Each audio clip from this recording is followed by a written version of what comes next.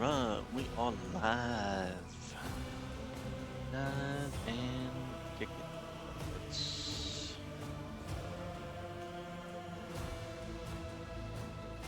the Discord around. So we can see that. Alright. Okay, so picking up where we left off, which was the planet. These planets here that wanted us to go down to it. The Death World. Dead World, not Death World. Alright. So, we're going down to check out some unidentified. They don't look very unidentified. They look very Imperial to me.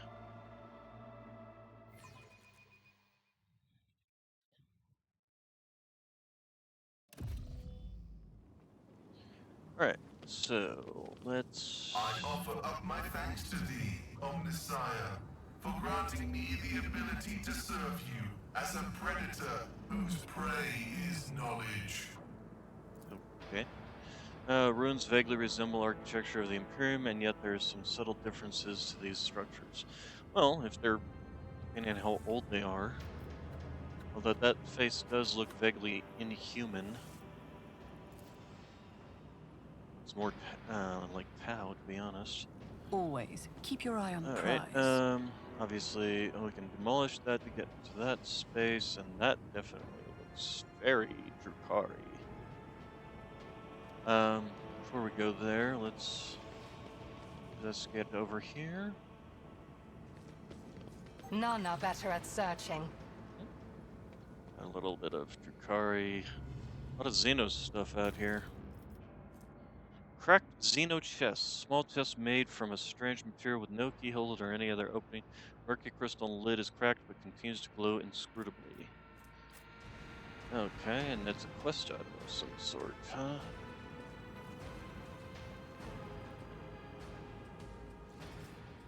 I always have a backup plan. Okay, so we can actually just jump through here instead of going through here. I'm actually kind of partial to that, save us some melted charges. Although, how many melted charges do I even have?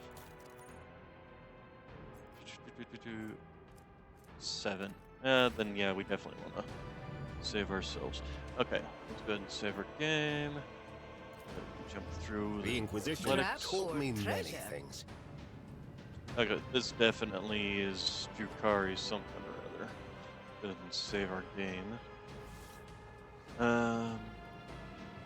This is intriguing. Uncover the pattern.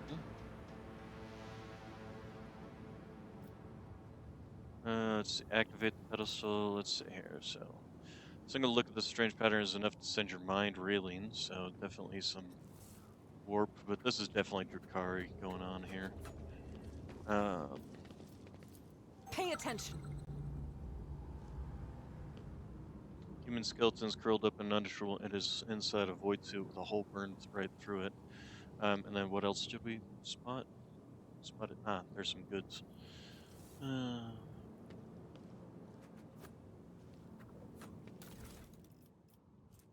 Cracked Vox. Here we go. Okay. Fierce male voice is coming through the old Vox. This is Captain Trevor Durahoth, calling the bullion. Get your arses back to the surface and get me out of here.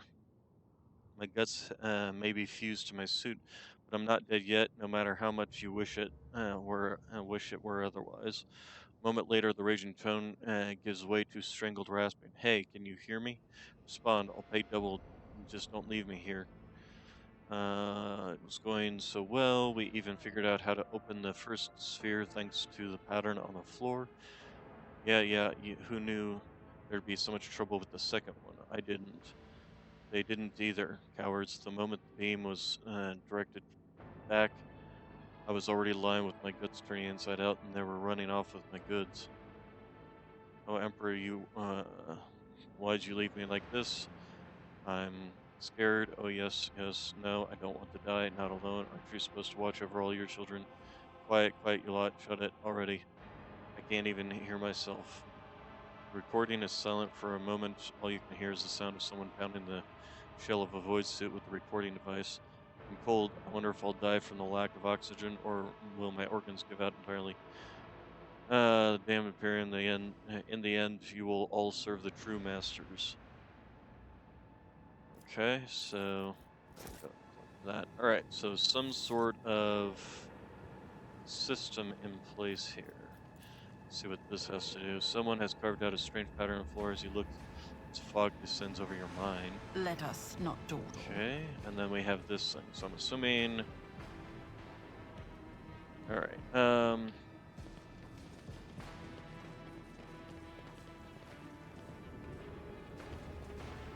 Let's go ahead and save our game again. And then this is lore warp. Okay, so I've got the. It's gonna be me coming in. I always get the Ow. job done. Beacon side tech belongs to an ancient Xenos called Cravens. Nope, no, I wanted to read that. Gosh dang it. Okay, so redirect the beam. First off, we all took an injury from that. I know how to take risks. Okay, so we have to follow this pattern by the look of it. So if this is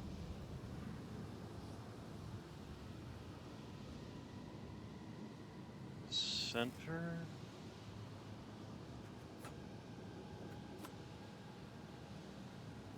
then the first one it went to is the wrong one. There we go. So from here to there to there.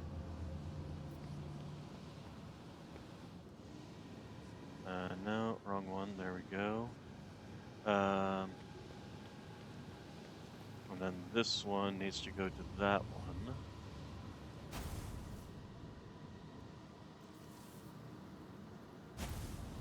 There we go. Then from that one to that one.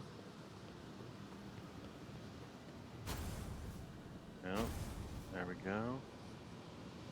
And from that one to this one. Nope.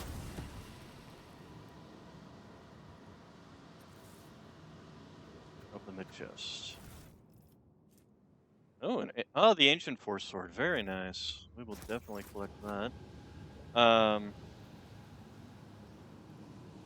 However, we did also find this other chest, which I'm assuming is I this always keep one. my options open. Which we also did just put in there. Also, let's go ahead and equip that force sword immediately.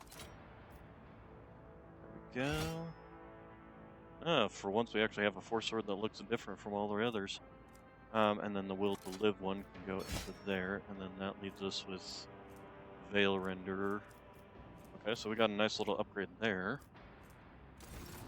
Okay, then, so again, we will go here. This one will go here, here, here, back to that one. Let's also save our game again in case it explodes on me or something. Let's do this, okay. That's okay, and this one. Since pattern is no longer working. Didn't I? Is there money to be made?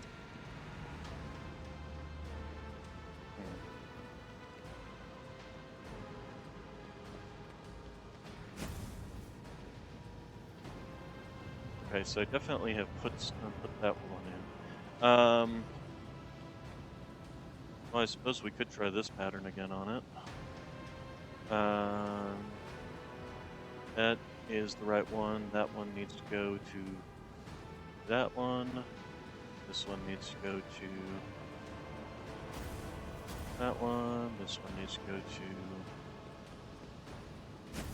this one.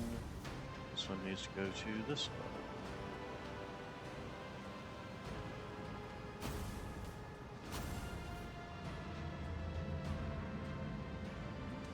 Rise to the top, or get left in the dust. So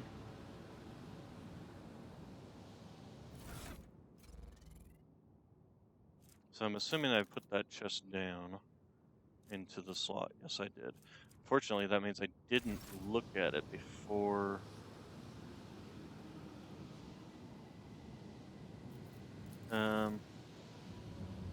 also means that there's some other pattern here that I may have missed. Oh, is that my Vox skull? Yeah. There's only the two patterns. Let's see here. Rogue, Trader, and Puzzle, Crave Puzzle.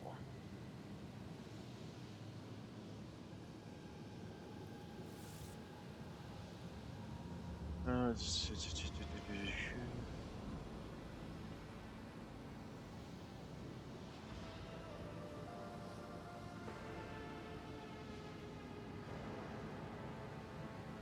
Kick just the puzzle area, just click on the mouth. Pattern isn't one of the two on the ground.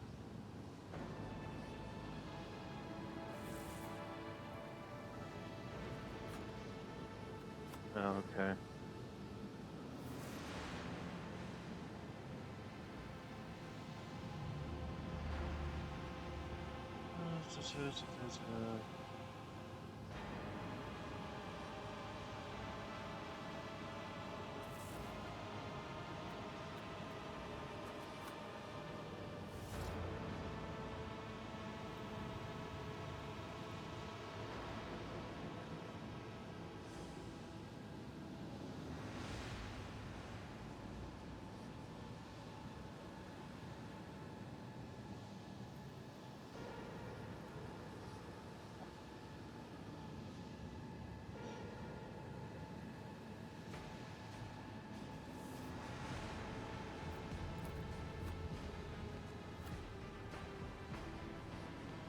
So,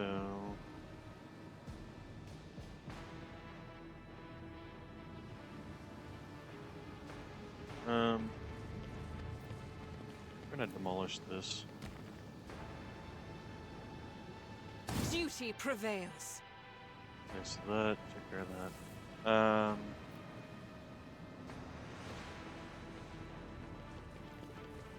So let's go back to where we found this chest. Keep your wits about you.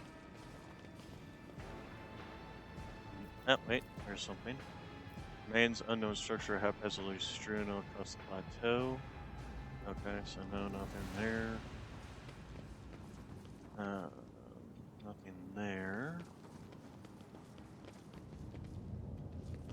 My little Vox guy's stuck apparently.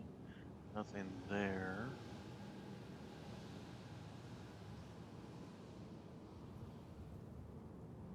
Always keep your eye on the prize. Nothing there. This just leads back to the ship.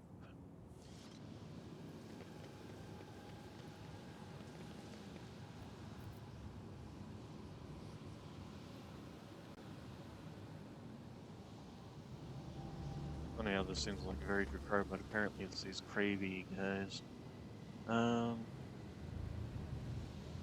So neither one of these work.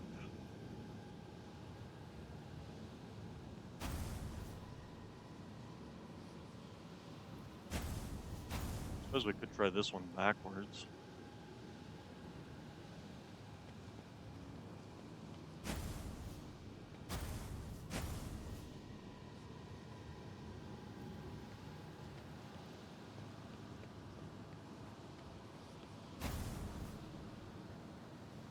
Let's see, that.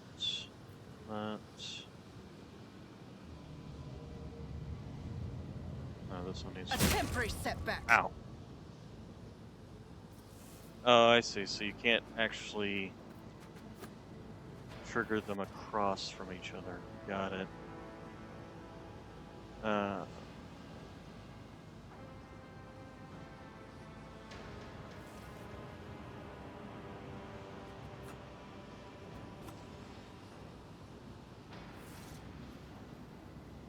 You basically can't redirect a beam back into itself where it damages. Okay, so...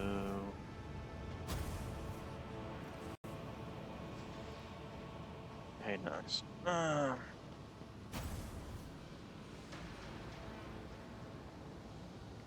Unless you redirect it into the center.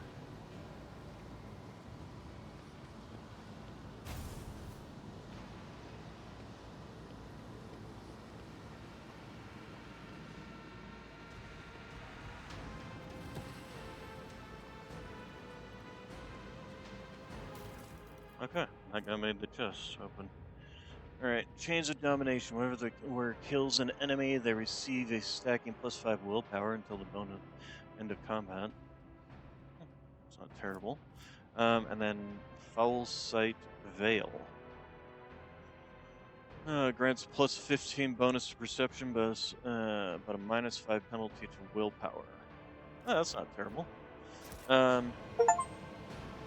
You dare cross a Kasbalik. Oh, and Poor we have decision. combat. Okay, solves the chest. What was that achievement? Solve all the puzzles of the at the unidentified ruins. Okay. And apparently that started us in combat. So, and of course we're also injured. Lovely. But I don't see anything particularly bad here. Could move myself there. Cassia, you can be up here in cover. Jay. Hey, Mr. Knox. Can I help you, huh? Can I help you? Jay, we'll go ahead and place you here. Then Argenta, you're gonna be here. Because although these things are gonna be all moving around, so I'm probably gonna have to readjust her anyway. Okay, and then myself is fine there. Pascal, you go ahead and sit there. We just want to make sure we're not all like in a line or something. They can all be hit at once. Alright, so, we'll go ahead and, since we don't know where they're going to be moving, just do this. I understand your intent. Give this to you two. Stop trying, monkey. Can't. Okay, we'll I give it to am not your myself. Xenos pet monkey. Yada yada yada. This tedium is beneath me. Okay, then let's go ahead and just put some more If it serves your cause. exploits on the main target.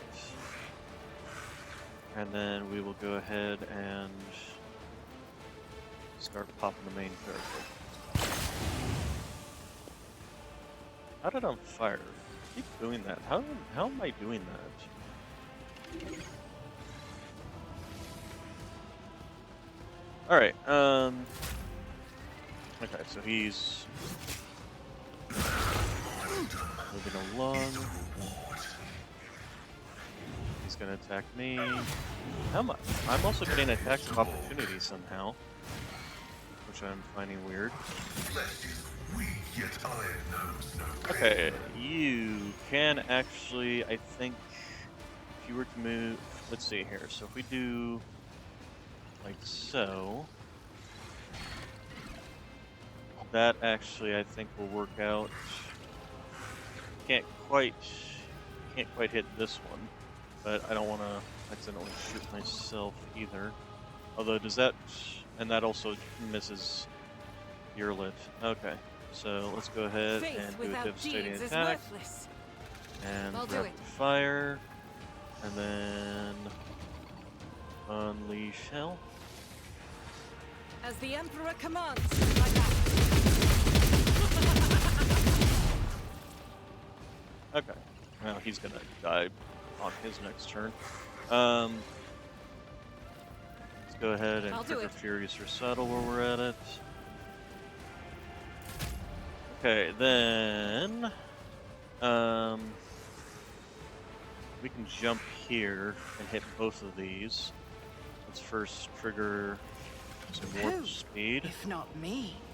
and some iron arms. It's as good as done.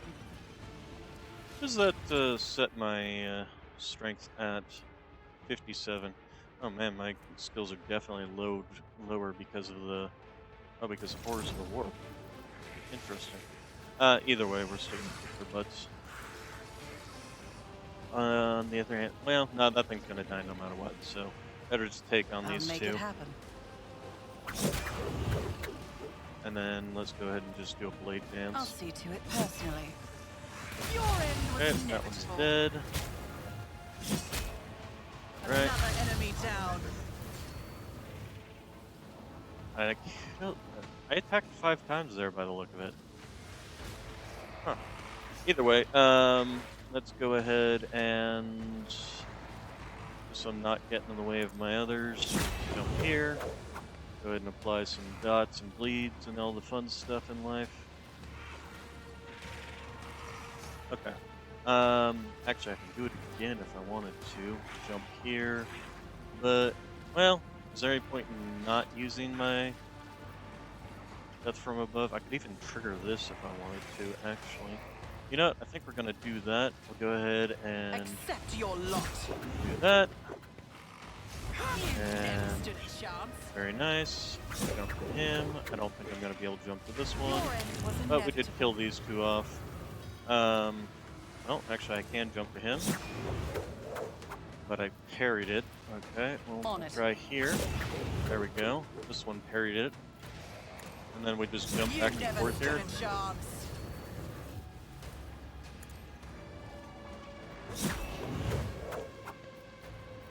It's as good as Let's done. see. Let's just do it again. I'll And make it happen. one trouble. Interesting, they parried my first attacks, but all right. Okay.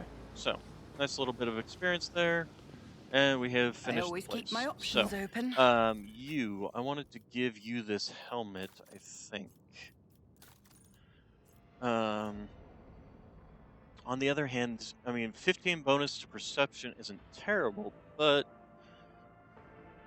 is it worth 10 there on the ballistic skill?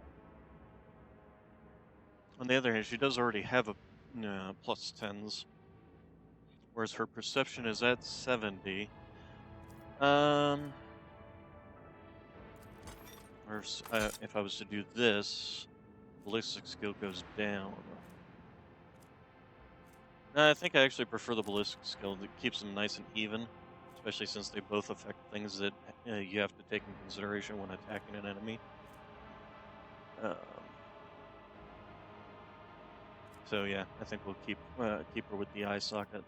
As for this thing, wherever the wearer kills, they gain willpower. Um, he could actually use it. There we go. What else do we got here? Whereas toughness is increased by +4. Who doesn't have a thing where it hits an enemy with a melee attack where nearest the ally gains 5 temporary wounds? You've got the bolter casing, but that's only for single target attacks. What are you wearing? We're in the bring it down one. If I did determine was good. Heart of the Nameless. This item increases the lore Xenos by 10.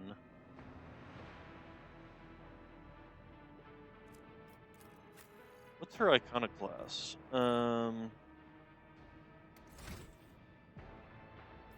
She doesn't have any of these, huh? So this won't benefit her in that regard, but will benefit her lore Xenos no matter what.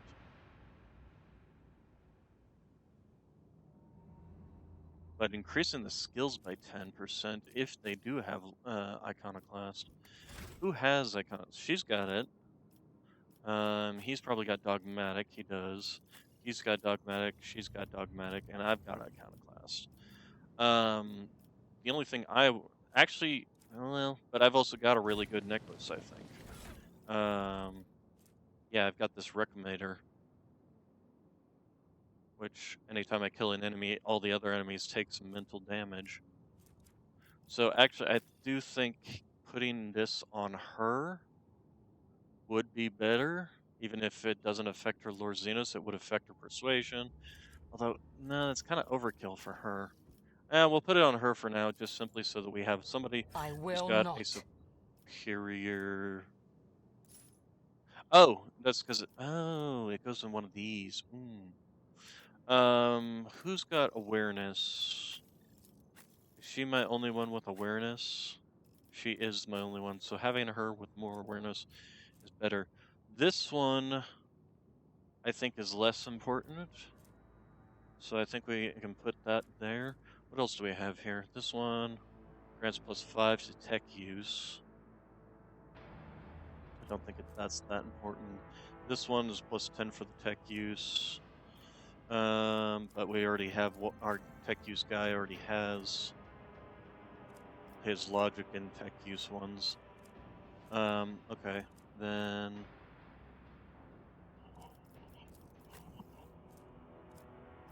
So, but yeah, the portive manipulator, I think this would be better in its case. Just so that we get her with the best lore Xenos that we can. As for him, he's got this.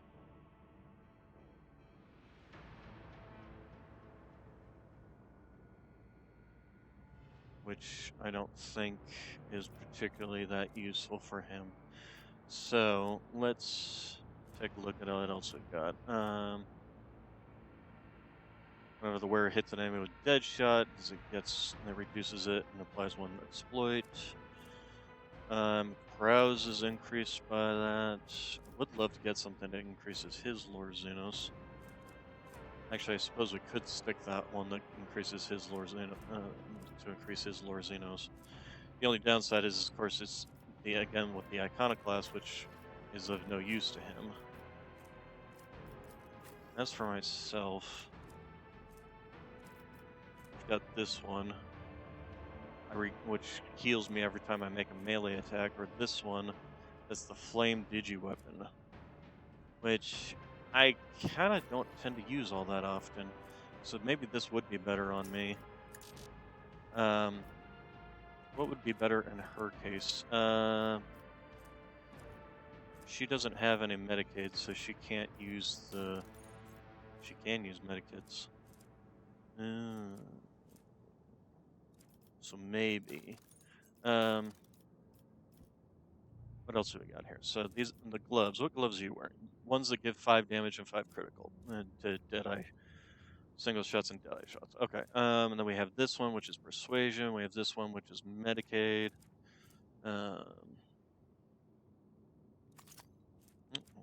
Whatever. We got.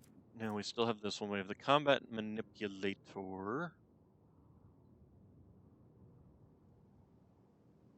which that's not that useful. When the wearer hits an enemy with a dead shot, it reduces the enemy's deflection. That's not necessarily a terrible one for her, since she does actually have a sniper weapon. We have this one, can't move with, the wearer can move without provoking as long as they're less than 50 health. This one's Lore Imperium. This is tech use. This is Medicaid that we were looking at. This one's again tech use. We do have this. Oh yeah, that's right. We were gonna stick that. Actually, we're gonna probably stick that on somebody like you. But you have the denial of nightmares, so I'd actually rather keep that on you. And then this one, I think this is better for him than this.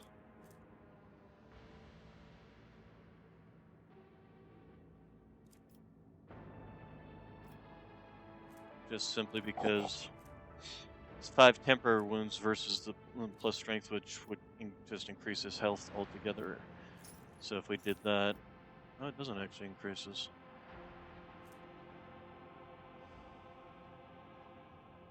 And the amount of wounds.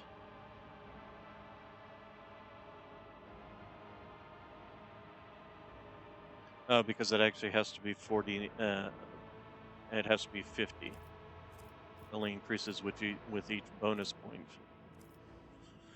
So then maybe back to this then. Okay. So let's first off, let's just take this off. And then I guess we can put on the one that give you the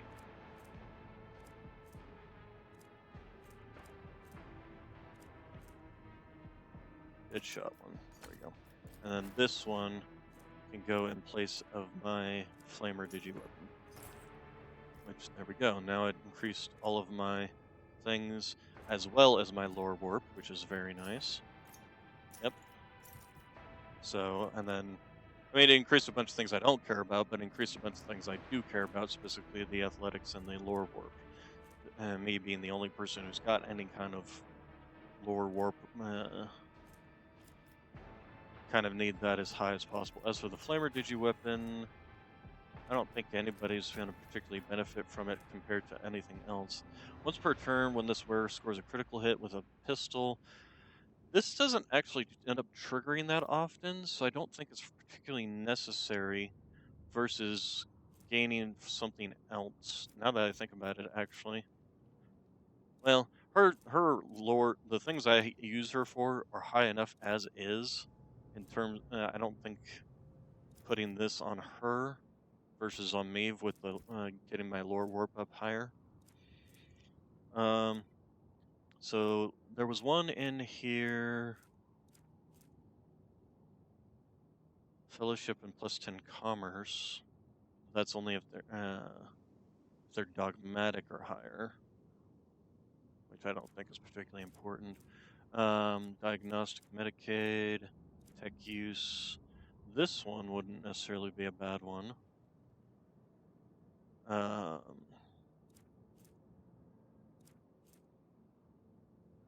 Carouse isn't that important for her. This one, persuasion. Get her persuasion up some more. Not be terrible. So, yeah, that puts her at 130 on the persuasion then. What gloves are you wearing? Wears range attacks, hits an enemy. The wearer gains a +5 bonus critical hit chance for the next range attack on that same enemy. Versus the Noble Silk gloves, which gives bonus to persuasion. Deflection gloves. Or all attacks of opportunity deal additional. She doesn't get attacks of opportunity. Redemption gloves.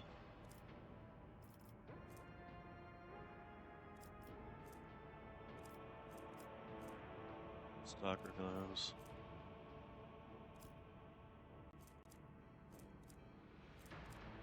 I do wonder if I couldn't get my Let us not navigator to dawdle. the same stats if I had all these different bonuses.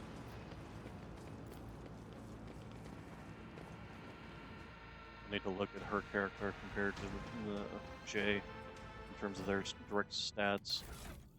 So let's find them. First off, her fellowship is what I probably should have been focusing on. I did want to give her some ballistic skills, and of course I was giving her the Lore Imperium.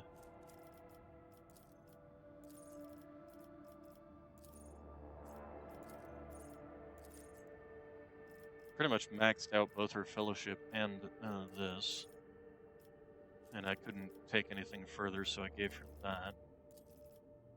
And then I continued to give her fellowship. Let's go ahead and first off take a look at these. Self-damage, targets.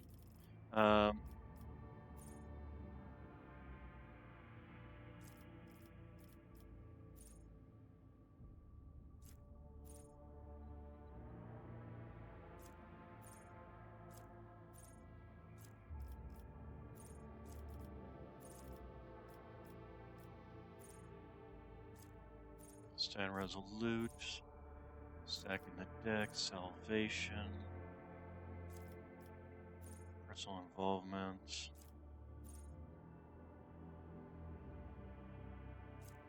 And the hero's footsteps. Where's the ones that give her more tactical stacks? Tactical advantage stacks. Did I already pick those up?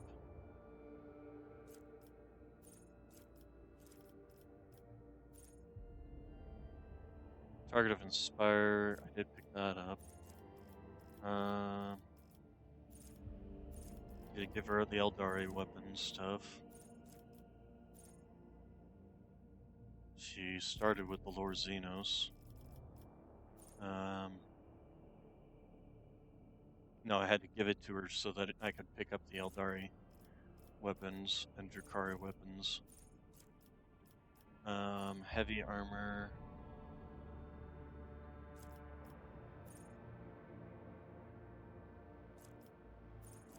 Am I even thinking about the right person here? Yes, okay. Swift movement's not necessary.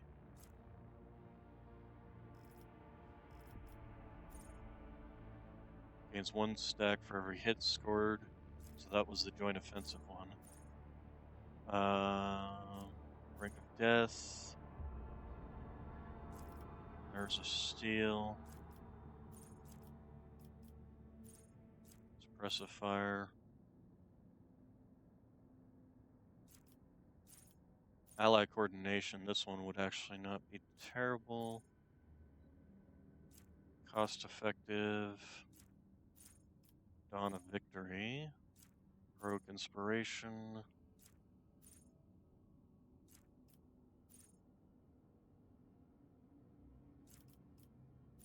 Personal Involvement. Salvation. Using medkits on an enemy ally under the effects of Master Tactician. Heals whenever the Master Tactician spends tactical advantage. Stacks. Stand Resolute. Stronghold.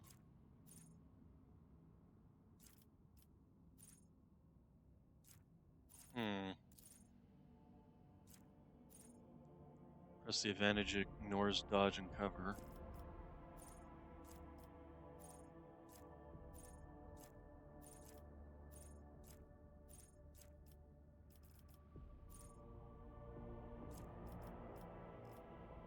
Okay, we did also pick up these.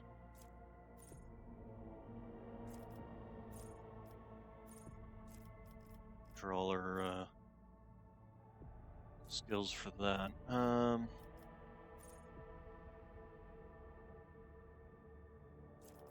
don't think that's particularly necessary to pick up. And I don't think there's anything particularly down here that's that important. Flame weapon proficiencies. Other than maybe this.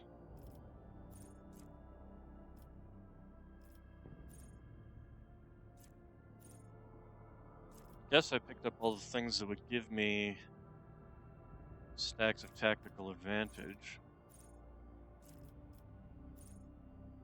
Yes, I did. Okay.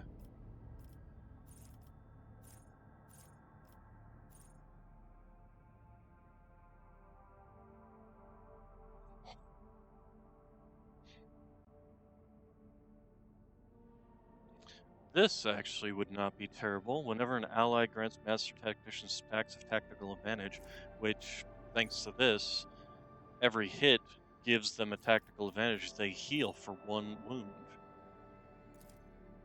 That's actually really powerful. We will grab that. And then let's take a look at our skills. So, the skills we need for her are Commerce, Lore Imperium, and Persuasion. All these are only at 80, but then that's before we start triggering some of the other things. So let's go with Commerce here. And then we've already maxed out her Fellowship as much as we can. Really trying to make her work because I prefer her over Jay, to be honest. Willpower, less important. Perception, I guess, is the only thing we can take. So, she has a Fellowship of 80. But this could also be due to equipment that she is wearing.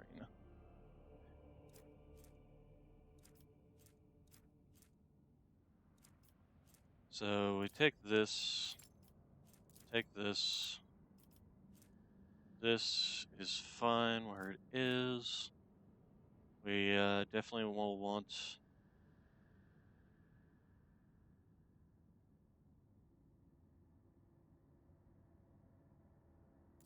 this. Stalker gloves, not so important. The chameleon cloak is fine. So then if we follow the fellowship instead of intelligence and gain a +3 bonus, we take that off. It does follow intelligence, interestingly enough. But for her, it follows her fellowship. Huh.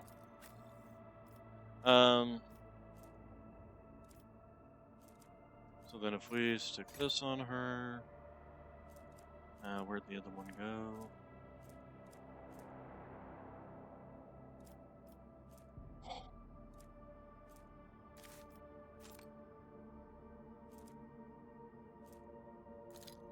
This is kind of required to even get her to the hundreds in the Lore Imperium.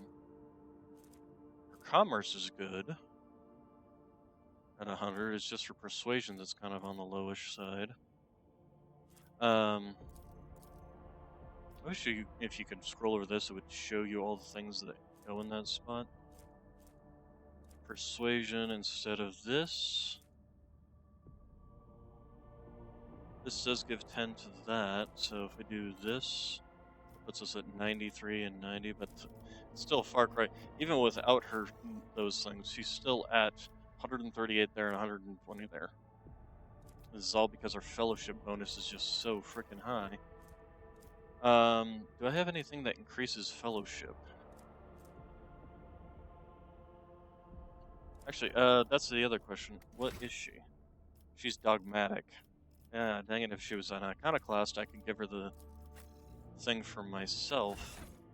The other thing we'll need to do is give her this.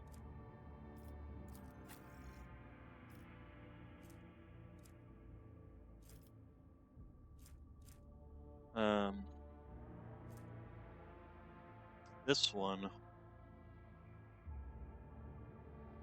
Dogmatic adherence. Oh, this right here. This right here could, yeah, that alone.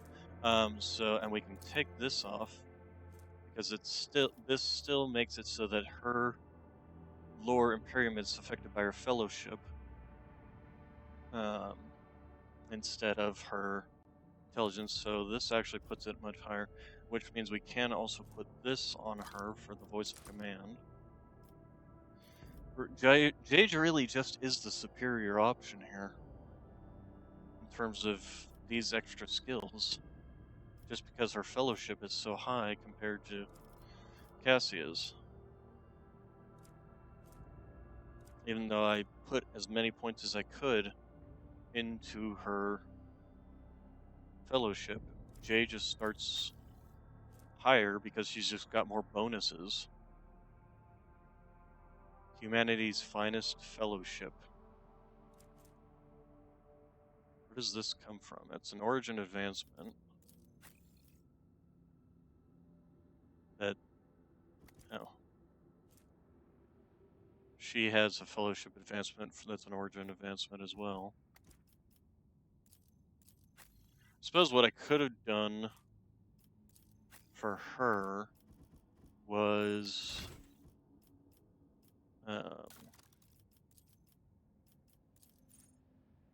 instead of grabbing this, I could have grabbed this, which would give us +5.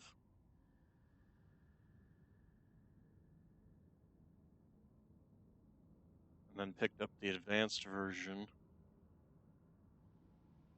Wherever that is, there an advanced version?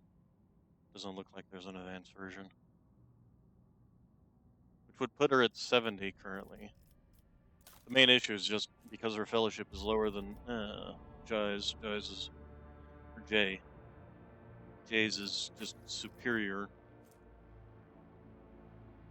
and because she also has that cold trade acumen, which gives her another plus 18 and plus 10 here, and her commerce doesn't gain from it, but her commerce is just also high.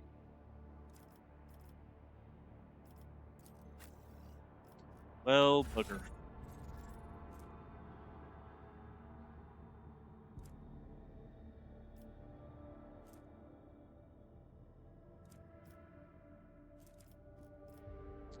That is a bummer. All right. So we'll take these back off. We'll give them back to Jay. Along with this. She can keep this because it's not affecting anybody else but her. We'll give her.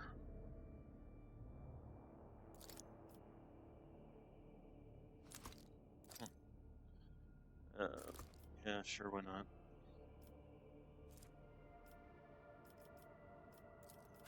Go back to Jay here. Put this on. Put this on. Put the rosary back on. Yeah, her stats. Her commerce stat is the only place she is superior, but Jade's superior in regards to everything else. So, everything else except for that one skill I want for her to have.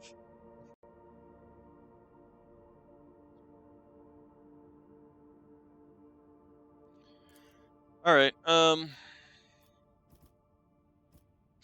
kind of a bummer. Can you heal? Do you have a medikit? No, you can't. Neither do you, for that matter. Okay.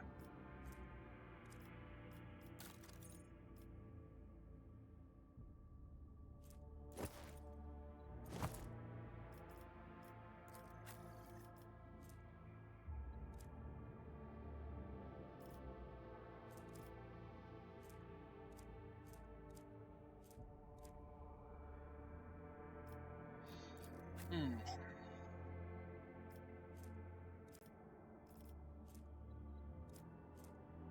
Jeritus. But if I was gonna give it, I'd want her to use this, and this is affected by her fellowship skill. At least it looks like it. Yep, fellowship bonus, which makes her inferior as an officer too. Which is hilarious. I just wish I could go back and re-roll her officer skills. Is what it comes down to.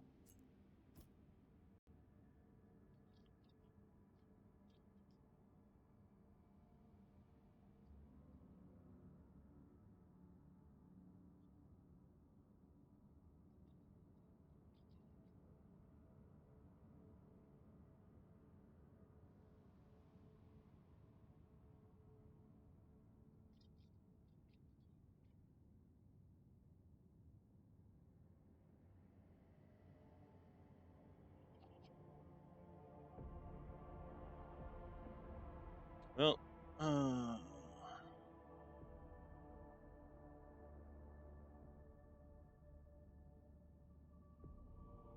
yeah, Janice brings up the respect, but it only respects back to a certain point. It doesn't respect back all the way.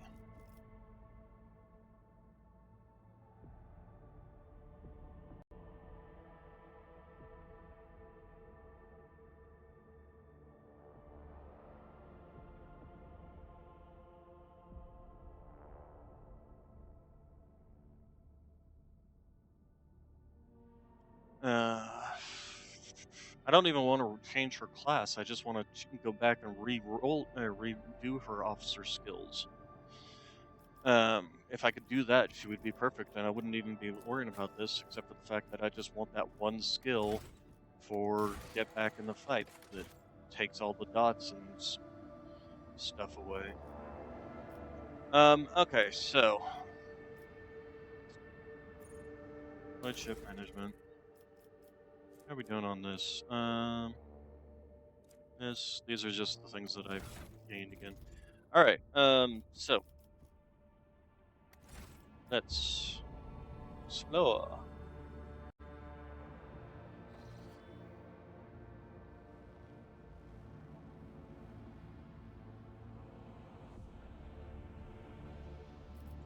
Okay, chart new routes.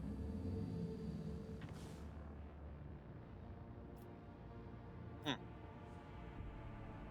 I wonder if we're gonna have to actually chart our way over to this one.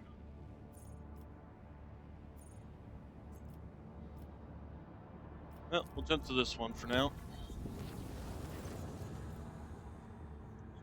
They sense someone approaching them and laying their hands on their forehead.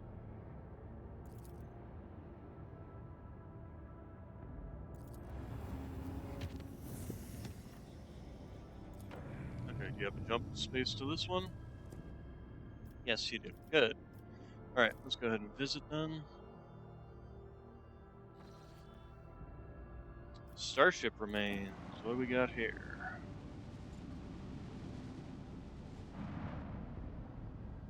Nothing? Okay. That was weird. A Hulk there. Let's go ahead and just explore these planets here. Work our way up. Scan, scan, scan. Smuggler's cache. Some health kits. Stims. Yeah, nothing. Alright, and then to this one. Scanning. Some plasteel, but only 2. Let's see what the Hulk has got for us. But the exact nature of the records remains unclear. Okay. Why even have those things if there's nothing to do? Okay, nothing here. And the last one.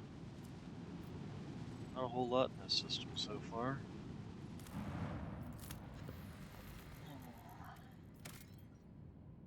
And what do we got here? Valley of Sleep. Okay, the crew has discovered a hidden valley littered with thousands of animal skeletons.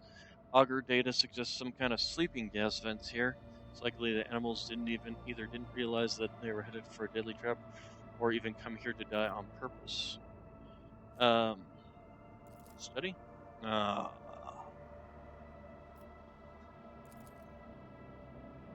did somebody just shut my door? Alright. And I didn't save.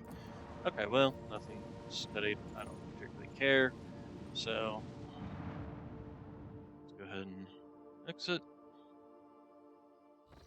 We can go ahead and... This is main story quest, isn't it?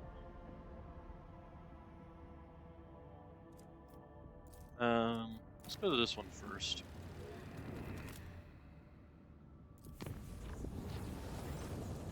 Warp jump was a success.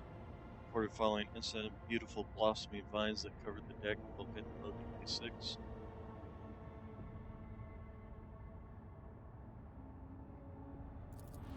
Okay.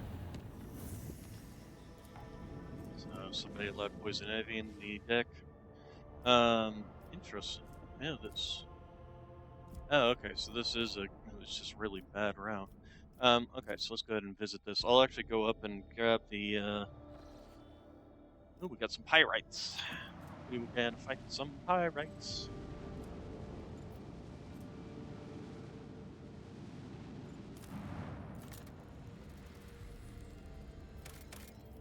Hey, some phlogiston. Definitely grab that.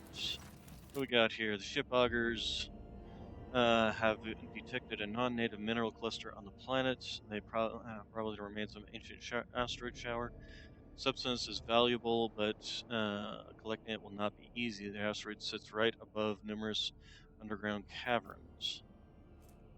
Well, we have a 100% chance of success thanks to our great athletic score. So we will go ahead and take the risk. They succeeded, made it possible to collect the mineral without disturbing the ancient caverns. Ancient experience. And that was just plasteel. I wouldn't exactly call that a valuable resource. but since it is 5, we'll go ahead and grab it. At this point in time, we should just stop getting any kind of plasteel, though. Provisions. We're actually good on provisions for the time being. Also, I need to check. Oh, hey, cool. We found the third piece of this. Let's go ahead and save our game and go fight the pyrites.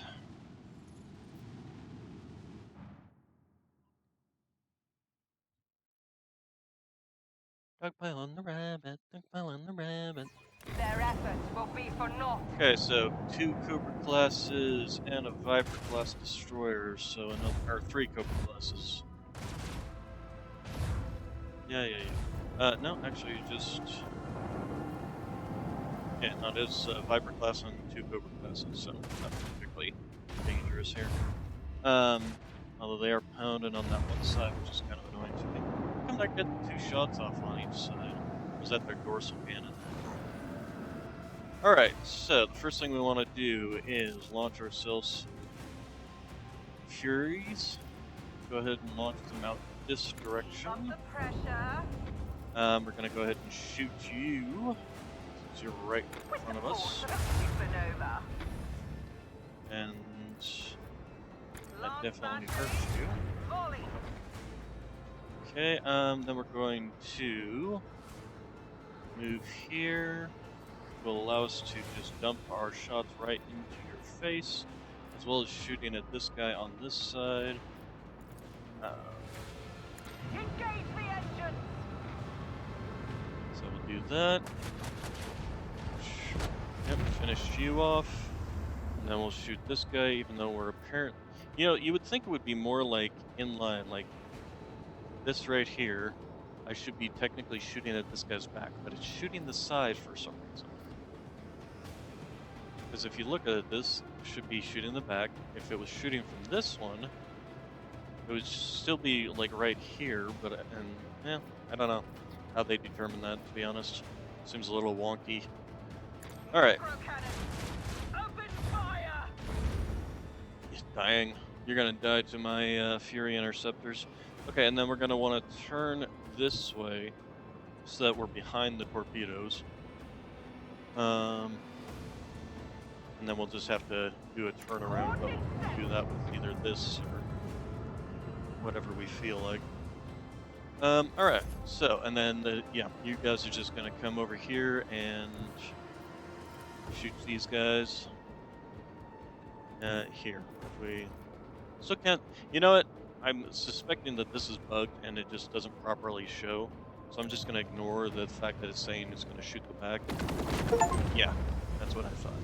Destroyed 4 ships with attack craft. Excellent job. And then we're going to go ahead and move these guys behind this so that it cannot shoot at them. Okay. Although I wonder if the torpedoes will attack the Fury interceptors. And it still managed to swing around enough to be able to shoot them all. They didn't shoot at them. Oh, yep, torpedoes decided to take out my... Okay.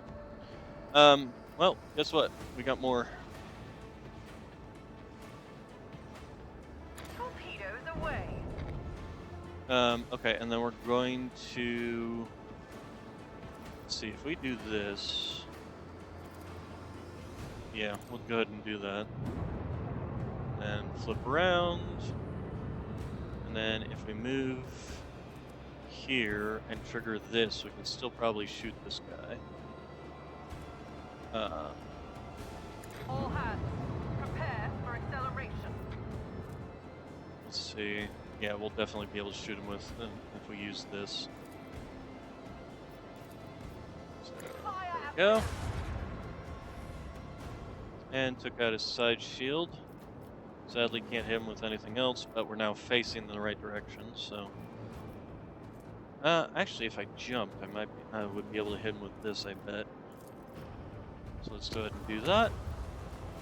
And then, yep, hit him again. Very nice, excellent. So the Fury interceptors will definitely be able to, if they can get it turned around, but they can't get close enough, sadly. Probably should have launched them afterwards. Oh well, too late now. He's, it's not like this is a hard fight. He's running away. You are running away from me, good sir. How dare. Fire at will.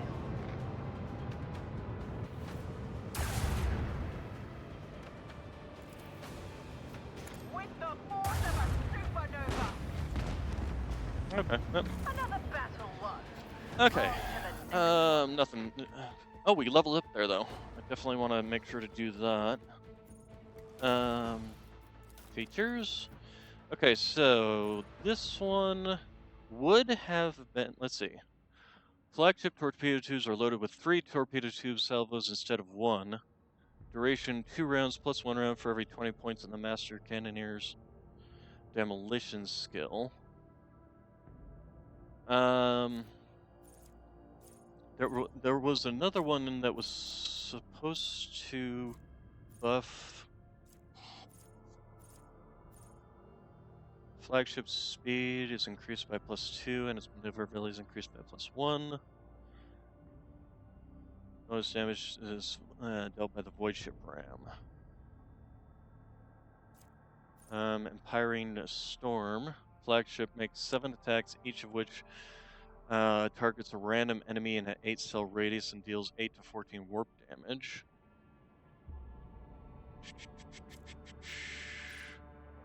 This is not terrible, but I'm not necessarily going to grab it now. Unless... So this is only affecting the torpedoes. I thought there was something that specifically affected the...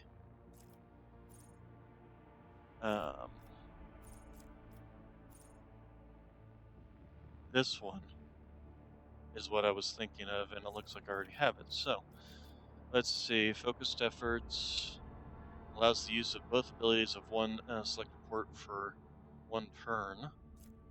Expedious Retreat reloads all macro cannons during the acceleration phase. Premonition. Flagship's augurs can scan the area for favorable tactical positions while the flagship is in such a position its evasion is increased. Maximum overdrive. Probably going to end up going with the Empiring Storm. Let's see here. At the end of each turn, the most damaged sector of the flagship shield restores up to 50% of its strength.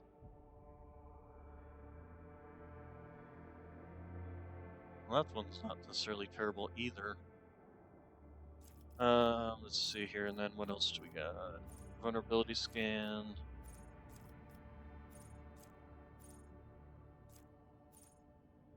We'll grab the Empiring one, and possibly this one, or focused efforts. This one's not necessarily a terrible one. Reinforced shields actually probably would not be terrible.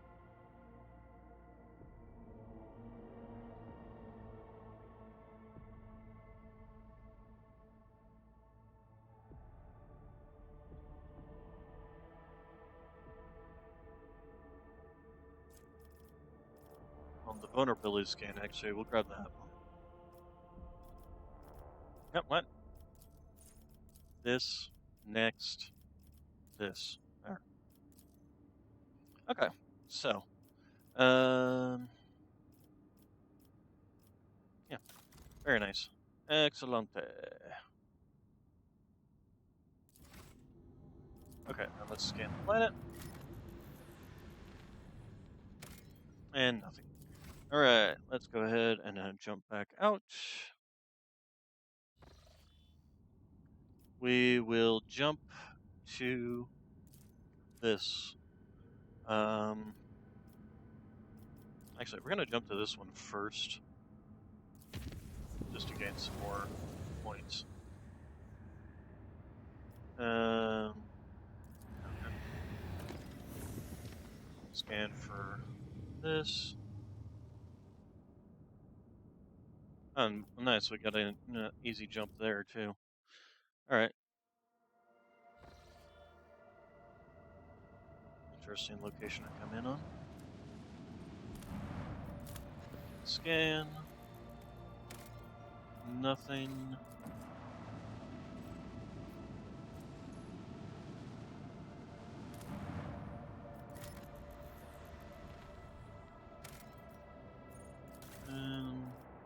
some of that.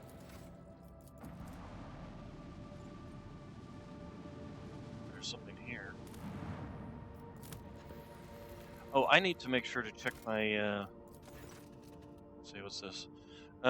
This planet can barely sustain life, yet searchers discovered a long-lost Imperial colony, one that was cut off from the rest of the galaxy centuries ago. The colonist lives in conditions worse than any underhive, yet they still venerate the Emperor and gladly welcome their visitors. Receives an invitation from the Archqueen Princeps Domina. Huh. Pay the Archqueen an official visit.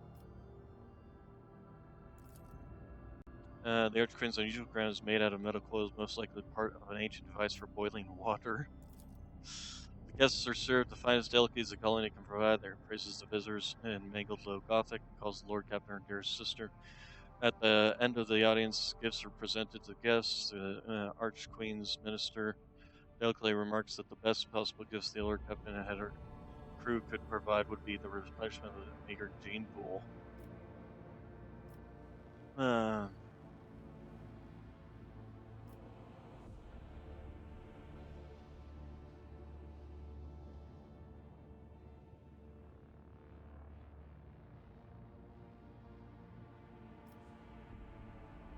Vesti?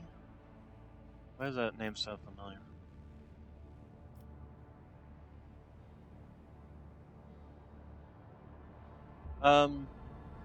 Sure.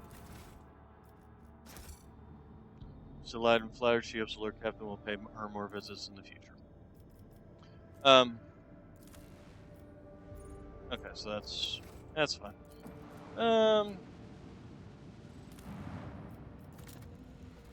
Scans. Some more loots. What do we got here? Something special.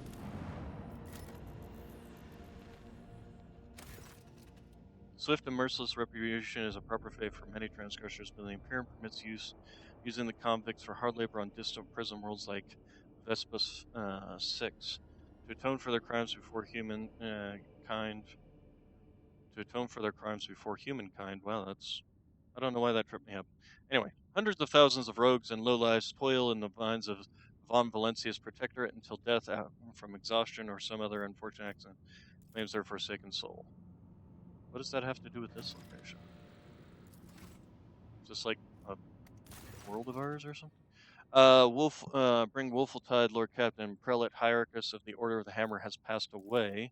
Immediately after the launch of the orbital Vox Spire, he entered the halls of recording and, having sat on the command throne, was granted a vision. For over 3 days, Prelate Hectartus preached about Saint Cognitus being reincarnated in body made from the saint's own holy relics. The spiritual feat depleted his strength, and he peacefully departed the emperor's throne shortly after the sermon's conclusion. The Order of Elders believe this to be a sign that Saint Cognitus relics currently stored on the planet throughout the expanse must be brought together. The Order is prepared for the election of a new prelate under whose guidance will undertake this holy mission. The majority of the votes are divided between Prioress Lugnalia, well known for her fervor, and the merciful Seller Tycon.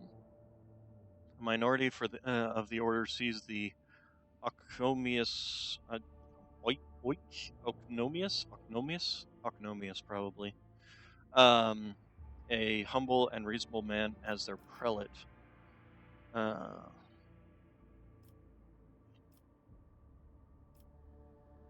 How does the Order intend to carry out St. Cognis's mission?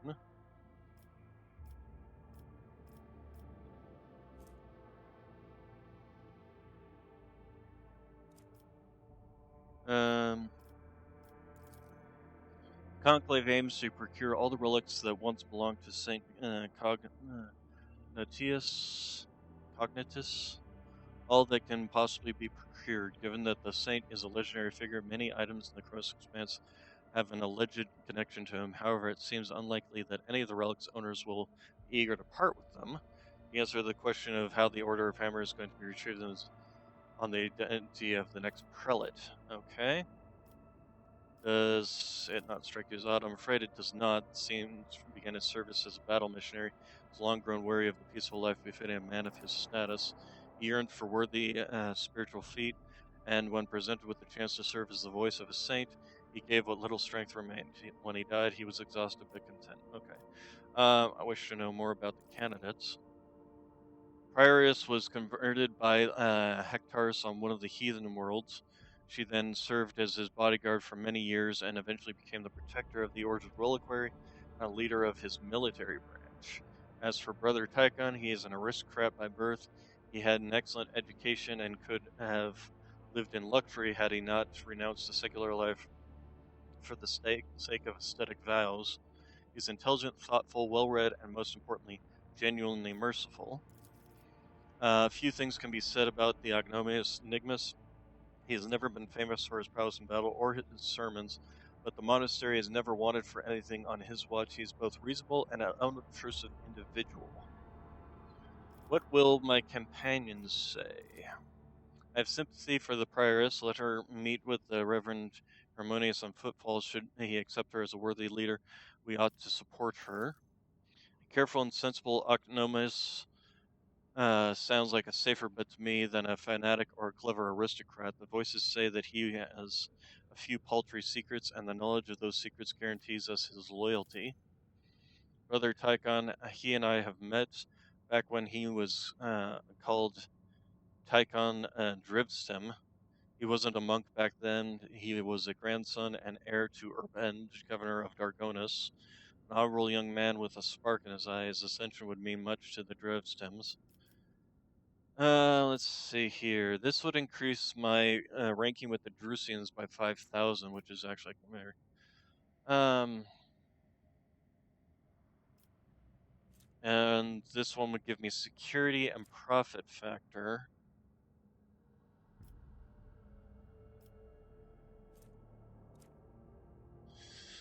Uh, this footfall or Foulstone is a religious organization.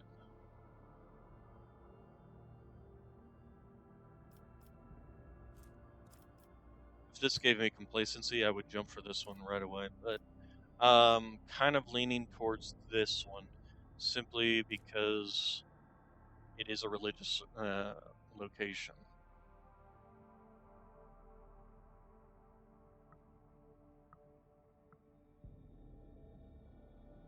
So I'm kind of leaning towards that just simply to increase my Drusian. So yeah, we'll go with that. His holiness will see the truth.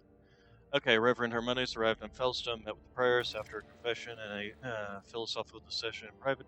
He acknowledged Lugnalia as being worthy of the high ecclesiastical station and guaranteed her support of the cult of the Saint Genesis. Prioress has been chosen as the prelate of the Order of the Hammer. A faithful militia has taken up arms to stake their claim to the Saint Cognos's relics. Neighboring worlds look upon Fellowstone with worry and fear, just as they do upon its patroness, the rogue trader. That's not necessarily a terrible thing. Oh, our complacency went up. Oh, does that mean we can find... Oh, that's right. No, we triggered... we did good tidings, which increased our complacency, right? Okay, so the Druss's footsteps, which again increases our Drusians. Crusade, but we're missing something. What are we missing that we can't do this with? Provisions, I don't see anything that is blocking us from being able to do this.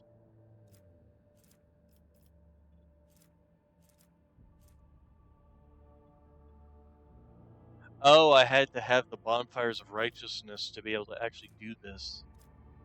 Well, too late for that. Okay, and then we have this, which will increase everything on this planet and give us the Hammer of Epiphany.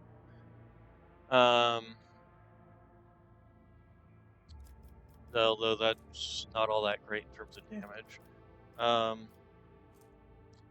And it requires a lot of Phlogiston. I think I'm actually going to go with this one simply because it increases our Drusians, as well as giving us this complacency. It also doesn't require phlogiston, which is nice. It does require a lot of other materials, but nothing that we don't already have in abundance. Except for the people. Where's the people? We the people. 15. Gamma is apparently giving us a lot of people. Requires us to have a reputation with the Imperial Navy, which we do. Yeah, no, I'm kind of partial to this one. It'll increase our complacency by a good factor, as well as Accuser of Sin, which is a charge ability, which we can go ahead and stick on Heinrichs. So yeah, we'll go ahead and do that. Okay, Lord Captain, all the unsealing of Lady Theodore's secret workshop on Kiava Gamma, an epidemic of mysterious tech leprosy has broken out. Augments mutate into distorted forms, killing their hosts. Machines and even entire assembly halls break apart into fragments that devour each other, fusing into grotesque, insane forms. The Omega-18 Manufactorum, the epicenter of the epidemic, is cordoned off, but the disease will burst out sooner or later. Launch an atomic strike at the center of the epidemic that will incinerate the plague. I'll lose efficiency on that. I'll gain refugees from the Lost Manufactorum. What is known about the disease? Send Tech Purgator. I'll get Healer of Metal into the center of the epidemic, or create an exclusion zone, which I'll gain Vessel of Tech Leprosy. What does this mean? It's actual. Oh, it's a grenade. I don't think I want that.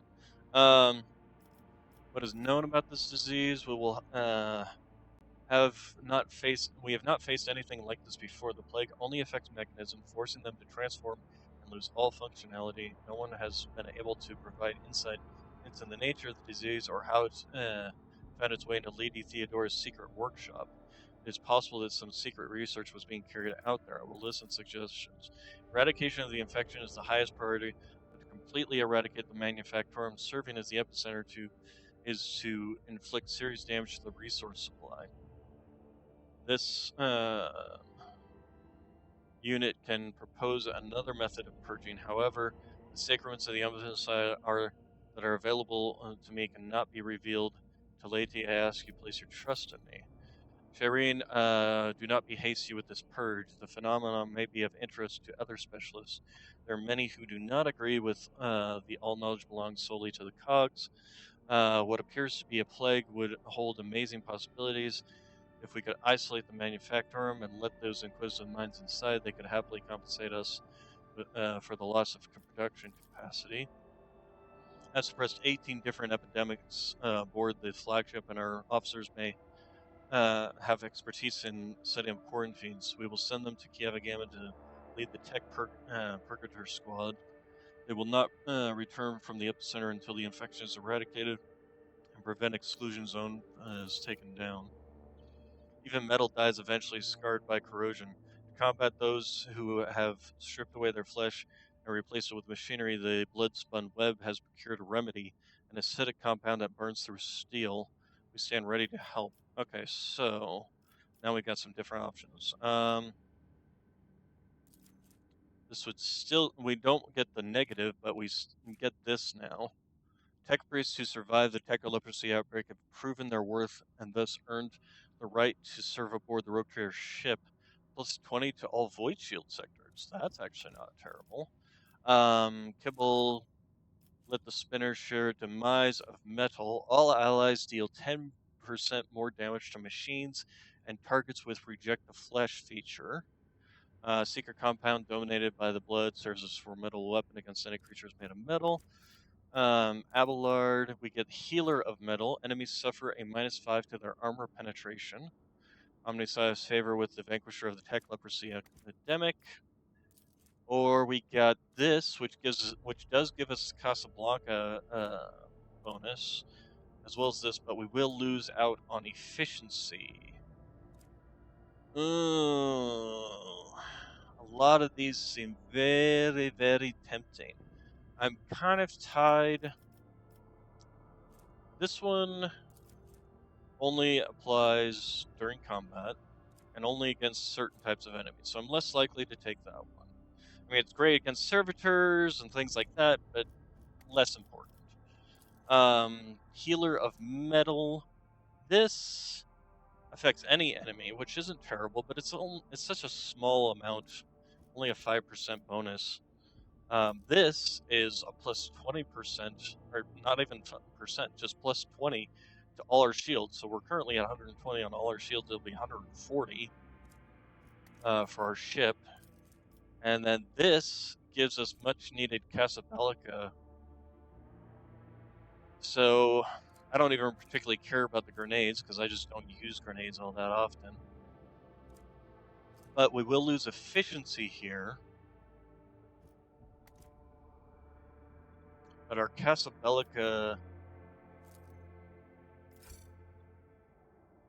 yeah.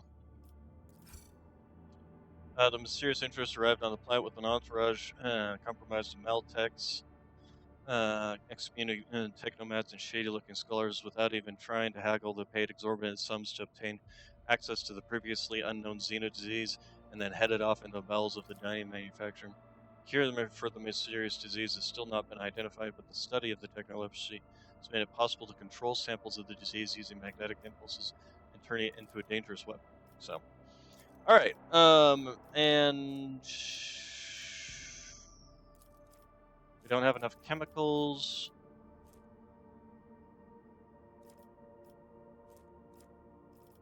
We can't do this one. We did this one, but we don't have enough chemicals, so we need to get some chemicals. As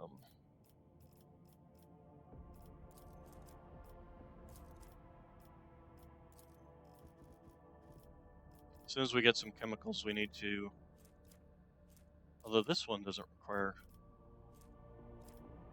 Oh, yeah, there it is. Okay, I just didn't scroll down enough. Unwelcome guests. Reduces our efficiency, increases the profit factor, and gives us mechanisms. To be honest, I don't particularly like either one of these because they have the negatives. All these have negatives, except for this one, but this one we can't do because we did the Vigil of the Tech Guards.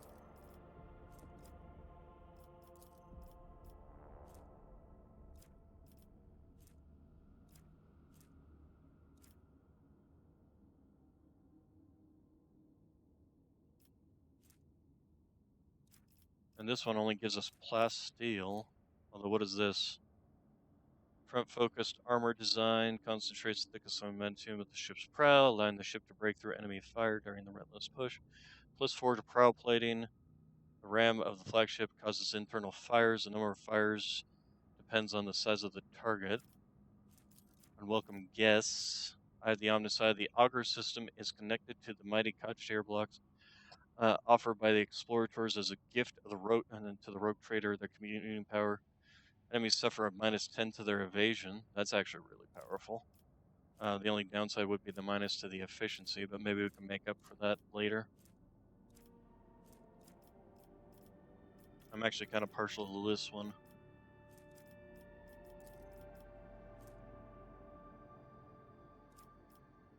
Especially since it takes less chemicals. Alright, so anyway. Let us take a look at Janice. How's Janice doing? Cure for sloths, so we got this thing.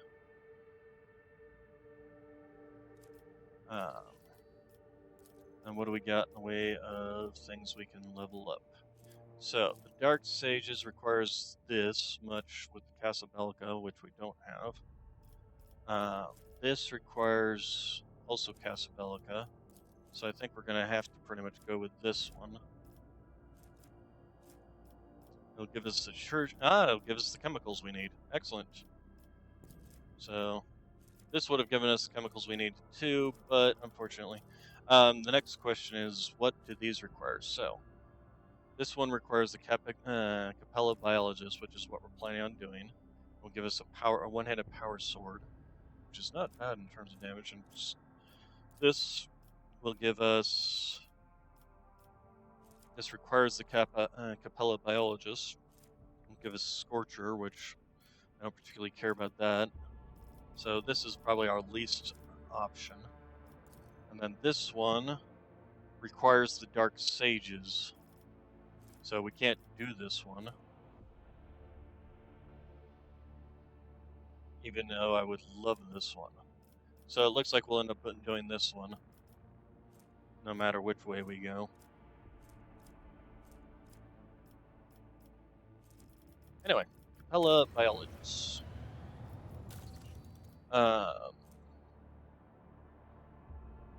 They require my presence there. This Fallowstone place is constantly requiring my presence everywhere.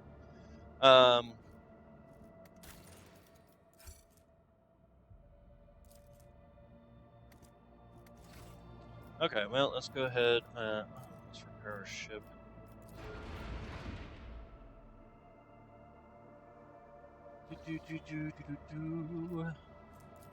We will warp travel here. Chart some new routes. See if we can't actually save some Aeldari survivors this time around. Lord Captain, Drakari ships are patrolling the system. All likelihood of slipping past these patrols, I know it's as close to 0. That's fine. I have no problems destroying them. Let's go ahead and save our game. You failed to get past the enemy ships. The nearest Drakari ships attack. Get ready. I mean, I was planning on fighting them, so I wasn't trying to slip past them. They're Drakari. The I bring Emperor best is on Drakari. our side. Okay, have blocked some of your flagship's posts.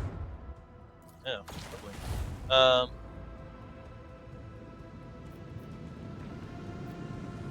There's only 2 enemy ships here.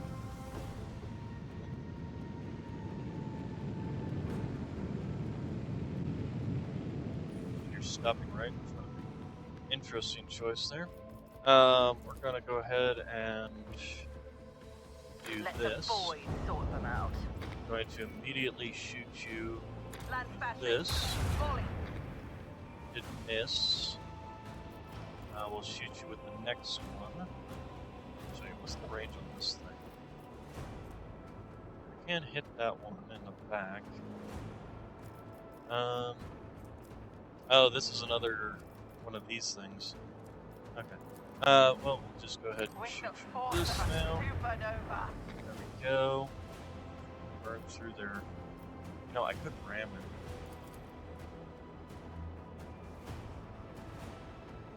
Oh, speed ahead! Helmsman, take us in.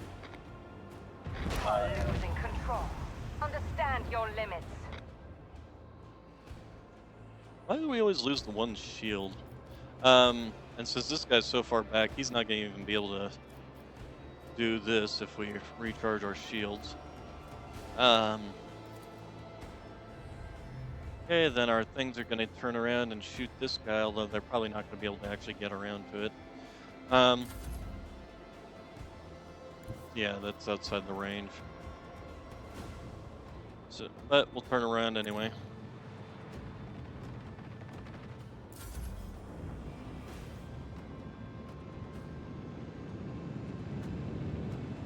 Okay, and one of the things we're going to do is flip around. Is that a boarding party of some sort? Okay, not this. This.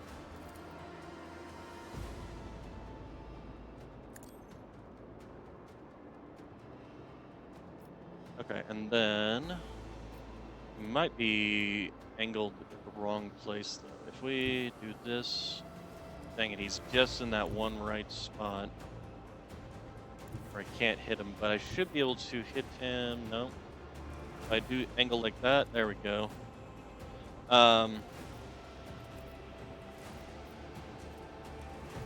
He doesn't even have a shield up. Coordinates set. Although it'll probably trigger once I hit him first time. Well, Fire at will. yeah, his shield kicked in. Still took a lot of damage there. Let's go ahead and just Keep up launch the another pressure. set. Too bad the torpedo control doesn't also work for. All right, so these two should be. And this one's not going to do anything, but this one will definitely be able to attack. If we move here, yeah, still outside range. How about we move here? I don't think these are going to be able to destroy them because the shield's in place. These guys, on the other hand, can go ahead and move here. Doesn't really matter which side we hit them from. Oh, did kill him. Okay. This Excellent. will be exciting. Oh, hello. Interesting. There were some other enemy ships in the area. All right. Well, we're gonna turn around and try to angle ourselves that way. Actually, if we do back here, there we go. Much better. That way we can turn and get our broadsides on them.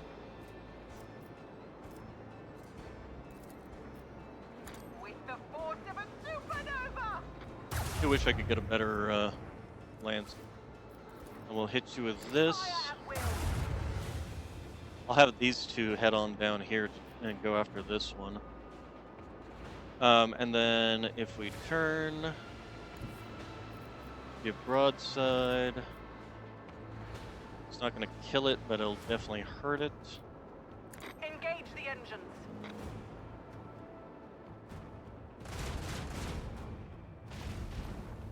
Did hit with one. Considering how little health this thing is, this isn't even really worth it. It's better to use against certain larger enemies. Okay, so that ends that. Let's go ahead and have you fly down this way. Although you're gonna probably run out.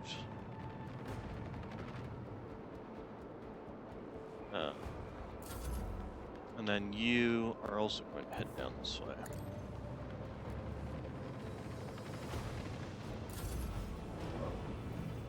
Yeah, figured you'd come in. You really want to go that direction? Right in front of me, huh? And you ended up behind me anyway. Wow, this thing's got a lot of movement capabilities. Okay, shooting at that. Destroyed a couple. Okay. Alright, so I think actually what I might end up doing is coming around and focus firing on this guy. Sadly, not enough range. I don't know if this would give me enough range, although we moved just slightly to the side. Although, nah, it's still not worth it. Dang it. Shouldn't have wasted that. Yeah, there's nothing particularly spectacular here. Let's... Should have thought that one through a little more. We can go ahead and trigger this on this guy, though. He'll take some damage.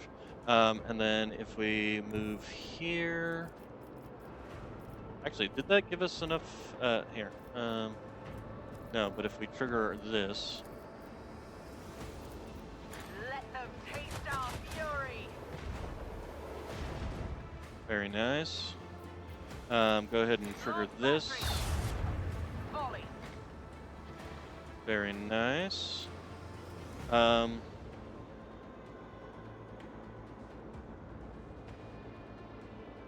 think I'll actually turn these way.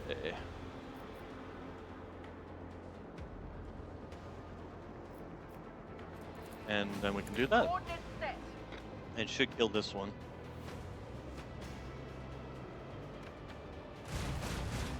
I wish I could find another set of these to put on the other side.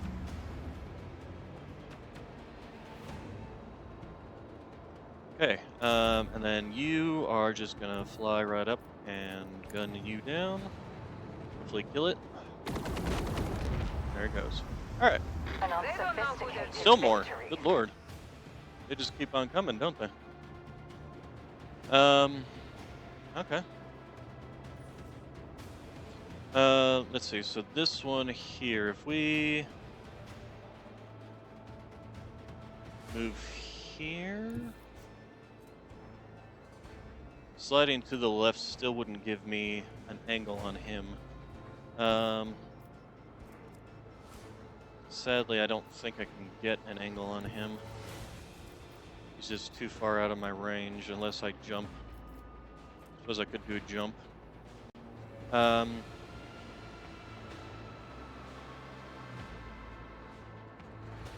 let's move here.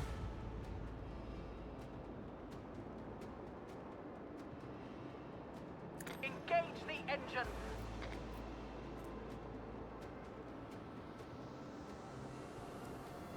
And then... No, it's still not going to give me. Alright, we're fine then. I think what we're going to do is give him broadside. Should we? No, actually we'll give him an angle. Still outside the range, unfortunately. All hands, prepare for acceleration. Okay, and then these are just going to... Don't these kind of got to return to... Well, we'll have them just head back towards us anyway.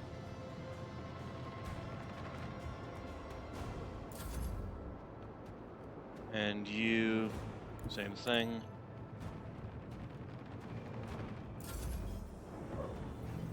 I thought those things were supposed to run out of fuel and like automatically pilot back. Okay, so he's gonna continue on around, probably. Yeah, that's what I thought. And then he's coming in. He's directly within my guns, so that's something.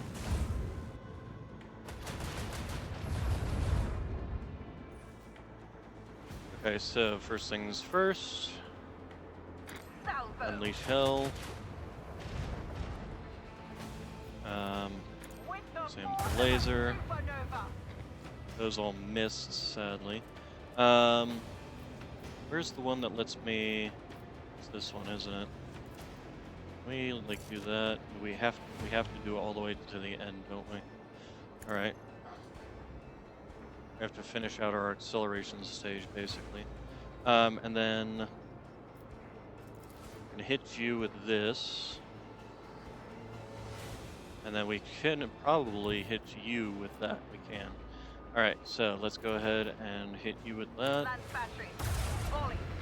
Very nice. Didn't do much. Wasn't expecting it to. Then we can hit you with Help these. take us in. Actually, probably what I should have done was just this. And all those missed. That's kind of sucks. Should have done that while I was still looking at him, or still within range. But we can also do this. Although I like the position he's going with. This one, he's about to run into both of my Fury interceptors. So we'll do that.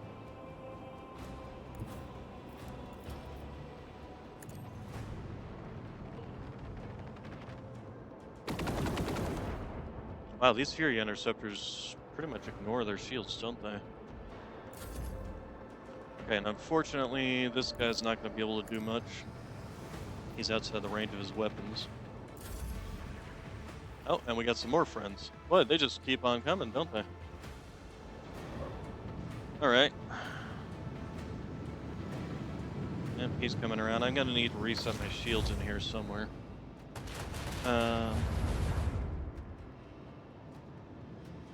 These guys definitely like to move around behind me, which makes sense. Okay, he came around. He's within gun range, unfortunately. He's shooting my backside, though, which is the... You are doing a full turnaround, but still right within range. You're dead.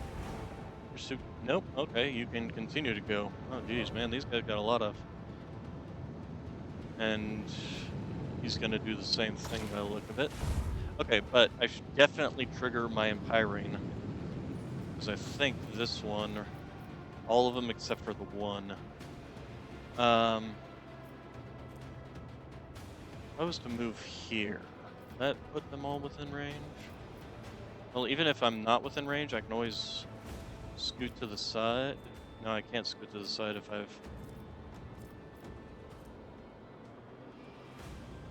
I'm still kind of partial to doing that, but now let's just go for the ones that we got instead of trying to get them all in there.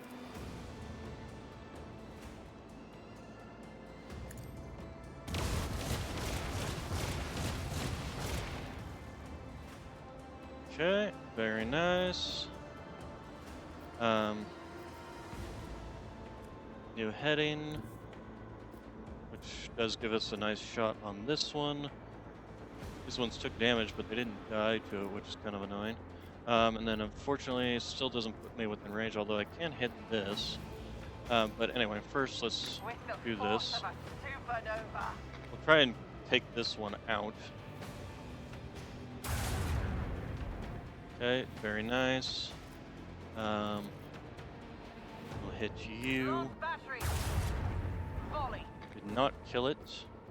We will do our auger, and we can't hit you, so I guess we'll just have to hit you. Macro Although cannon. this one we can probably finish off with Warp Wave. If we do Warp Wave on him, good chance he'll die to that. On the other hand, yeah. There we go. And even exploded next to the other one, which damaged him. Very nice. Okay, so we did manage to do that at least. Unfortunately, because these guys can fly so freaking far, they're just outpacing our Fury interceptors, which are supposed to be out of fuel, and yet magically aren't. I think that's another bug.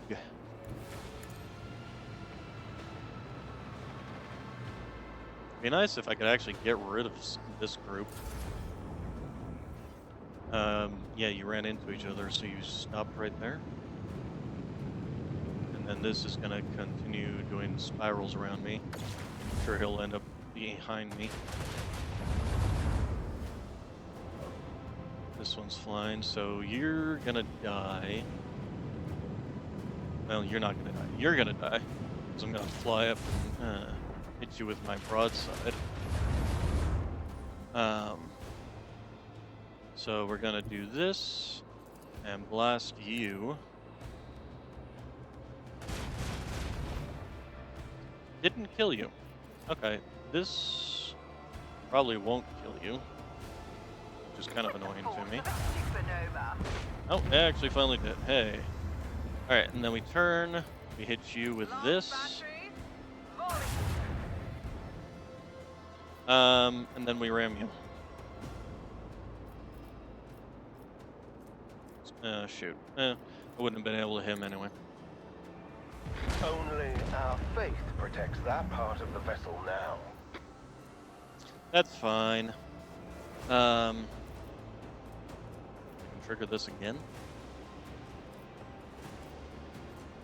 I thought this thing was on a cooldown kind of thing. Let's go ahead and do this to him. There we go, nice chunk of damage, and has him facing the opposite direction. So he's gonna have to either come this way around or this way around.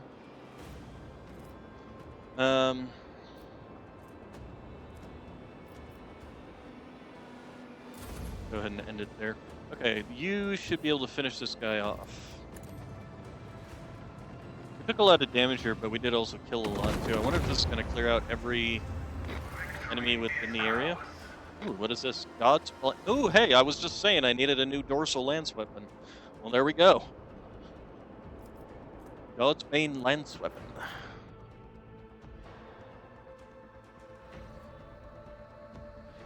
Alright, so the very first thing we're going to do is repair our ship, because we are desperately... But, and then give me a God's... Oh, that's a dorsal weapon. Oh. Interesting. Okay, it's medium range too, so it's just a straight up superior upgrade to the Starbreaker. Alright, we'll go ahead and put that in our cargo then. Sadly, I was wishing for a better version of this, but a better version of this is not terrible either. Okay, that did clear out all of the groups here. In scans. Smuggler's cache. 7 flamers. Sadly, no go. A lot of weapons, but nothing useful. And then only 2 plastiles, so we're not going to bother with that. Let's go check on the Aeldars. Pick up a heavily damaged Xenos void ship among the countless rocks, an Aeldari vessel beyond a doubt. According to Von Valencia's archives, about 100 standard years ago, the Imperial set up a barrier in this system against pirates and the enemy's countless primed mines are still scattered among the wreckage. Vox Master manages to tune the ship systems to an unconventional frequency. The bridge suddenly fills with chime-like Xenos voices. Drawn out and mournful, they sing to an unknown tongue, but every officer in the bridge can sense that this is a dirge. Answering the call, a Yearlit jumps to the cogitators, surrounding officers in the bridge with a sudden jolt. In the hopes of understanding the monkey technology and figuring out how to help in, the Aeldari runs in circles around the blinking split screens, but the mysteries of the machine, she then turns powerless. Yearly asks for to found themselves trapped in a snare of fate, and venerate and weak. And their song is a cry of despair, and the cry is fading.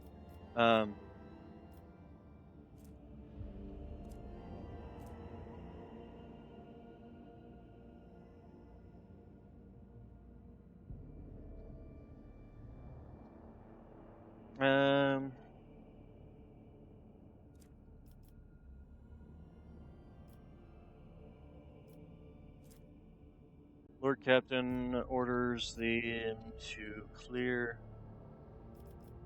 First off, orders the officers to establish communications with the Aeldari vessel. However, the Xenos do not respond to the incoming. After several attempts, the frequency tuned by the Vox gets lost and the mournful song fades. Saving the Xenos is impossible. Let's go with this one. Now all you can do is hope that the calculation is correct and the veterans officer's experience was not let you down.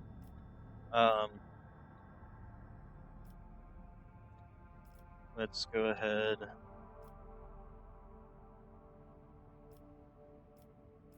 Saving the Xenos is impossible. I did save before the fight. Present a plan for neutralizing the mines. Okay.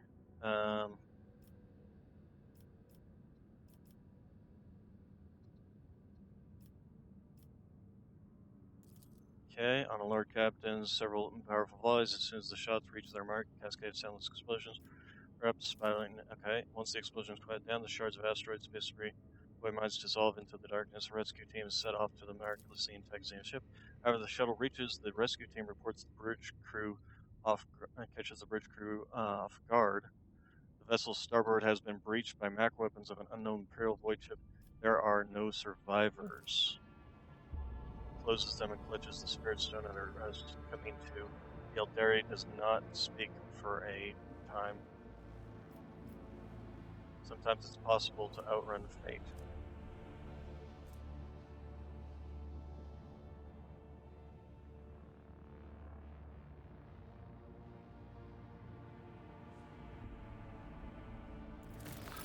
Yeah, we really been batting 1,000 here. Let's go okay, we got an Aeldari chain swords, 2 of them in fact. And some Xenos artifacts. But we really just don't have good luck with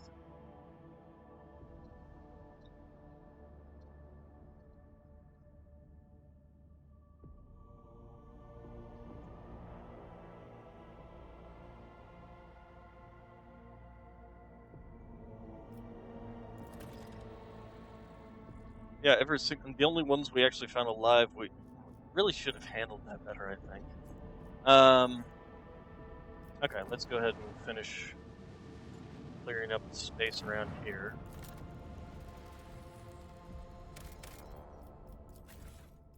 Oh hey, the last of this thing. Bit by bit. Rumor completed. Machine cult members constructed a remarkable mechanism from the discovered archaeotech components. An interstellar compass that points the way to the heart of the expanse. Interesting.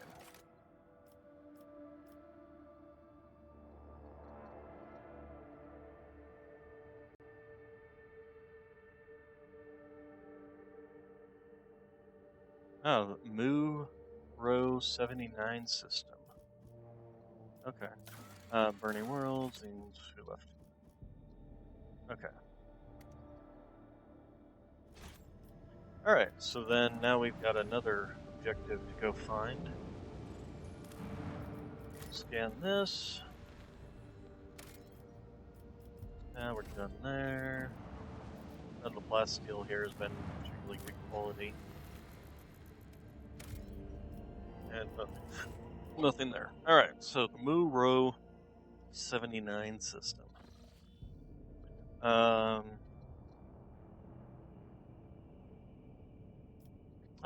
Down here, huh? Interesting. Okay, so we will... first thing we're going to do is make this safer to travel.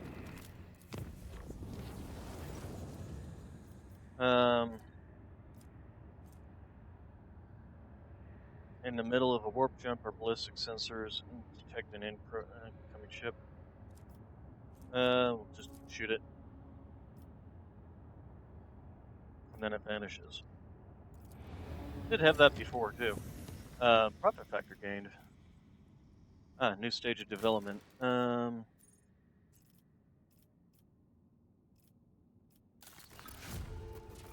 Okay, so...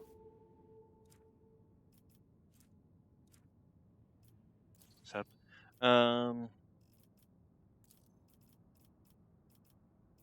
Okay, so the chemical. So... RAM of the flagship causes an internal fire. Number of fires depends on the size of the target. The unwelcome guest, I think, was the one we wanted, wasn't it?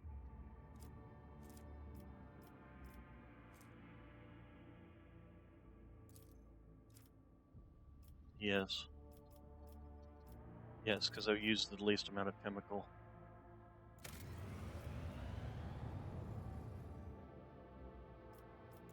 Okay, and then Janus.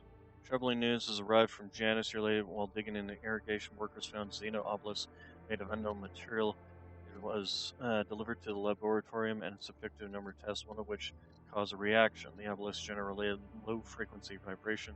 The event followed that was a series of anomalies were recorded in the Epsilon Majoris region. It's also known, it's almost like Janus itself is fighting us there. Many logistical chains have been disrupted. Only people who visited the uncontrolled territory are the wretches fleeing deeper from the region in greater and greater numbers.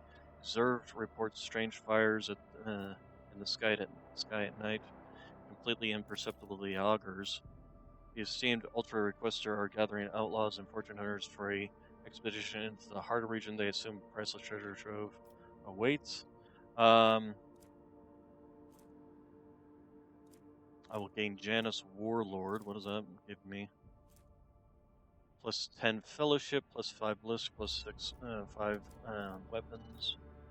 Send Scouts. Shoot.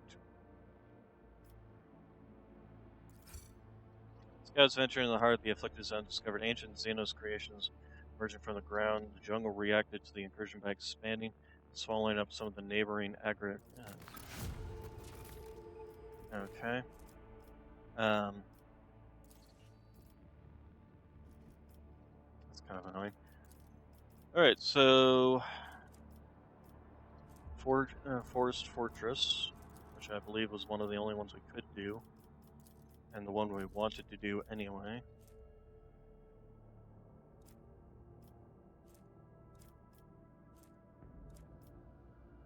So we'll go ahead and execute that one. Need some more mechanisms. And apparently we need to stop by Foulstone on our way through to somewhere. Okay. So we want to go to Moo Row, and that will lead us actually on our way to. Let's see, where is Foulstone?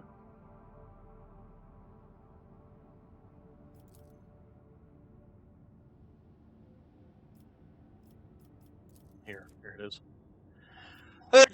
Excusez-moi.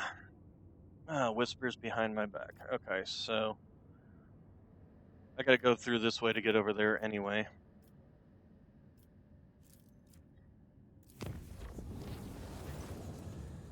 Okay. Colony of Fellowstones begin a new stage of development. Okay, an incredible find has been made on Foulstone. A lost volume of St. Keith's diary has been discovered during the restoration of his crypt. By following the saint's words, the Order of Hammer was able to find a crypto-arc um, containing a tech relic of St. Cognitus the Crucible. Keith's writing on it are vague. It's called the Sculptor and Transformer, Granter of Life and Grace. The explorators have sent a delegation to lay claim to the treasure, which has sparked a heated dispute that has been going on for many days.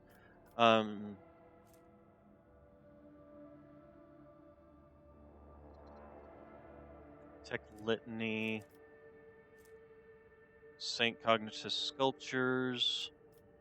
If they need the crucible so badly, let's see. The order should make a list of all documented miracles involving the crucible to argue their case.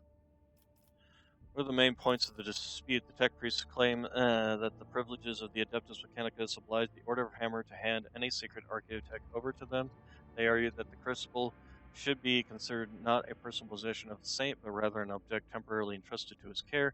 The Order of the Hammer rejects this thesis, insisting that the right to care for such sacred objects belongs to the ecclesiarchy cults, and since the Cognitus was canonized, then the crucible should be regarded as a blessed relic, not archaeotech. How fierce are the deliberations? Quite. The discussion has been happening now for more than 8 cycles without interruption. Both sides have provided more than 100 experts on scholarly wisdom and law, and have put forward around 4,000 theses, arguments, and testimonies. A special administratum commission comprised of 200 armed clerics has arrived to pass a verdict and enforce the law. This may well be the largest religious dispute in the expanse history. What do my companions say? It is likely that the research contained in the ancient treaties and archival repositories of the Adeptus Mechanicus will prove factual information on similar precedent. I can spare some of my computing power to find such cases and provide my brothers and sisters with the information that is necessary to win this dispute. I believe that the chronicles of the Amalean conclave describe mystical miracles witnessed by zealots while praying at an ancient banner of Saint Capus. Should the crucible perform a similar miracle, then no doubt will remain that it is indeed a holy relic and not the property of Adeptus Mechanicus. Turian, do you know the best motivation to make your enemies ripe for compromise? The danger of losing any sort of benefit. It is within the power to take the crucible for yourself using the privilege of the warrant if you so desire. Why do you not imply such a possibility to the parties involved? This actually is not necessarily a terrible one, but I only have a 65% chance on this one. I have a 100% chance on this one, and only a 75% chance on this one. Grants plus 20 lore Imperium. The wearer gains plus 7 armor and deals plus 7 critical damage to Xenos and demons. You can also reroll. Oh, so these are actual objects, whereas this one is just a. All void ship weapons except for torpedoes gain plus 3 on critical hit chance and plus 3 to critical damage. And then what do I get from this? Medikits also always heal.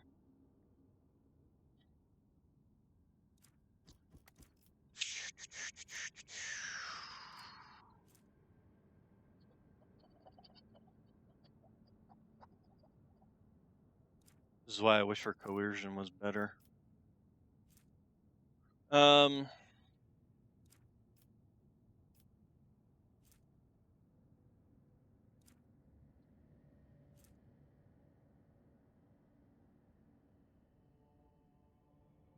Yeah, I guess we'll go with this one.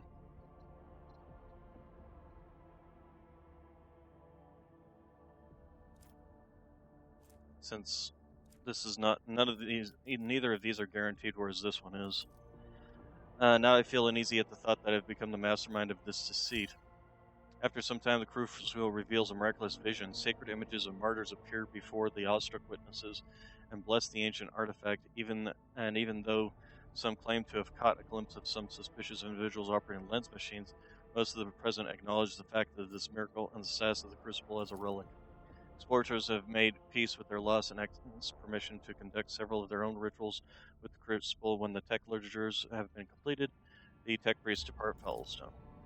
Research into Crucible is identified as a device for surface terraforming. Fueled by geothermal energy of the planet, can turn the wasteland into a blooming garden. However, a way to launch it is yet to be found. Okay, so we got this. Oh, we got the Accuser of Sin. Nice. We'll grab that and make sure to slap it on Heinrich. And we got some more complacency. Alright, so what do we got next? Is there anything we can do next? Or is that pretty much it? Why have all these extra slots if you can't even fill them all?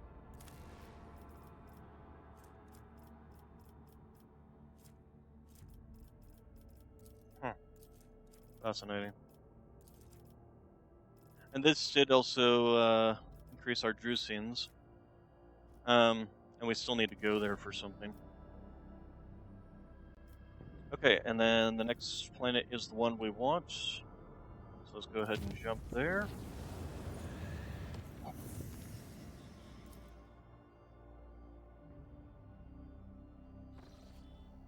go ahead and save our game.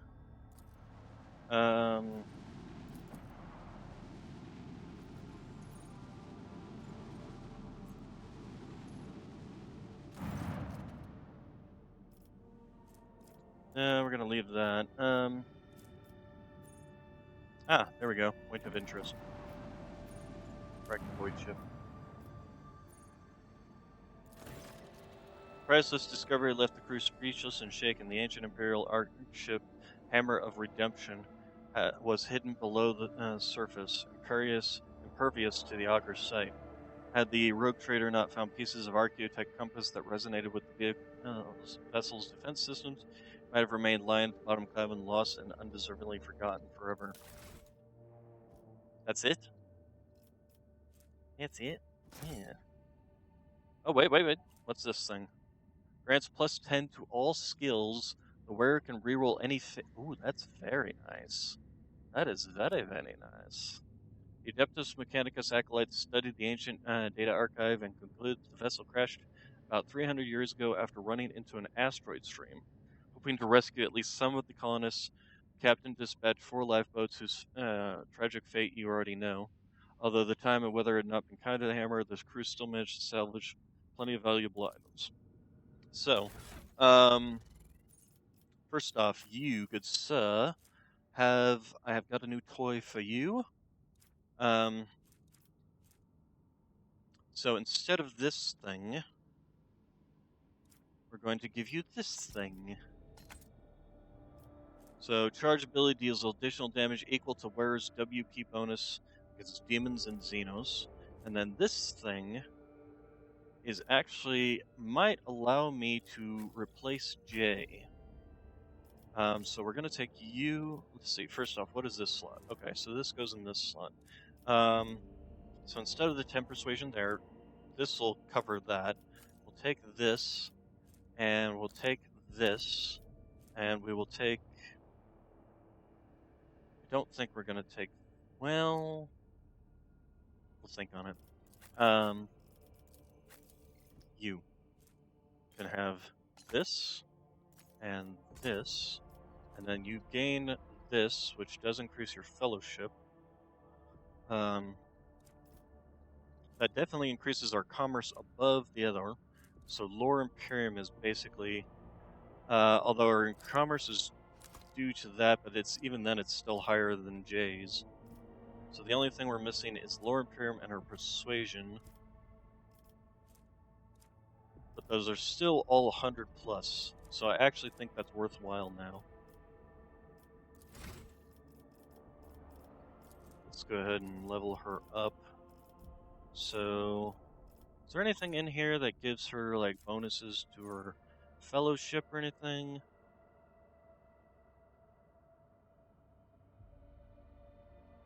First ally targeted by the navigator with a single target ability each turn gains the same amount of additional movement points at the start of their next turn. That's actually not terrible.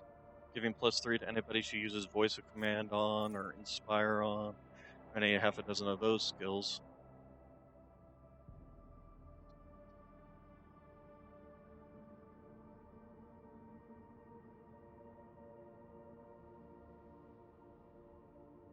Mind over matter.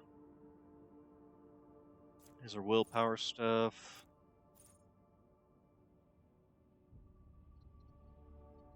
Perception is higher than her agility. She uses dodge. Enemy is affected by navigator powers.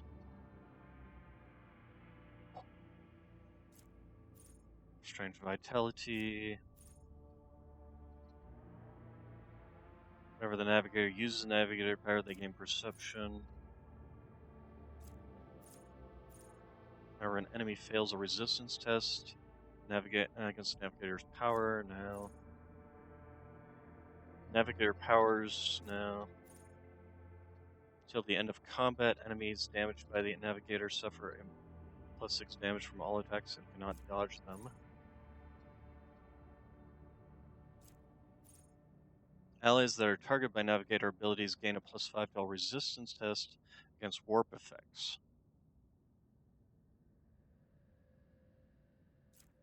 That one's not necessarily terrible. Oh, here we go. Navigator gains +5 fellowship and additional fellowship for every navigator talent or navigator power taken. Well, I have taken 2, so that's an extra 2 there, as well as the +5. The +5 is the more important one here. So yeah, I think we'll grab that one. Next. And then she gets a new ability.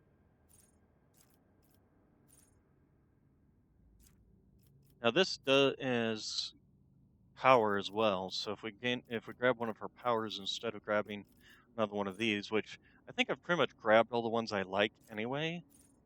So actually grabbing one of these might not necessarily be terrible.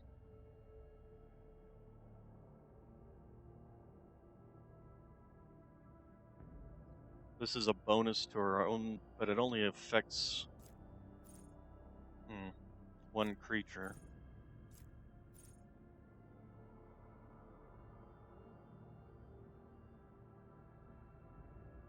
That's not terrible. Navigator designates a square. The enemy closest to that square immediately moves up to 4 cells towards it. Multiple enemies are in the same distance from that point. All of them move. This isn't necessarily a terrible one either. You could use it to gather up enemies for Argenta to gun down. Reveal the light. Target ally gains their willpower and toughness.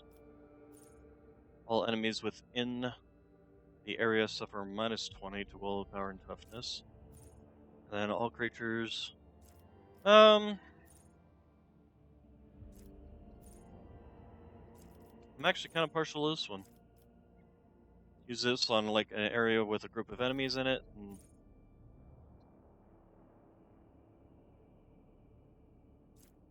get them to move around essentially. So, and then we should have a Xenos laser gun here. Or did I not take it off of Jay? I didn't take it off of Jay.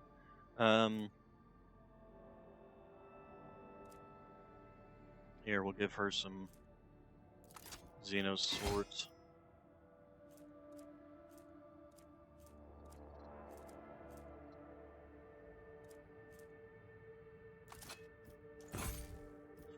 Should I take her blast pistol off of her too?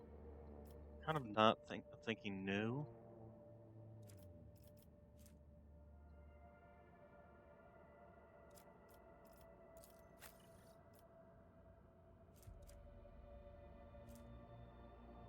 Okay, where's that sniper rifle? Sort by type, please. There it is. Okay, what does this give you? This does give her perception. But... oh, there's a better one anyway. This one gives her more perception.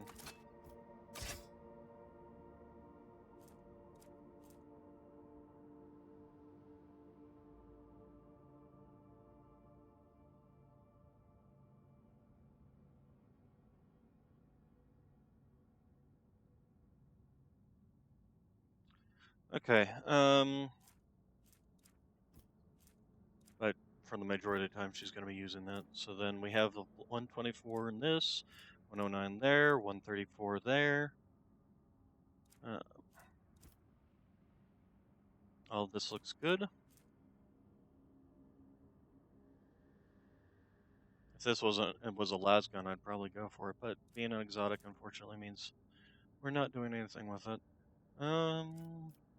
Okay, I think we're good. Oh, we don't have any boots for her? What boots do we have?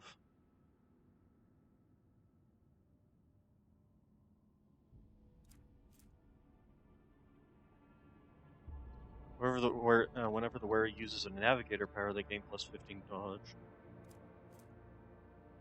Increases the wearer's agility by plus 5 and athletics by plus 10. You know, we should probably give those to Pascal. We might as well stick these ones on though. What were your boots?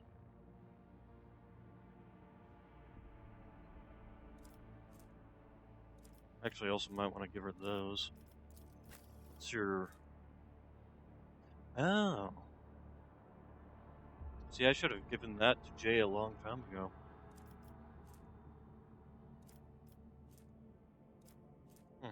Okay. Well, it's on the person I'm going to be taking with me now.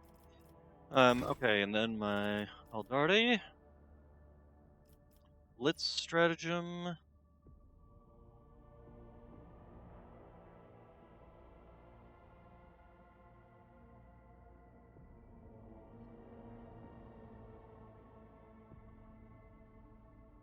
That's actually not terrible.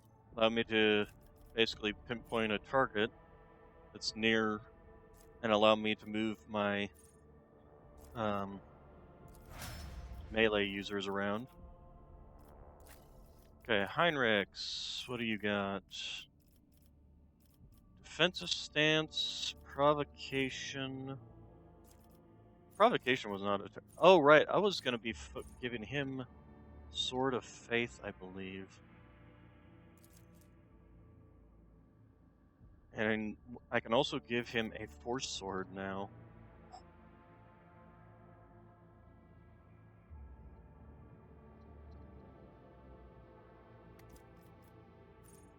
Actually, I'm gonna go ahead and do that. What's the...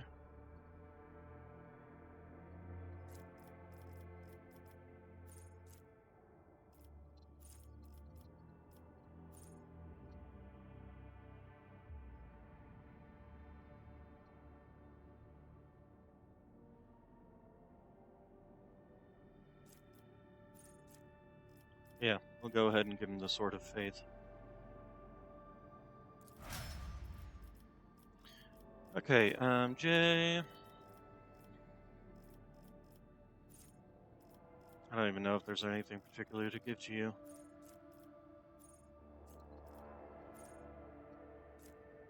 I did lose this by not having her.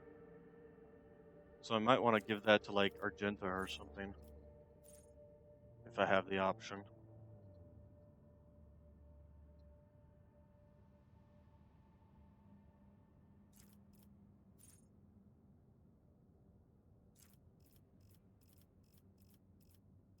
To be honest, it doesn't matter if I'm not going to use her. Let's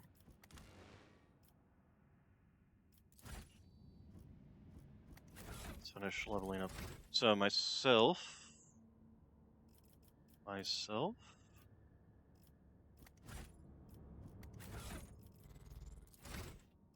There we go. That was weird. Moving on. So I can grab Terrifying Strike. That's the one that causes them to run away from me, and then I can run after them essentially. But I don't get the point of this, to be honest. Reckless Abandon replaces 30% of maximum wounds of their 3% of their maximum wounds of their wounds with same number of temporary wounds.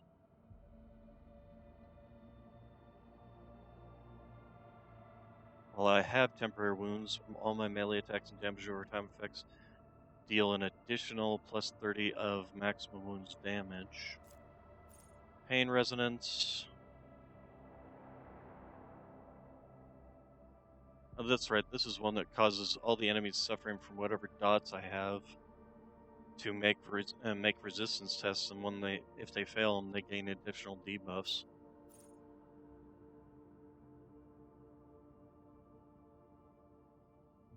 And this is completely useless because it's for next ranged attacks.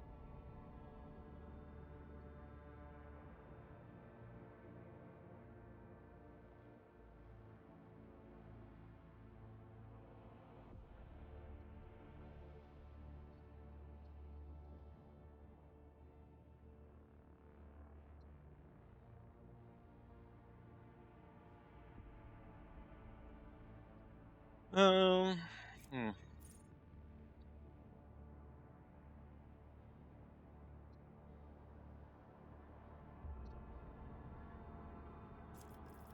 Okay, I'm not seeing anything that I particularly feel the need for. Maybe the Reckless Abandon, since does increase my damage. Um,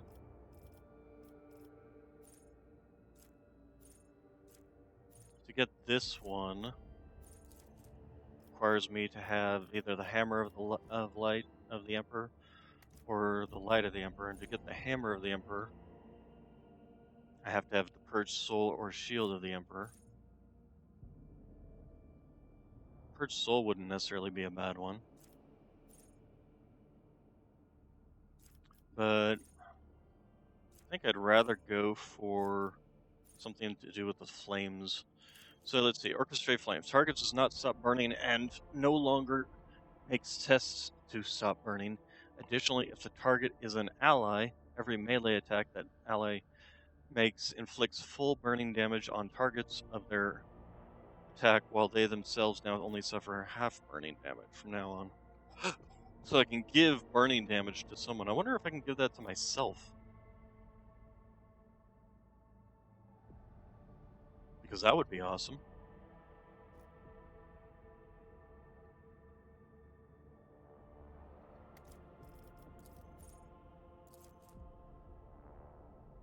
Psychic power can only target one creature affected by warp burn or burning. If the target is an ally, this psychic power deals no damage to it. Everyone adjacent to the target suffers the effects of the ignite psychic power. So that's not necessarily terrible, but it would require me to actually use my ignite skill regularly. I think we're going to go with the orchestrate flame. And then what else we got here?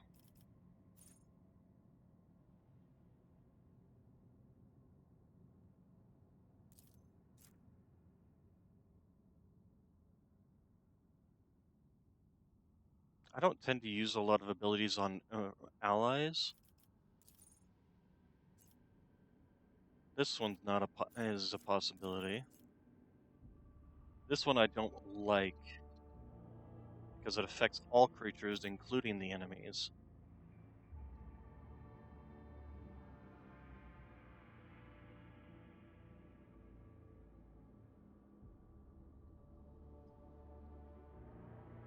All chances of all creatures, including enemies in a 3-cell radius, are increased by +10. That's no good.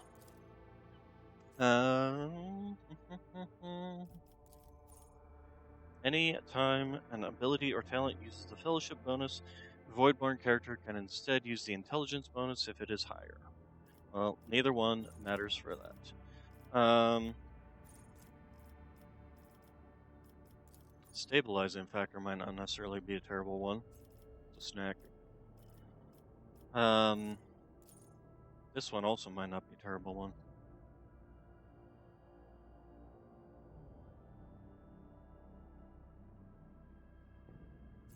reducing on target's armor and deflection.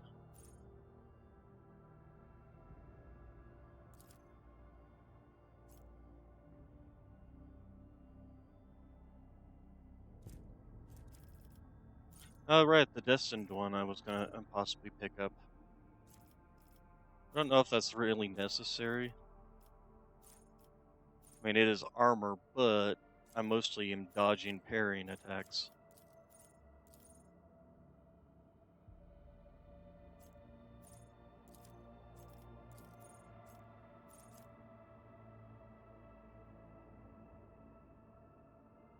This isn't necessarily a terrible one, especially against things like pink horrors that love to do fire.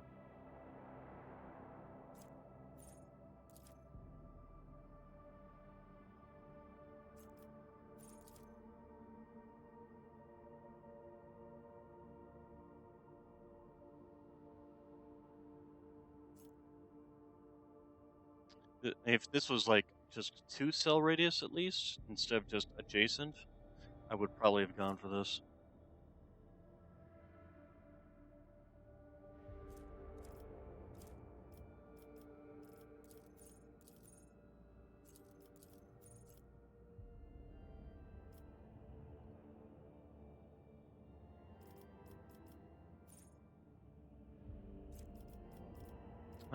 So got a couple of options here.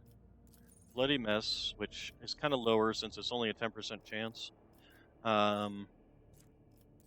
Stabilizing Factor would not necessarily be a terrible one. Then Melting Armor would be good, especially against high armor enemies.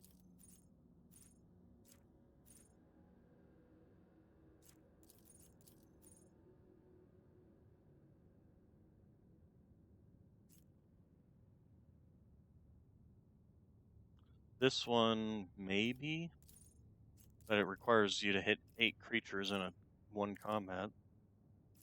This one also has possibilities as well.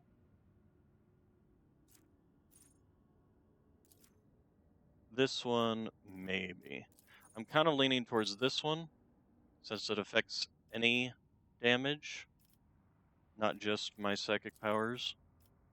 Whereas this one is basically a damage shield, and 12 direct damage is nothing to sneeze at. It considering it ignores all their bonuses against it. So,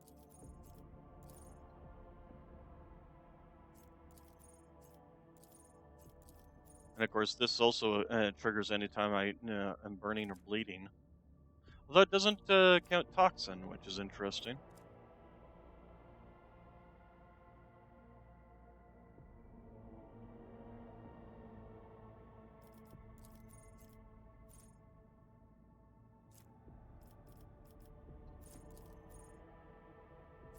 And this only affects it when I'm actually burning, so. The only thing I don't know is this skill, if it can be cast on myself. And does it apply burning to myself?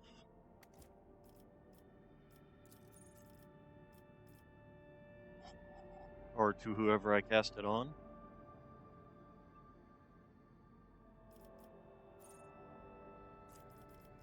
Anyway, we'll go with the melting armor. I don't think there's anything else to grab.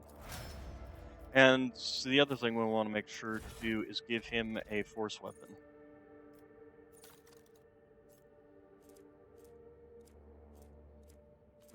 Where are my force weapons gone? Where have my force weapons gone? There should be 2 of them in here. Ah, there they are. Force weapon and Veil Renderer.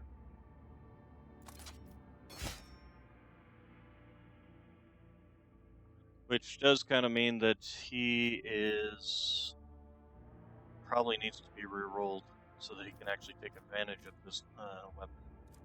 First off, and then as for an offhanded weapon, the Inferno Pistol's not terrible.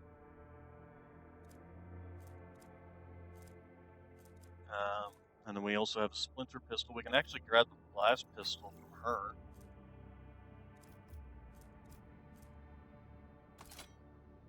Take that, give it to him.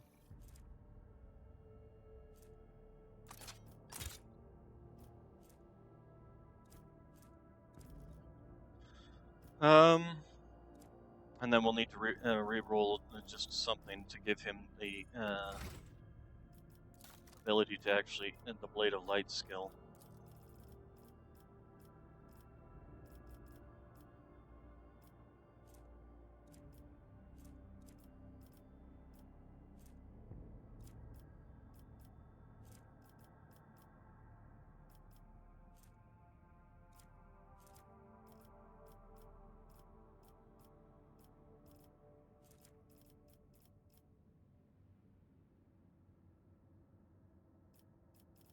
He already gained.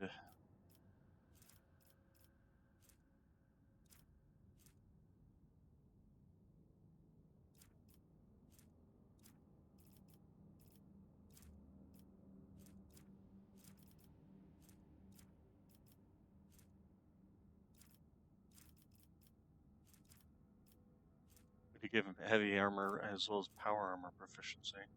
Probably get rid of the power, although he might already have had that as maybe something he gained. Let's take a look at his archetype here. No, we actually gave him the power armor efficiency. So we could get rid of that and replace it with Blade of Light. You'll still need the Drukari skill proficiency to be able to use that blast pistol.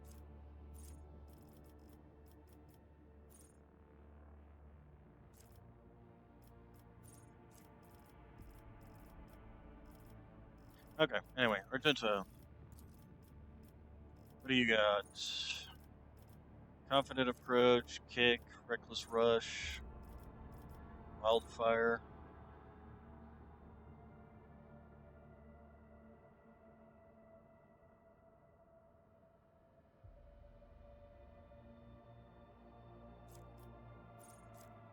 Kind of partial to the wildfire.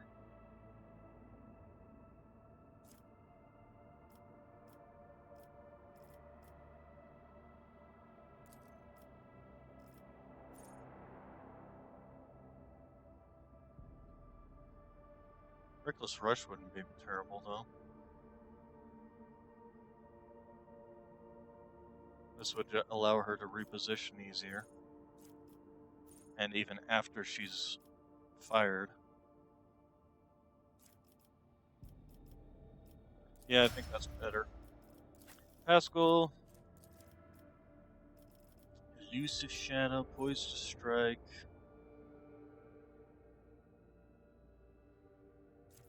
Fainting attack.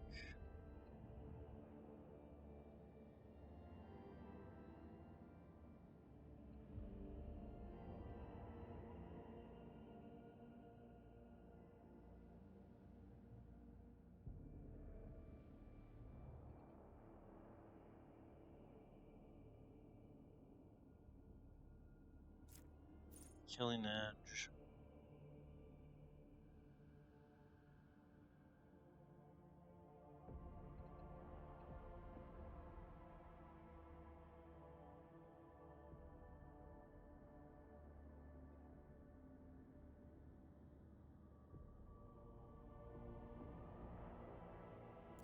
We'll try that.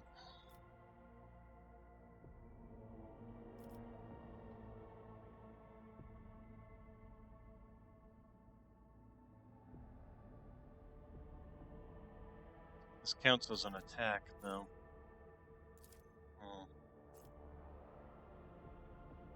Whereas this is a buff to an attack. This is a debuff on an enemy.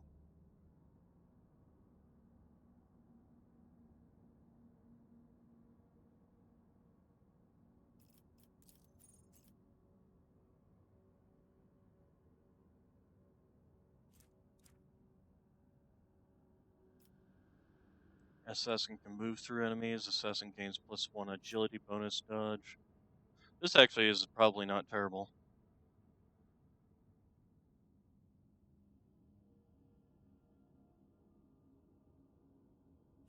Especially when he gets surrounded by a bunch of enemies and they're all picking at him.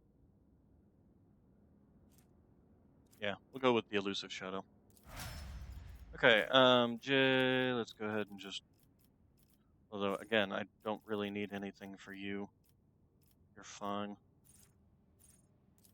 Here, have some coercion. Um,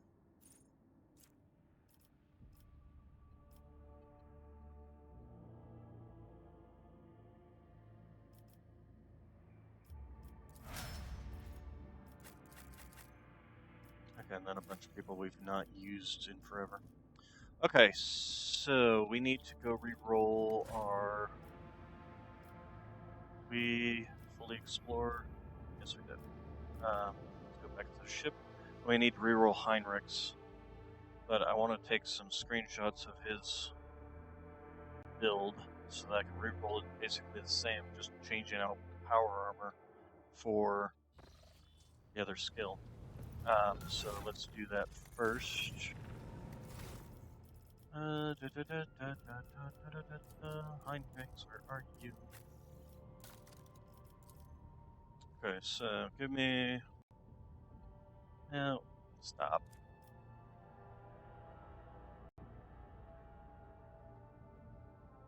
Okay, give me... Discord. Here, have a screenshot.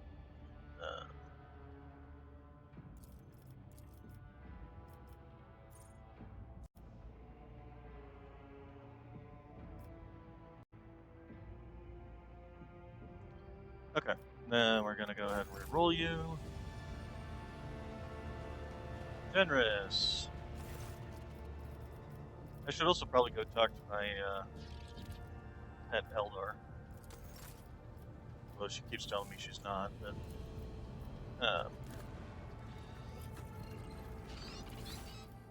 okay, so let's open up his...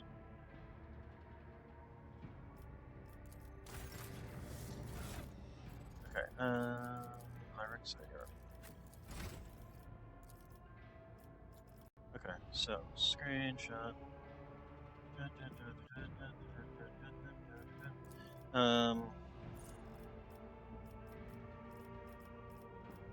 So rigorous training.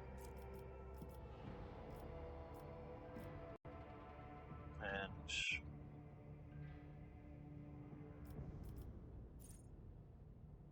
toughness, apparently. Although, do I want to change that to weapon skill? Yeah, we'll go with toughness. We'll just keep it the same way it was, because it's been working. And then we want to give him Invigorate, so that he can also get...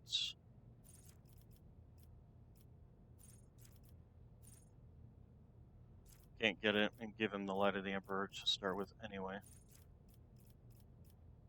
do wonder if we don't want to pick up this Purge the Soul skill. Well, we do also want to pick up that, but I still think the Invigorate's not a bad one to grab for him. Okay, and then Lord Xenos. Weapon skill. And something that looks like an eyeball. I'm guessing the Minoris. There it is. And then Lord Xenos. And then it looks like another charge ability. There we go, ramming speed that gives this charge more range. Daring Breach. Till the end of turn, the warrior gains +4 MP for each kill.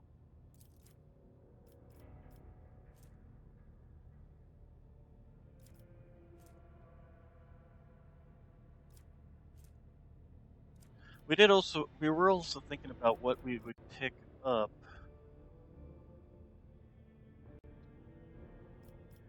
I wish I could go back and re-roll this one. We were possibly thinking about picking up the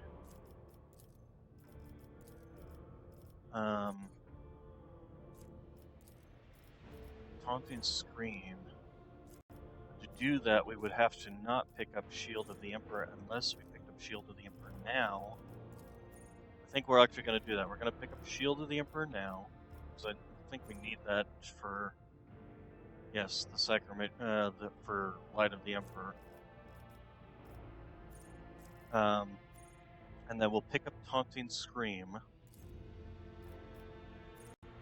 And then we have something that looks like one of these skills. It's Blade Fury. Oh, Breakthrough. Impetus, that's it, yeah. One that increases the damage of charge. And then we had Weapon Skill here. Did we have Weapon Skill? Yeah, it was Strength on the next two ones. Alright, and then we'll pick up Taunting Scream here. And I guess we just won't go with Invigorate. Or really any Biomancy skills. Okay, and then the...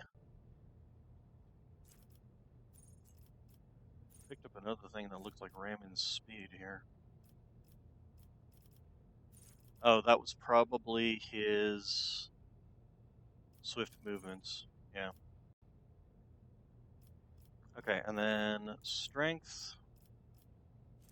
Can't do any Lord Xenos, so we'll just go with athletics. And then there's a weapon skill of some sort. The problem with only taking a picture of this is it doesn't really tell you what they are, it just puts the little icons on it.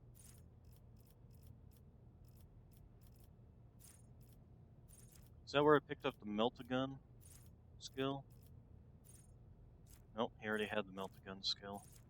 May have been where I picked up a melee specialist, although that one's not all that great either. Power weapon, might have been that, but...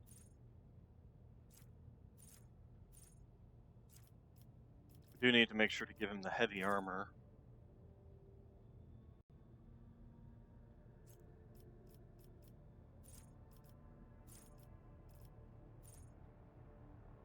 Drakari.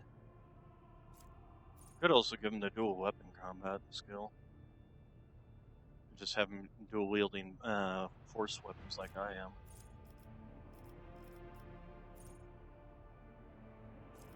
But we definitely want to make sure he's got the heavy armor. As for this weapon skill, I'm not sure which one it is. It's not, could have been Bolter, I suppose.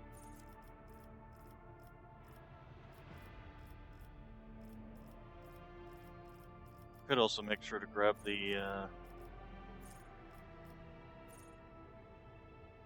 Edge of Dawn Destined ones. Or Blade. Where's the Blade of Light skill?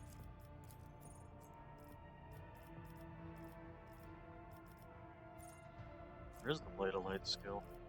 Ah, there it is. We'll pick this up. Okay, and then just another thing of athletics, another thing of strength, and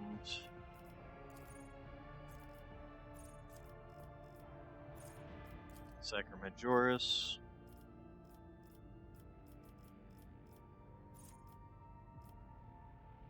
And then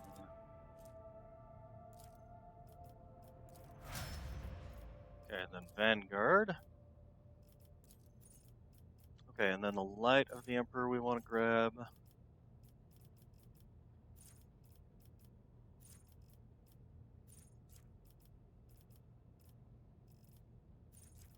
Edge of Dawn we want to grab. Also, where's the Drakari? Is that even an option here yet?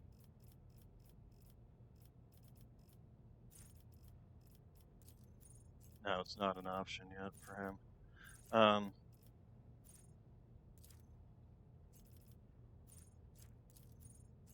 Somewhere in here I gave him a proficiency, and I don't know which one it was. Wait, oh, we should make sure to give him the heavy armor proficiency. I already had the Melta one. I suppose possibly it could have been a plasma gun. Can't see. Well, it could have been a power weapon too, because he was using a Drukhari power sword.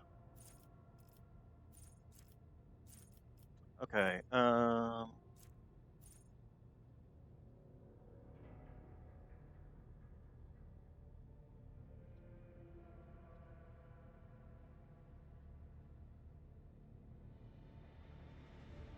This one would not be terrible to grab now. But we need to look into these things. Is this really that important to him, though? I mean, yeah, it's more damage.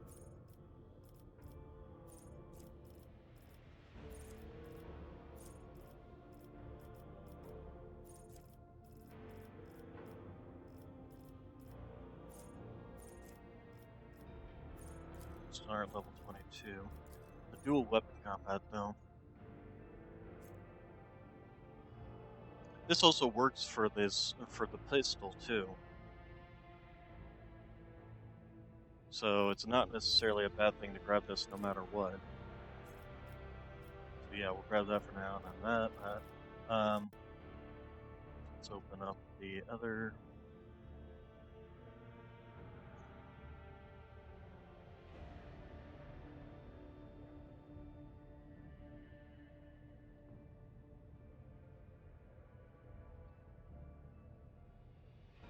Yeah, let me open up the other.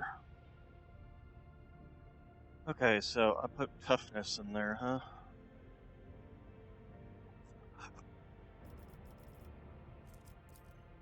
Toughness is not necessarily a bad thing for him. And then the next thing should be the next level of Psyker. No? Oh, I might have given him the stabilizing factor at this stage. Because this one's not bad if I'm running around spamming his Light of the Emperor skill.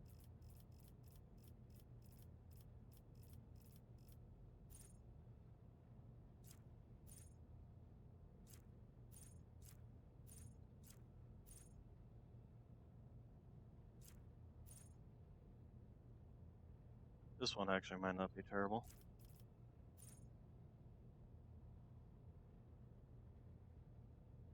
This one actually might not be terrible either. But anyway, we need the, I think stabilizing factor would be an important one here. Give him the defensive stance. And then Lore Xenos, more Lore Xenos.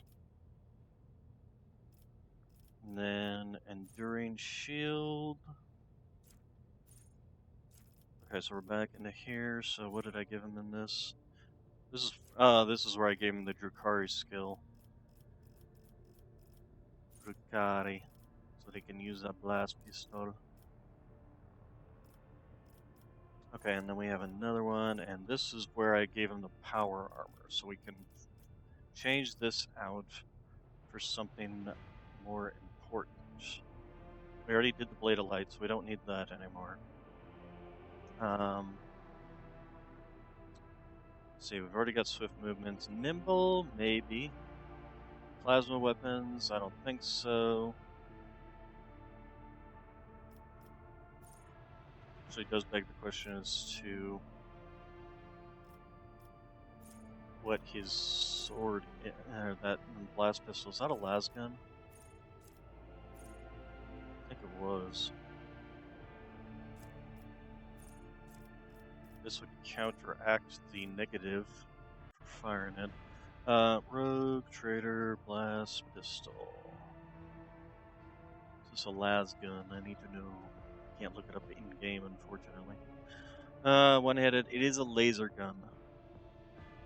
So giving him the las gun expert actually would not be terrible.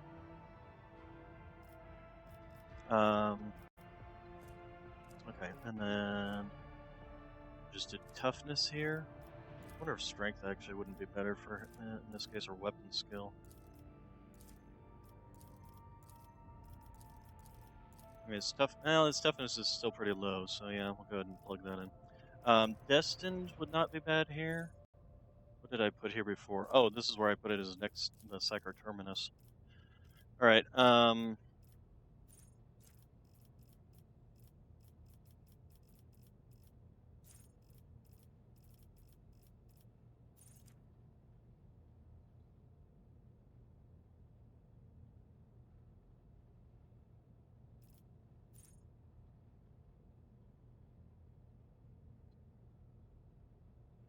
For this, or increased cost if the first attack was either a sweep ability of an axe or shove ability of a hammer or mace. But that's useless if you're using swords. So, melee weapon specialist only affects sweep and shove as well, which again is useless. Let's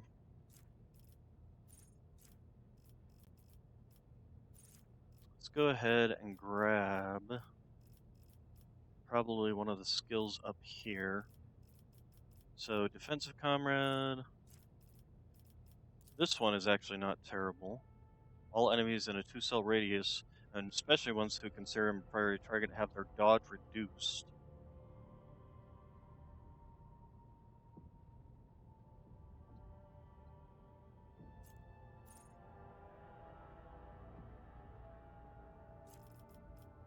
Beacon of Might, Taunting Opportunity, Taunting Defense. Vanguard gains a plus 15 parry against enemies that consider him a priority target. See, I can actually start using these priority target things. Once per round, whenever an enemy that is considered a Vanguard priority target entering their cell, this one would actually not be terrible. I also do want to pick up Destin. Well, pick up Destin first, actually. Lord Xenos. So we're maxed out on this. What did I put in this before? Strength. Okay, so the first ability here.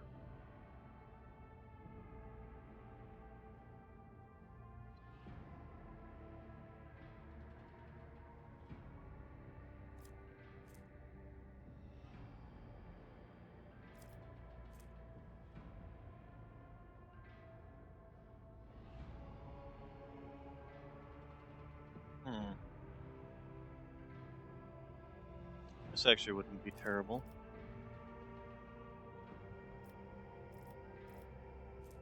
Not that I expect to ever be using his heroic ability. Okay, and then we want to grab this one.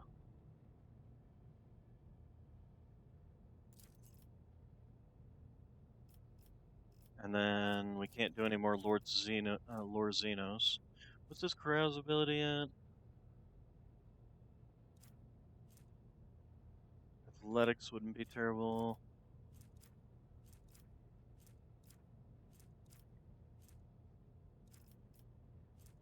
I guess carouse is pretty much the best he's got. My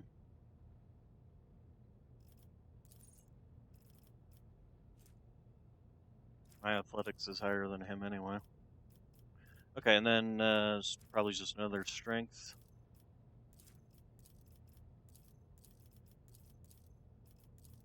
Or weapons skill might not be terrible.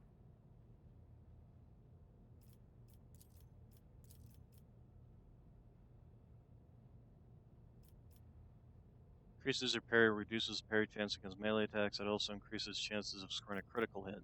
Yeah, we'll go with weapon. And then this is where we're going to pick up the Sword of Faith. Okay. So, he's been completely re-rolled. He's got his Drukari las pistol. He's got his Veil Renderer. He does have this one.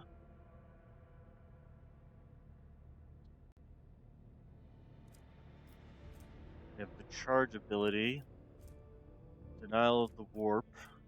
What do these ones do? Plus 5 to Xenos, so that's fine to keep. He's got his heavy armor on. Let's take a look and see if we can find something better than this Chain of Domination. Oh, that's glove. Okay. Plus 20 Lore Imperium. This actually would Where's Cassia? So first off, this would replace either the +10 to all skills or the Theodora's. Her commerce would go down by 10, but her lore would go up by 20, which would definitely increase that. And then the wearer gains a +3 armor and deals +13 against Xenos and demons. Also, they can reroll a failed test once per test. That's actually really powerful. I think that's better than this. The loss in commerce is being able to re-roll any failed tests is definitely superior in options there. Okay, so then back to Heinrich's.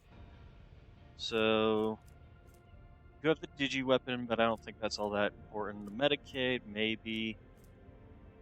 This, Rank Walker. That's never going to be something we'll be using. When the wearer scores a critical hit with a pistol, the next attack with the pistol is a 0 AP. I don't know how often he's going to be using that pistol, though. If I'm going to have him be pulling out that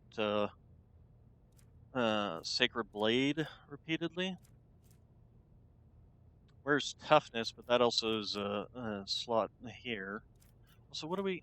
right, that's the Lord, that's the Xenos one. And this is Dodge, and this is Charge. So... also grants Toughness MP. What is MP? Toughness bonus of MP every time you use a medkit. But I don't typically use medkits in combat.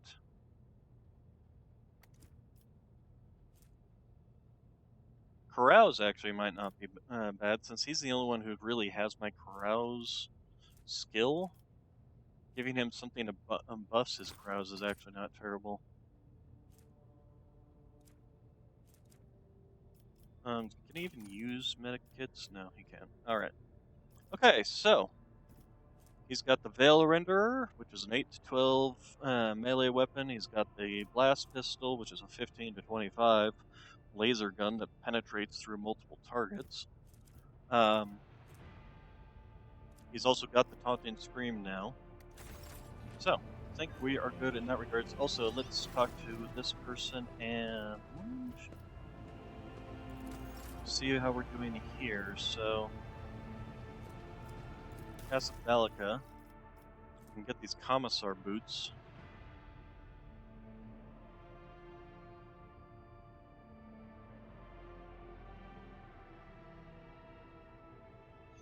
I mean, we'll grab them. And each time the wearer spends 10 stacks of tactical advantage, they gain +1 resolve until the end of combat. That's actually not bad for Cassia, although she's got something better. We're going to go ahead and take it anyway. Sadly, no, not enough profit factor here.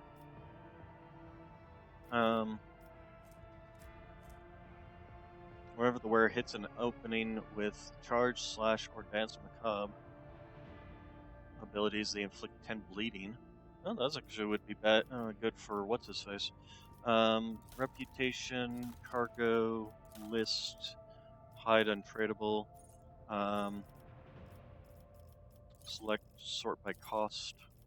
So the Xeno artifacts is what they want. So that should get us, yeah, there we go, next level. So we can get these boots. Grab all this stuff while we're at it.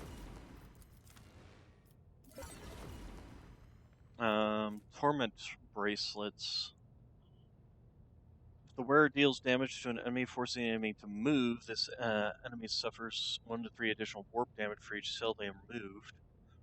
But it requires you to be heretical, so no go there. This one is a 200 net. This one we do kind of want to get to, and I think I actually have enough profit factor to get it.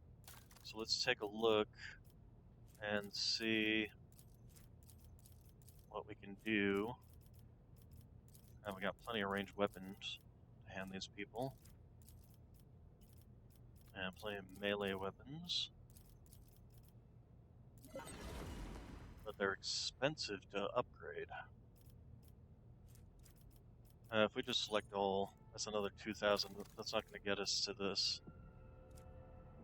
Just as soon save that stuff for the other people. Speaking of which, the Drusians, we should have ranked up with them recently. Heavy Flamer, Sister Argenta, I have toys for you. This one's actually not terrible. 35 armor plus 10 dodge. Whenever the wearer suffers trauma in combat, they have more than 0 wounds. Immediately regain 13 wounds.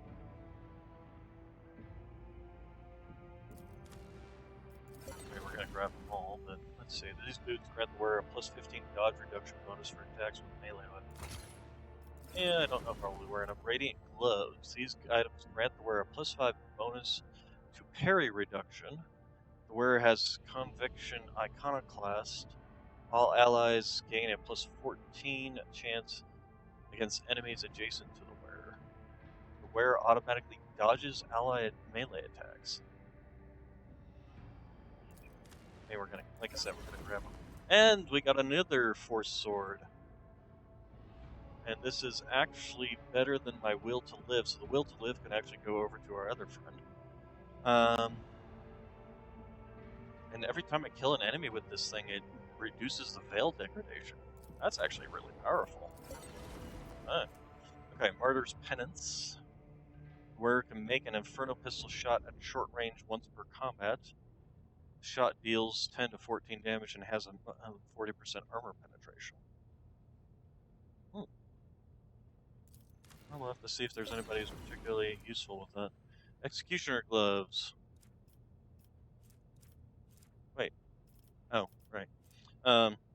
Increases the critical damage of where it hurts, including the damage from the attack itself and from attack instances of damage over time effects by plus 11. Do I even have where it hurts? Okay, and since we've got quite a lot of... There we go. You can also grab the Rolling Thunder. Seal of Death.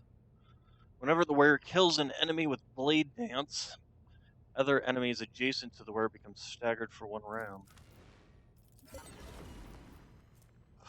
Excuse me. Should we... We are literally only... Yeah, let's go ahead and...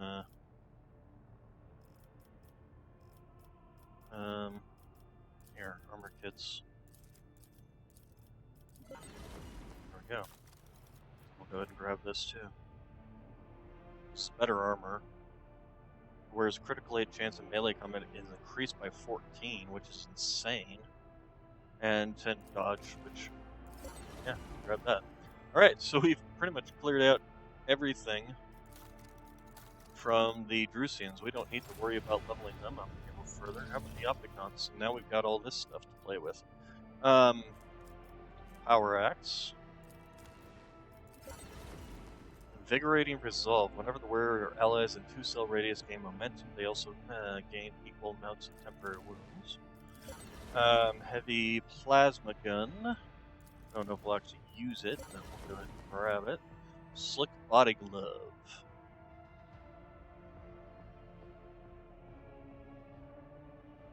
Don't know if we'll end up using it, but... and then another Arc Rifle, and then a Bead of Concentration.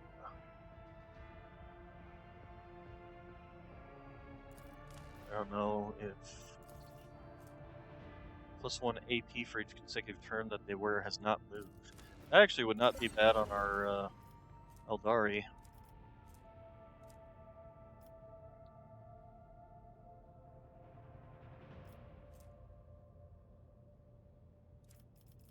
Okay, then...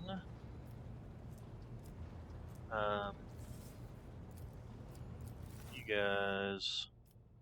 there anything particularly useful?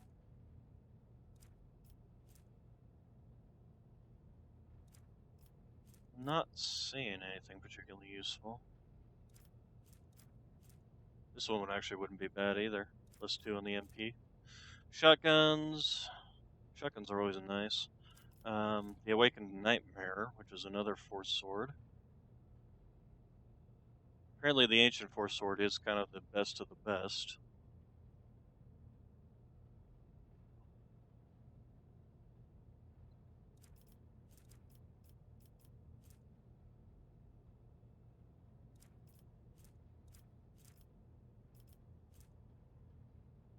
+25 Karmas, +25 Persuasion. Not terrible. But I've not seen anything immediately that I see and say, oh, I need that immediately. I mean, we might as well grab this. Is this a better lance battery? Medium range lance damage. It will replace our long range lance weapon, but it does also increase its firing arc.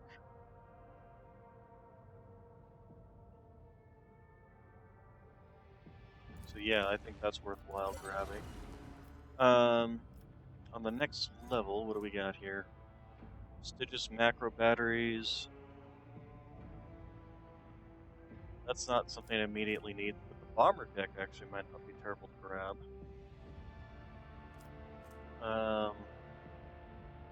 These torpedoes might not be terrible to grab either. Archaeotech macro batteries. Heavy plasma batteries. Basically the same as the ones I already got. But those wouldn't be terrible either. Let's look and see what we can do about upgrading our reputation. Quite a lot, actually. Let's go ahead and just do this. And there we go. Alright, so we can get these Archaeotech macro batteries and these. 4 times 27, that's 100 and something. 2, 4, 6, 108 damage. I mean, we're gonna grab both of them. The bombers, I'm definitely gonna equip those, I think. These will take them simply just as something that we can trade in. Yeah, we already saw this before. Okay. Torpedo launcher. Accept. And then the Archaeotechs. And these. Okay, what's on the next on the list? Flak ammo arsenal. We've seen that before, we don't really care about it.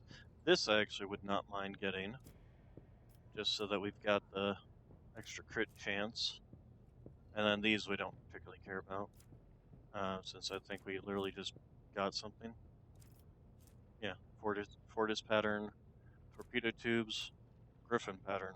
5 melted torpedoes with 27 damage. What's the difference between the melted ones and the burning melted torpedoes? Oh, interesting. Huh. Okay. Anyway, that's all good stuff right there. Okay, I also need to go take a short break to get some water. So I'm going to be right back.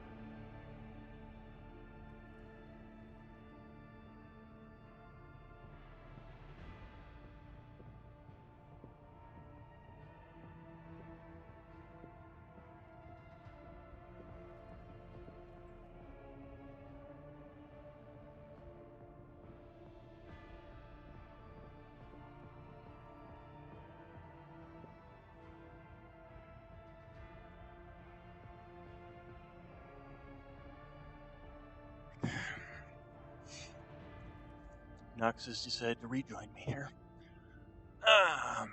Let's see here. These Wraith Starfighters, what are those? Can be launched through torpedo tubes, wings, attack craft, each of them equipped with heavy laser turrets.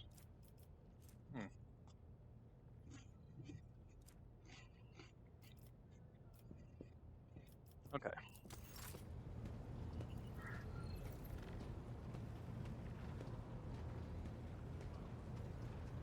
And then the last thing we just need to look at is,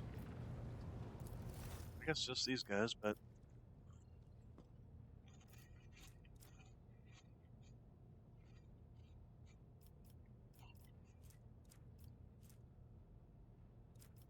well, let's try and level them up with what we've got. We've already spent what we wanted on the other ones, so it gave us a level 2 at least, so we're not much closer to these gloves.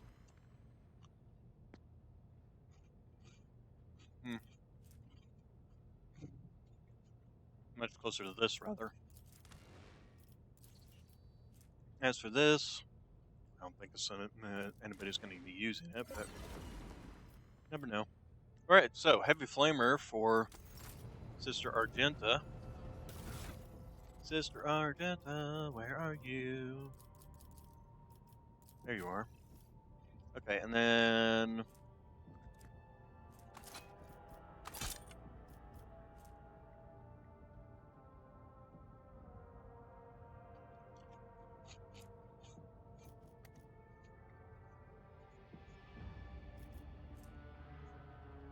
everybody loves a good flamethrower. Excellent range on it, too.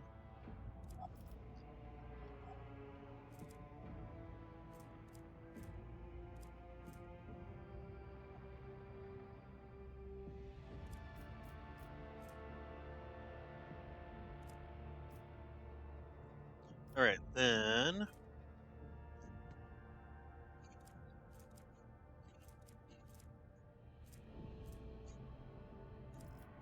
what else do we got? We got a sword.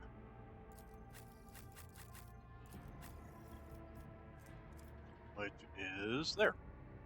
So 10 to 15, 12 to 16. So the Triumph of Retribution besides is good. Because first off, it just reduces the veil degradation, which is excellent.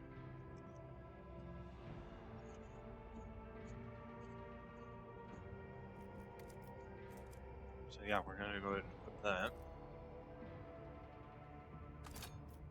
And then we can go ahead and swap out his sword, Heinrich's, with the Will to Live.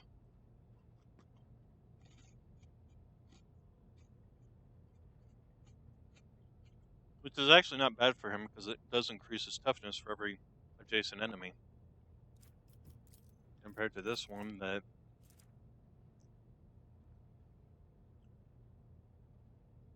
each critical hit scored with this sword increases the veil degradation by +3.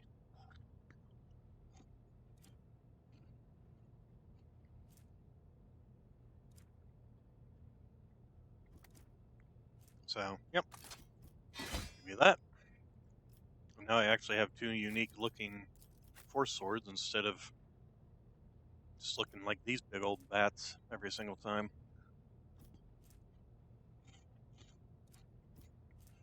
So what does this do? Whenever the wielder suffers energy, fire, power, or warp damage, the sword absorbs a part of that damage, reducing it by 3%. The wielder gains 3% armor penetration for their next attack. It's not terrible. Okay, and then we got some bunch of new toys to try out. So we did get this thing.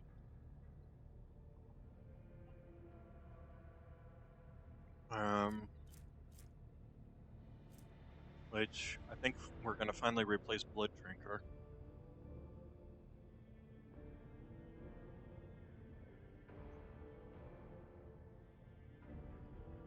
Because this definitely seems like it would be more useful.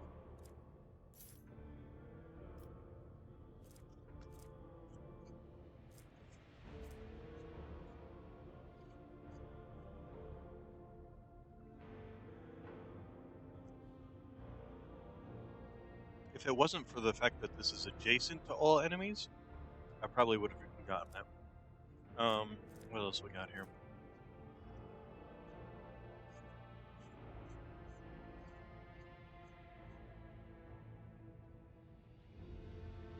Where it hurts. Do we even have that skill?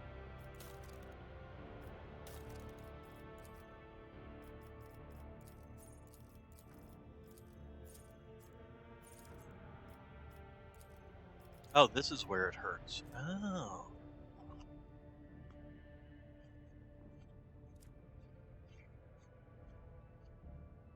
Which we actually do use quite a bit.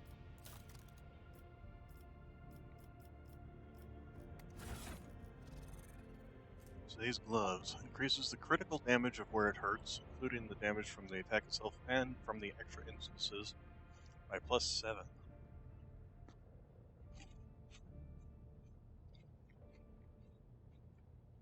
So every instance of damage, which is there's 7 of them, gains an additional 7. So that's 49 extra damage from this thing. Definitely worthwhile.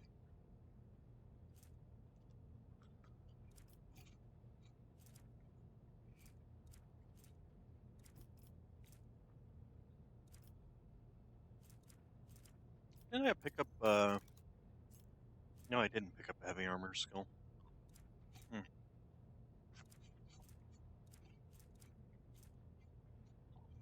So we have this one. It's gonna be hard to beat that +10 agility though.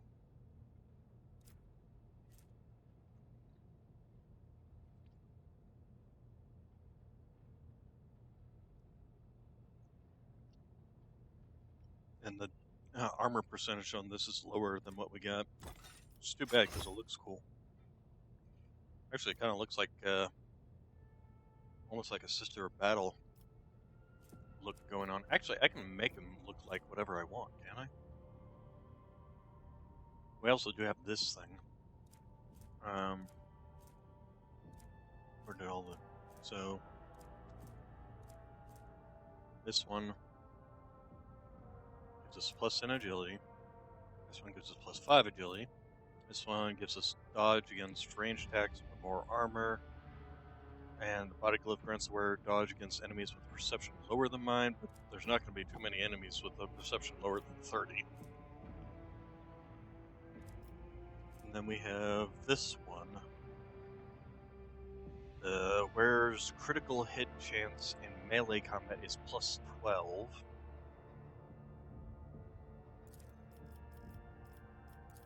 That's probably due to your agility. Yeah, your agility bonus. I need to start putting some more points back into agility. And then 10% dodge against human enemies. I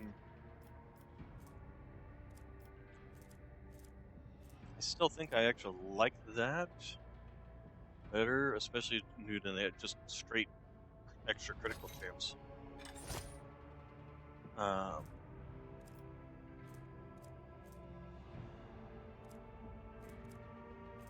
What's this Silent Death one?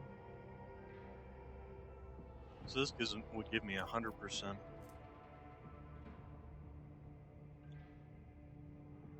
Dodge stance.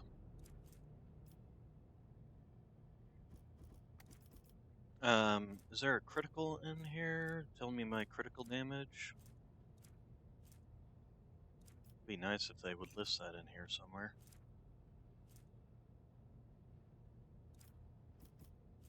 I guess not. Alright, so we got this, which is triggers the where it's hurt. We got this, which triggers on Blade Dance. We got this. Oh, whoops! That's the wrong thing to have there.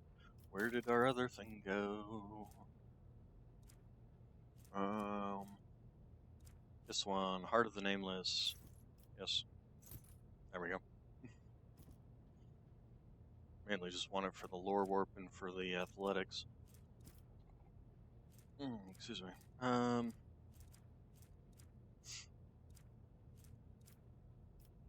Okay, and then we got this thing.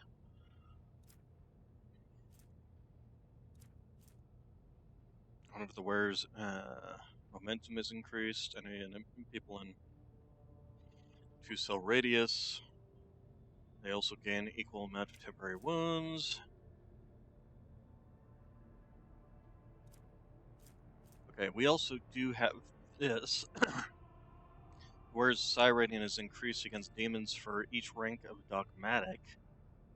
I think that's obviously going to be perfect for our other person. Tactical advantage is no good on us. Grants the wearer's range attacks plus 2 damage. Turn monocles and Imperium test depend on fellowship instead of intelligence. Yeah, we've got her wearing that. You, are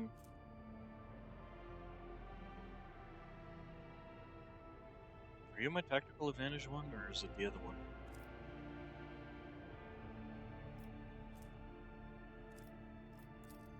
You're the one who gains tactical advantages,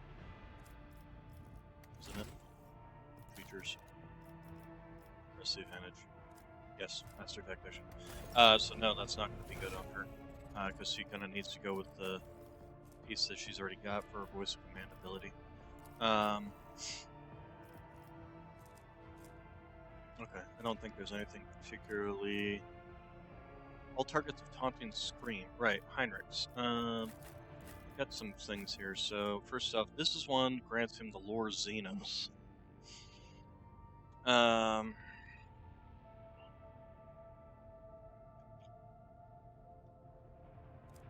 What's your Lore Xenos at? 110. Even with these goggles, he's still not got the. So if we give him something else,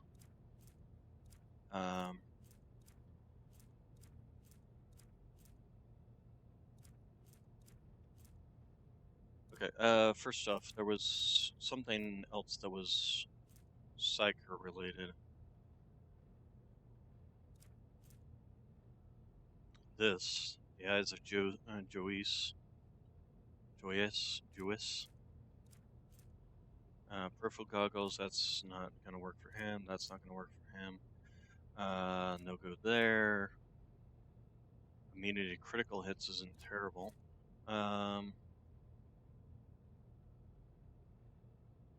Coercion's no use for him.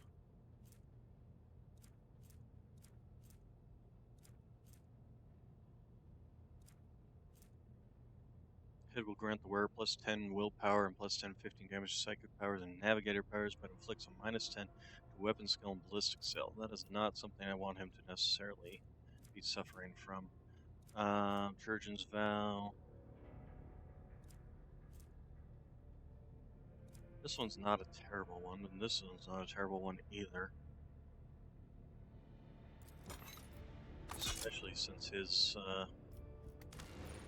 here, let's turn that off.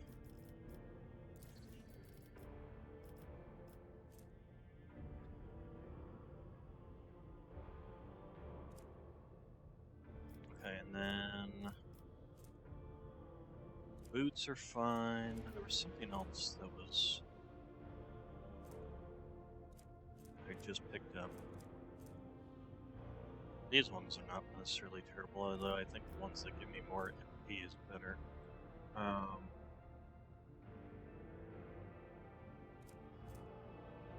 This one is actually good for Pascal. Whenever the wearer, yes, this is definitely better for Pascal.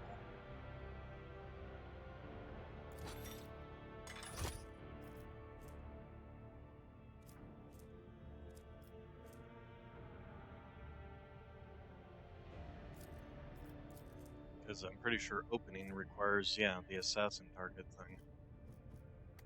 And he can use his Dance Macabre skill to hit their weak point and inflict bleeding. So, perfect for him. Alright, what else we got?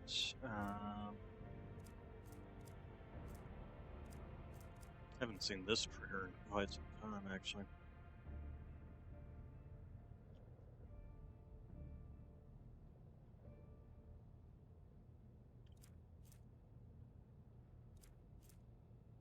These boots grant the wearer +5 dodge.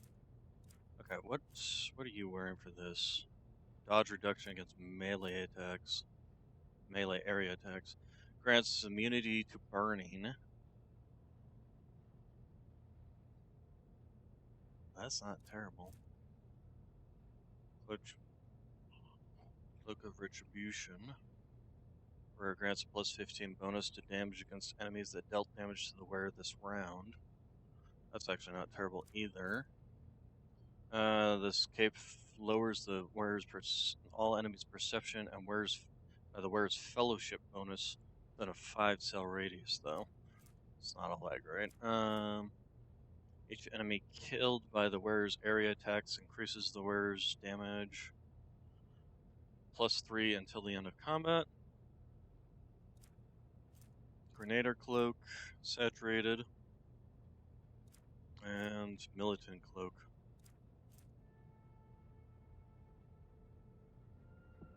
This one or the Cloak of Retribution, I think, are both good. We'll go with the Cloak of Retribution. What are we using for gloves? Gloves that give you tech use, but only 3. It's kind of already... I think there's some better things we can go with.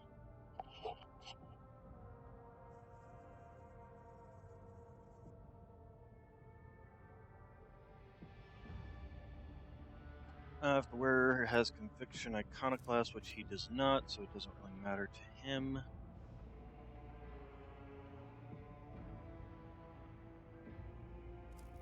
Um, 10 Strength actually would probably not be bad for him.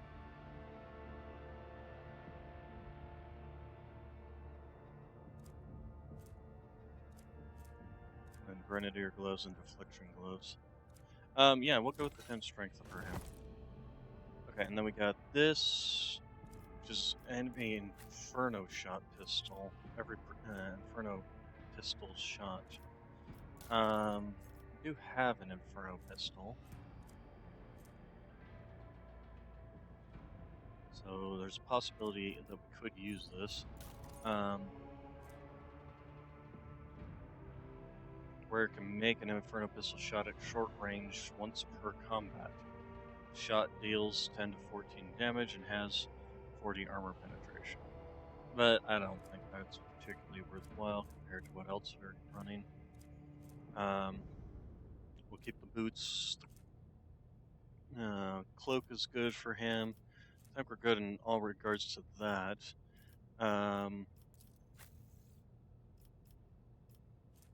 Sniper gloves are fine with her. Arch Strategist Mantle is actually good for her as well. Skirmisher Boots. Whenever the wearer deals damage to an enemy, the wearer has a 25% chance. No, let's see if we can't find something better. Commissar Boots.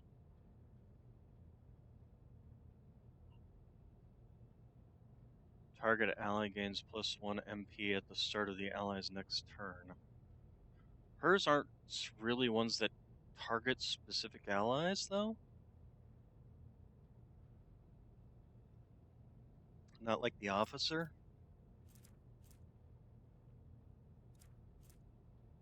Warmonger Boots.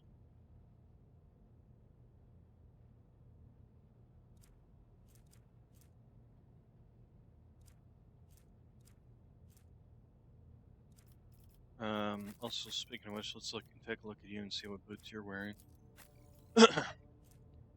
Whenever the wearer chooses an ally as a target of their ability, the ally immediately gains +3 MP.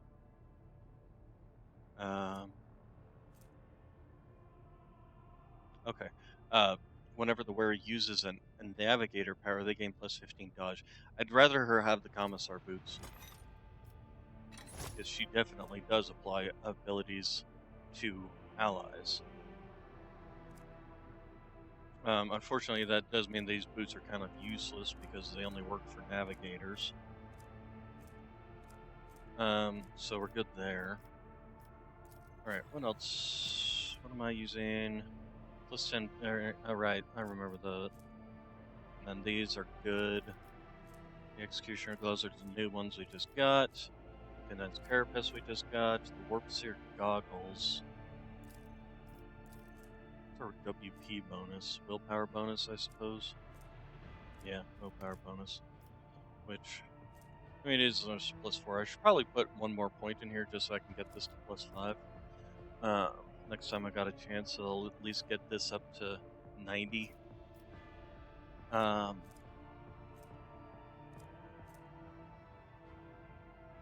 Actually, I wonder if I can stick these on her. Instead of giving her that, give her this. Yeah, there we go.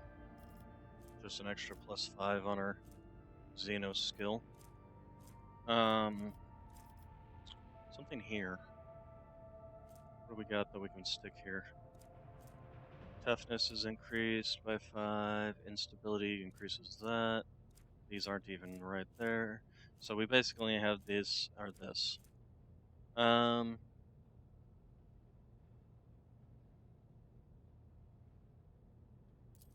do this one. Um, okay, and then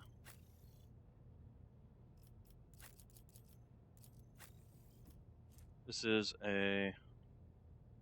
That's this one. Over the where build is reduced by -6. So yeah, that is good. Um,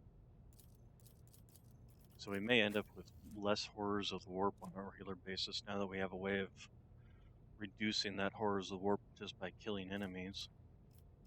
Okay, and then Sister Argenta, is there anything here? What are you running? Well, the wheeler attacks any with a ranged weapon at 1 cell radius that also inflicts bleeding. I could possibly do better. The wearer gains a +10 more damage against Xenos and demons. That's actually not bad. If they have Conviction Dogmatic, it's doubled, so that's +20. This one actually would probably not be bad for her to reload her weapons. I think this one's like a 4 to reload it, and this one I have no idea what it is. Um, so yeah, reloading any weapon costs 1 less AP. Tech use is not important. Um, she's not using pistols, so that's not important. Non-attacking consumable, I don't tend to use those.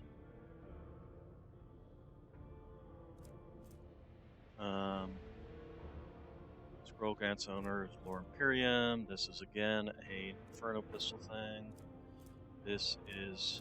Oh, we were actually talking about this to give over to our Eldar.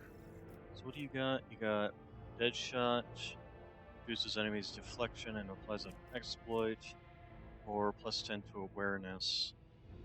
I think that's more important than this thing. Especially since I don't tend to run out of things to use with her AP anyway. Okay, back to Sister. Whenever the wearer makes a melee attack, that's obviously good for her. Instability, Medicaid.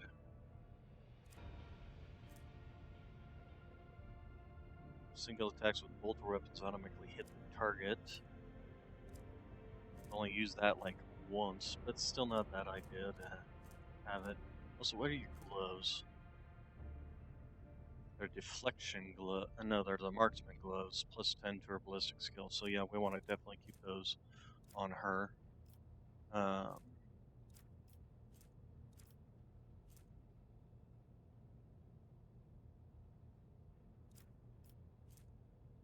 how come it doesn't have these as like +10? Probably need to look into her build and really see what I've done with it lately. This wears range attacks increase the target's dodge by -5. That's fine. Sororitas boots, the wearer raises momentum to 175 whenever they kill 5 enemies in a row in 1 turn. I don't know if I've ever done that, but I don't think there's anything particularly better for her to wear anyway.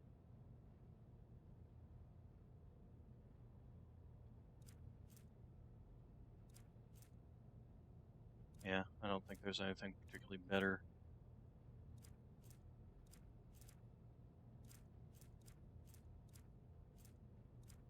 So, and there's not a lot of people I tend to have just sitting around and not moving per turn.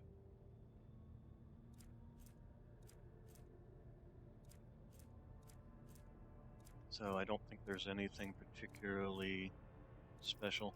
Although Pasquale, no, I want to keep you with what you've already got.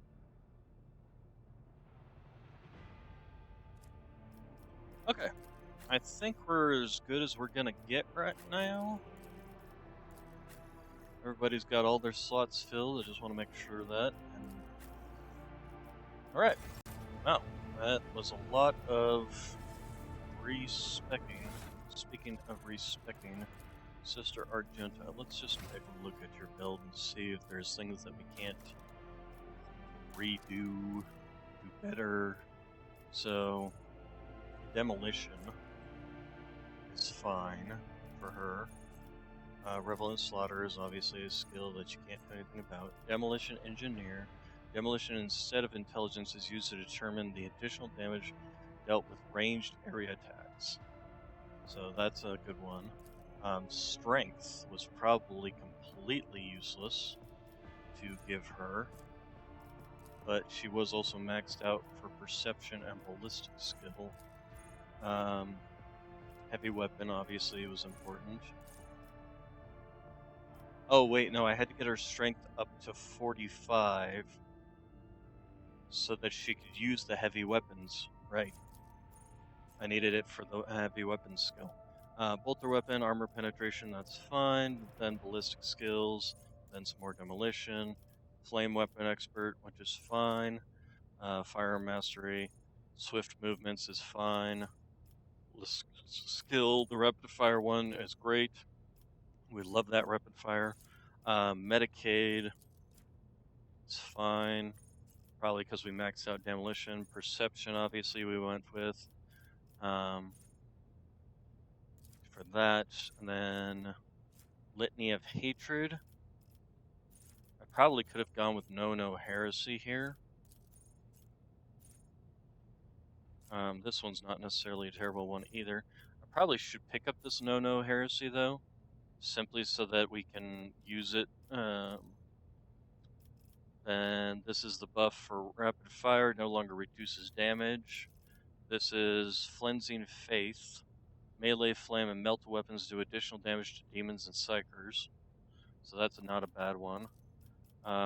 Just a straight 3% chance to ignore enemy attacks. That's not terrible. Then Medicaid. Okay.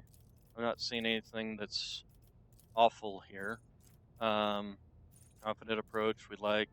Close quarters training we like. The steady superiority is fine. The AP increase in ballistic skill, obviously. The we can't even go with any more perception or ballistic skill anyway, so we're actually maxed out on that. Always ready.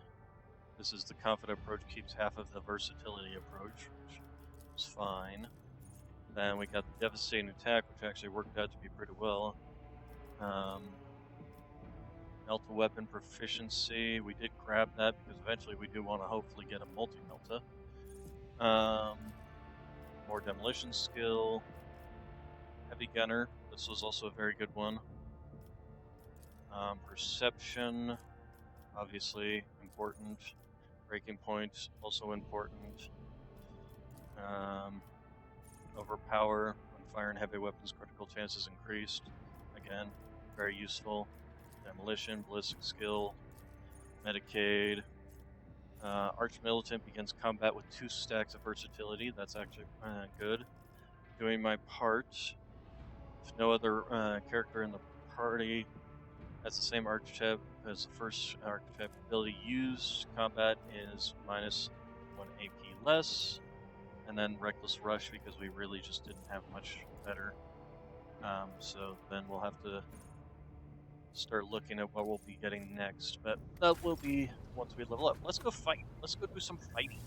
Oh, right, before we do that, we want to put some brand new toys on our ship. Starting with that. Now, where's that new Meso laser gun? So, first off, the Archaeotech macro batteries, we'll just use those to replace this macro battery.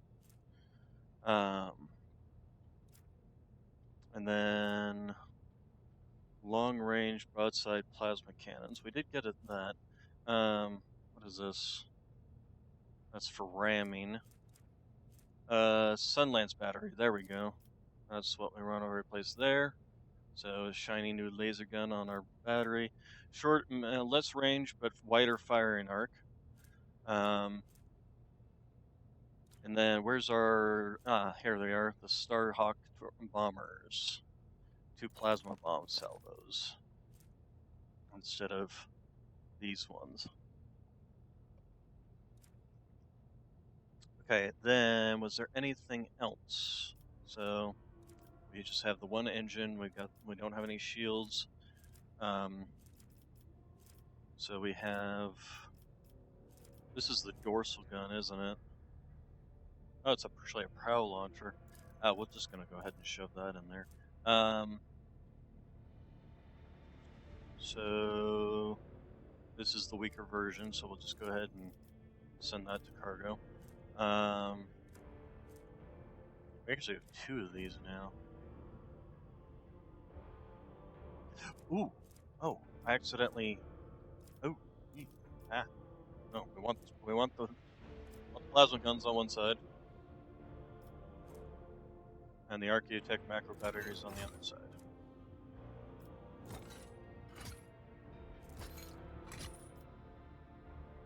Funny, it just puts whatever the last thing you had on there was. All right, so I'm actually gonna hold on to these in case I feel like sticking them on there. As for these, they can go into the cargo. We'll keep the Fury interceptors. Flak arm ammo arsenal. That can go in there. The Meso lance can go. We're gonna have to get used to calling it the Sunhammer lance. And then we got a bunch of torpedo launchers here. The Audacity of Janus. 4 Aeldari sonic torpedoes with 4 that do 22 damage. Oh, that's even. I didn't. Oh, that's okay. I mean, it's worse in terms of that, but it's probably also got better maneuverability. These torpedoes can go ahead and go to my. What do we got here? 5 plasma torpedoes, 4 short burning plasma torpedoes. Okay, so those are the ones that can cause fires, I'm assuming. All right, so out into the Reach. I want to beat some things up.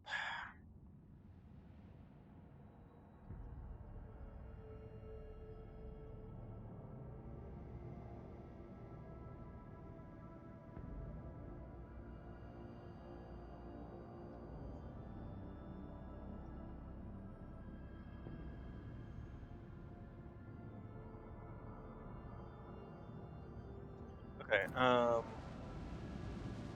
there wasn't anything else we can do here. No. Alright.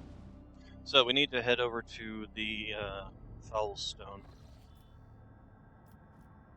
which is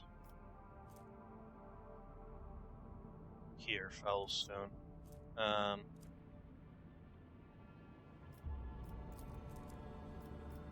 Warp travel. Okay, warp travel. New stage of development at Janus. Your ladyship, Janus, is reporting about a disaster. Ghostly Xenos figures that appear at dusk and go away at dawn in a ravenous swarm. They attack one agricultural facility after each night, freezing everything they touch. The attacks take place in the complexes closest to the uncontrolled sector of the planet where nature itself is turned against us.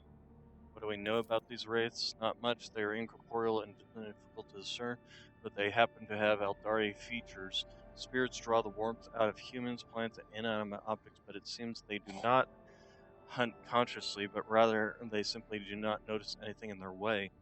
At dawn, they dissolve into mist. The wraiths also differ among themselves. Some are dark as the void, and others shine like the stars in the night sky. What's spawning these is it the corrupted sector? It is likely they gather at Its borders at the break of dawn and whirl in wild dance, howling, destroying all living things, then disperse into thousands of fading flashes. The agriculture facility that happened to be in the way of their dance falls into disrepair.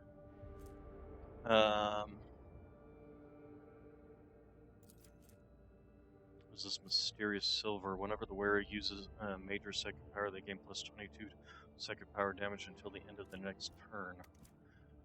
Something's not right. The wraths appear on the planet's outskirts and rush towards the heart of the contaminated region instead of invading from within. Furthermore, their differences may suggest that there are two groups of wrath opposing each other. What think of my advisors? When dealing with Xenos, one should be prepared for manifestations of all sorts of ominous mysteries.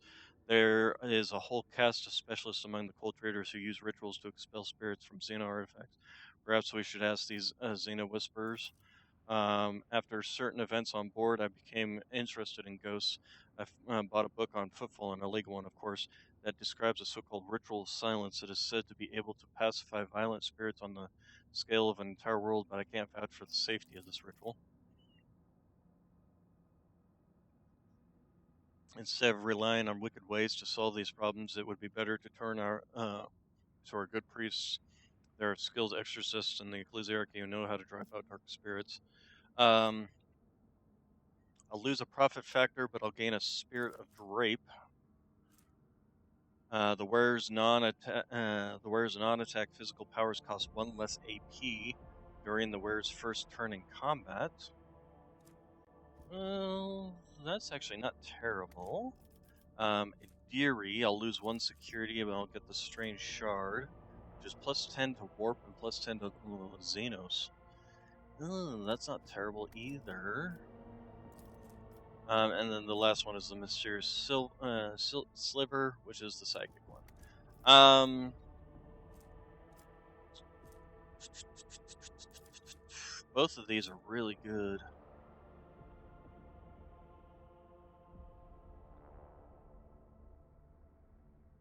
Non-attack psychic powers cost 1 less AP. That could either go on me or on what's his face, Henrik's.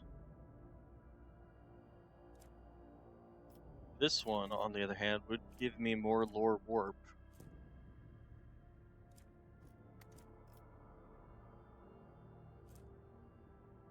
I think we're gonna go with this one since this only hurts my profit factor instead of hurting something specifically physical on the planet itself, like these ones do. So yeah. All right. Group of suspicious characters covered in talismans arrive in Janus after seeing the dance of the ghosts firsthand. They confer and made a short trip into the jungle. They later return, their numbers diminished, loaded with ancient Aeldari obelisks stolen from the ruins. Locals have called the obelisks installed in the Agri complex a blessed miracle. The energy resonance of the obelisk has formed integral domes, providing shelter against the wraths. Oh, hey, and we also got the power sword, one-handed power sword, although I don't know who's going to be using it.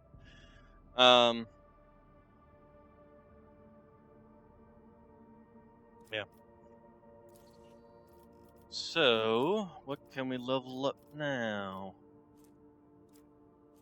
Is it just once you reach max rank 3, that's it? Or is it like eventually I'll get to a point where I can actually do something?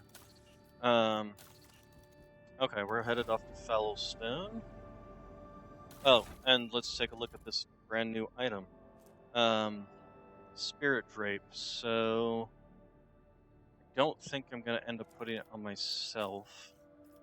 And in your case, we can just replace your carouse with it, I think. So his Psyker abilities that don't do damage, specifically Light of the Emperor, although, well, and this one too. We trigger, and this costs 50 momentum, so that's something I'll have to remember. But basically, every time he uses Iron Arm and Word of the Emperor, and even Shield of the Emperor, basically he won't be using any AP, supposedly. The wearer's non-attack physical powers cost -1 AP less during the wearer's first turn in combat. So yeah, from the way it sounds, I shouldn't use any AP on that first turn of combat, essentially. All right, let's go ahead and jump to here. Engines decks by the God Emperor Grace, no perils of the war prevented the vessel returning to material space. Yada yada yada, and we just gained 3 more. We're now at 60. I wonder if there's any. I should go probably check, but first let's go to visit Heinrich van Calix. Fellowstone, what do you need now? Whispers behind your back. Am I gonna need to purge Xenos here, or purge people?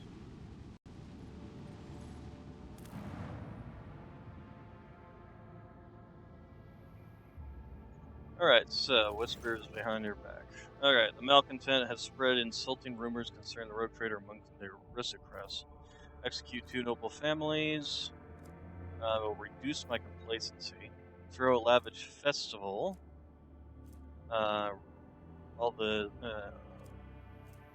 will increase my complacency. Offer privileges to whoever turns in the malcontents.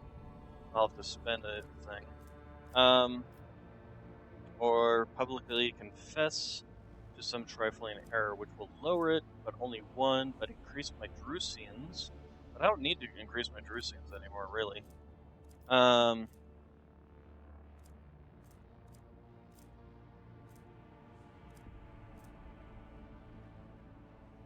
think we'll go with this one just to increase the security on this planet, because security isn't all that great to begin with. There we go, troublemaker caught, and then their tongue presented. Ew. Be thanked for resolving matter now monitors any and all remarks mentioning the ruler of the protector. Okay. And there's nothing really to do here. Let's see. Oh. Lord Captain, a strange anomaly has been detected on Kiava Gamma. A series of orders defined as Procedure OC, or possibly 0C, has forced itself into the production algorithms. The servants of the Omnicide define its execution status as most sacred and therefore follow its instructions to the letter. In just 1 cycle, cells were erected in all the manufacturums, connected by cogitators and, or more precisely, their computing channels.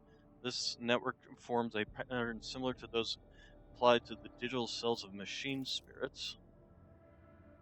The OC procedure commands Magi with an above-average psi receptivity index to enter the cells. Those tech priests who take their seats in the cells fall into a blissful data dream and begin to sing binaric hymns very similar to those that periodically word from the warped box of the Cubus Delphim. That's not great.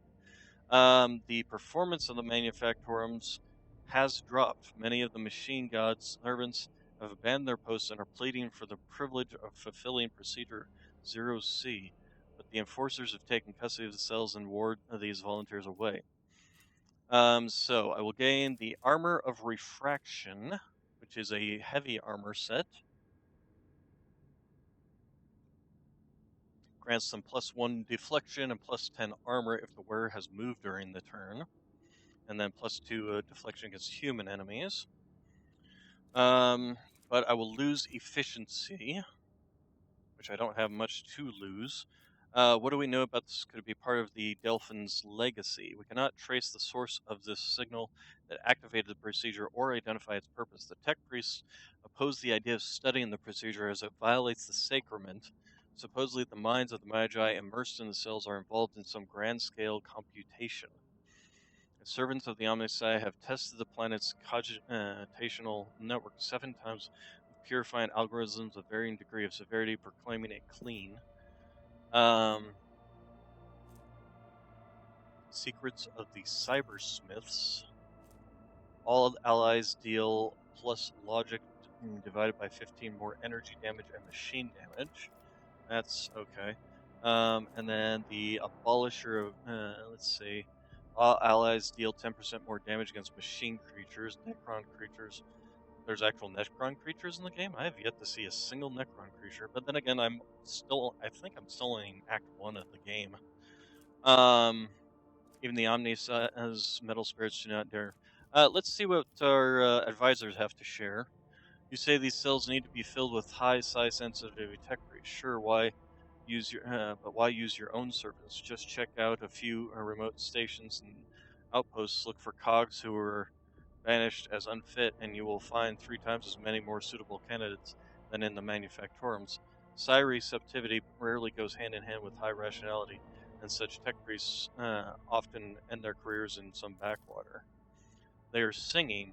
Is it surprising that your race was able to achieve such a harmonious form of interaction with crafted tools? My kinsmen, too, use psychoacoustic harmonics to guide our creations. I'm not a bone singer myself, but I might be able to tell your servants of certain principles that define the sound of the universe. I find the sacrilegious suggestion to be in breach of the data unity protocol. Signal seemingly from nowhere that has the highest execution priority.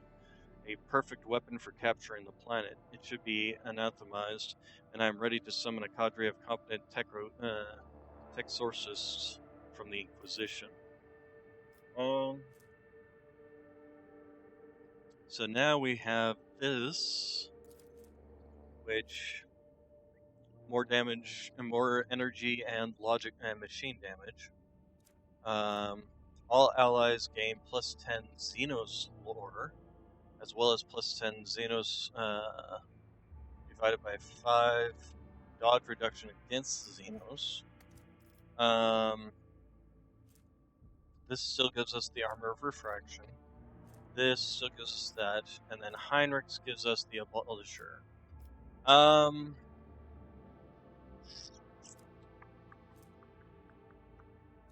Let's kind of partial to this one, simply because it is another suit of heavy armor, and all it takes to gain even more armor and deflection is to just move, which is decent enough. But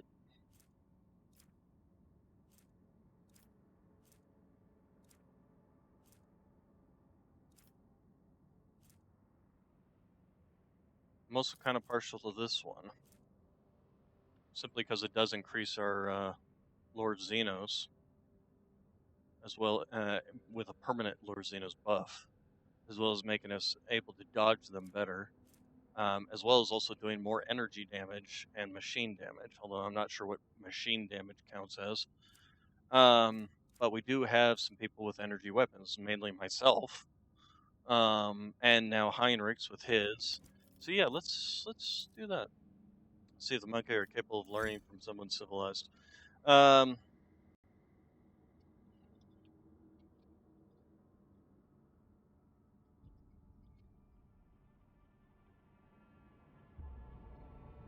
Then servants begin their investigation, seeking to determine the nature and purpose of the mysterious procedure. Awestruck, they encountered ancient creations of data smithing and possible in the current times, but could not fathom the wisdom of the digital architect. Last month's study of Xeno knowledge undertaken as part of the investigation led to a series of heretical acts of creation. The tempted minds of the Magi sought to apply the secrets of the Aeldari to their research. The culprits were servitized, and the results of the workplace to be protected in forbidden catalog. So we did lose efficiency there. Oh no, this was okay. That was from the thing we built, which we were kind of expecting that. Okay, so, and then there's nothing left to build here either. All right. So, I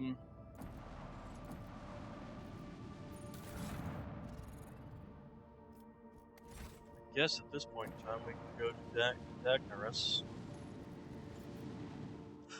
Although I might want to take a poke around, see if there's anything I haven't.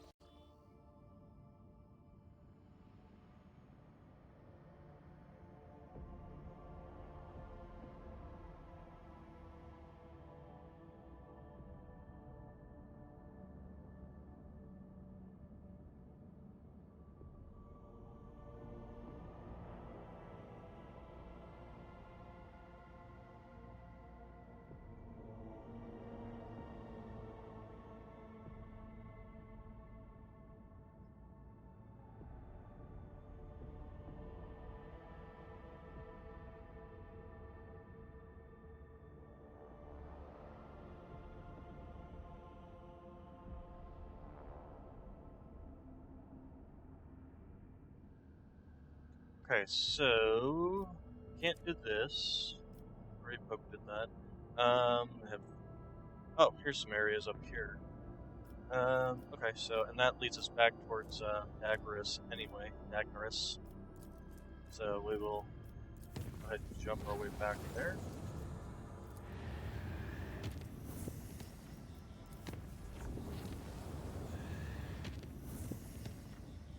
Space combat awaits in this system. Ooh. We watch. Latch. Does it? I don't see any space combat in this system. Phlogiston, which we already got. These are two things beneath. Which how much promethium is in this one? How much promethium do we have? We got 12. This gives us 4. Yeah, we'll go ahead and grab that. Plasteel, we'll go take a look at this plasteel just to see how much. It's like 7, 5 or 7 or something. Maybe it's 2. I'm not bothering with this. Nope.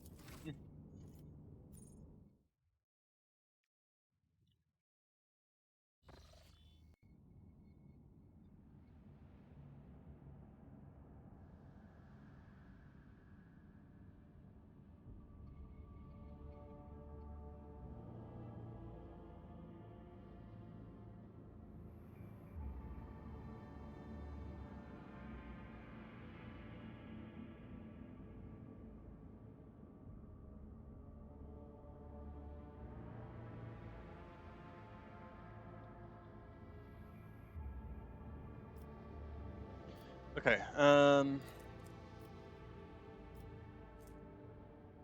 it's still saying space combat is, weird. Okay, was there, I've already searched all this stuff. I haven't gone to this one, but I can't really, and I might find a pathway like branching here, so let's just keep on jumping.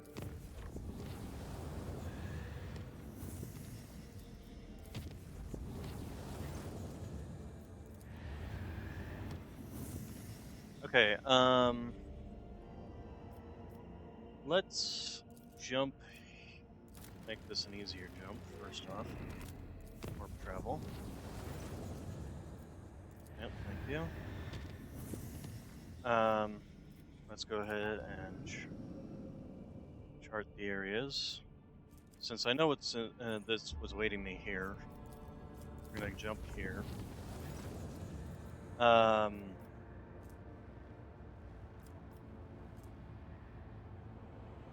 Why is it using her lower warp? Report that there is warp reef right on the ship's course. The fragment of the Sea of Souls giving material form. The navigator may either steer the ship past the dangerous region or risk approaching the ragged formation to gain some valuable insight. It's a good chance I'm gonna fail here. So, but we're gonna do it anyway. And we succeeded. Approaches the warp reefs and passes the sharp formation without brushing a single one. No one on board noticed anything in particular, but it became a momentous event. It's for the navigator. Navigator insight gained. What does that mean? Navigator's insight is a special resource acquired by exploring the Chronos Expanse by scanning new systems, anomalies, participating in non-combat space events.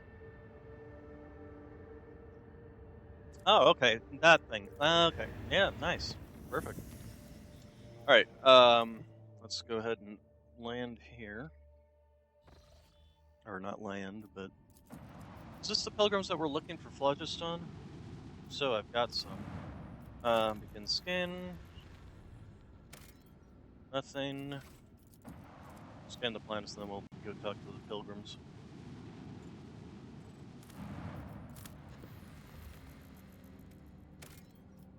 Alright, what do we got here? After analyzing the Augur data, the officers are surprised to discover that the planet was once covered with oceans. Long ago, an unknown cataclysm caused the seas to dry out and turn the world into a lifeless desert. The most amazing discovery of all was skeletal remains of a colossal oceanic figures, some large enough to be seen from orbit. Okay, interesting. Um,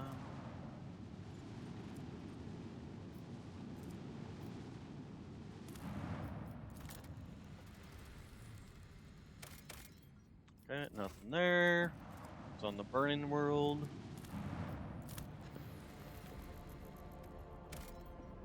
Nothing there. All right, let's go talk. Let's save our game and then go talk to the pilgrims. Pilgrimage. All right.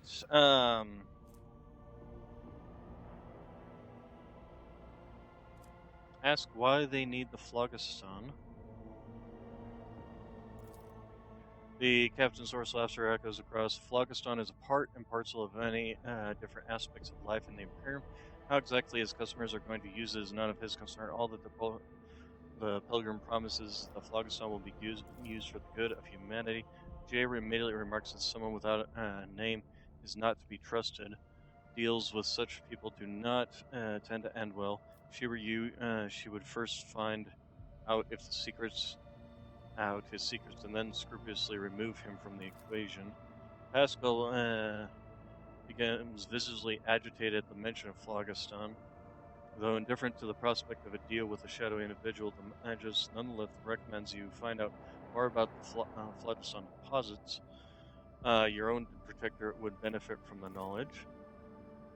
Propose a deal, valuable information in exchange for the phlogiston. Um, ask what you will receive in return. Exploring the Chronos Expanse, he promised to let you in intriguing rumors that may be of interest to someone. Well, we have a good commerce, so we might as well ask for more. It looks like the Captain of Darker is unsurprised by your reaction. He's willing to pay in gold and securities for any information on Phlogiston. Um,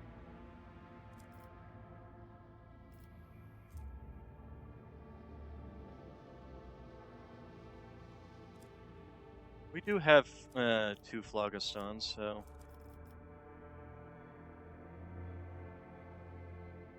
yeah.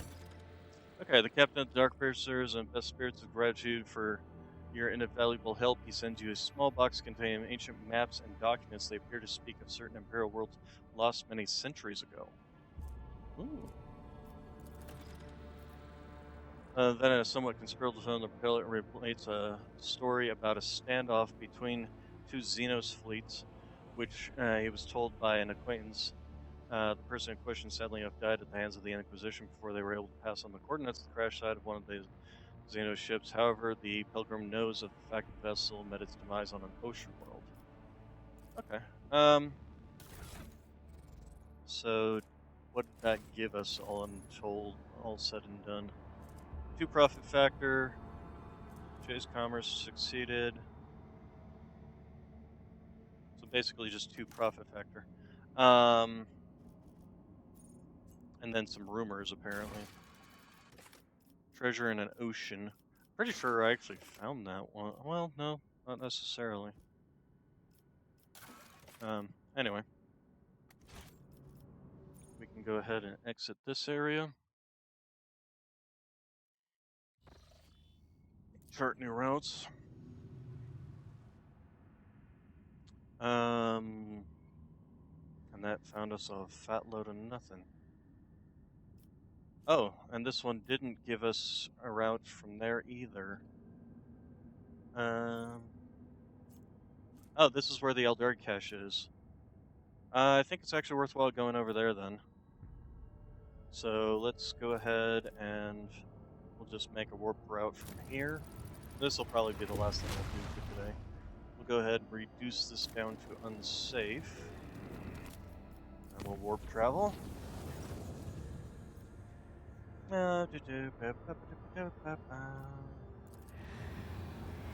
Okay, and then go ahead and chart routes.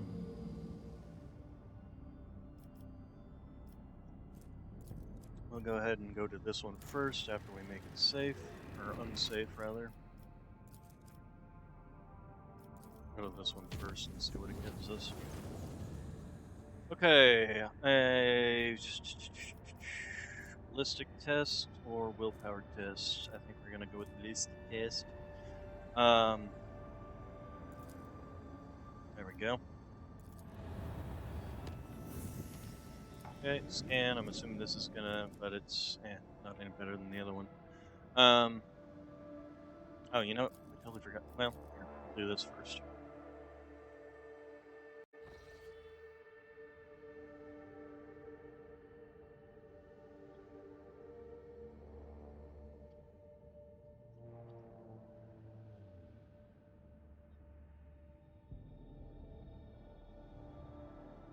Unidentified object has been located in the system. Artifact reacts to our transmissions by releasing unknown, most likely of Xeno origin. The cogs are reporting.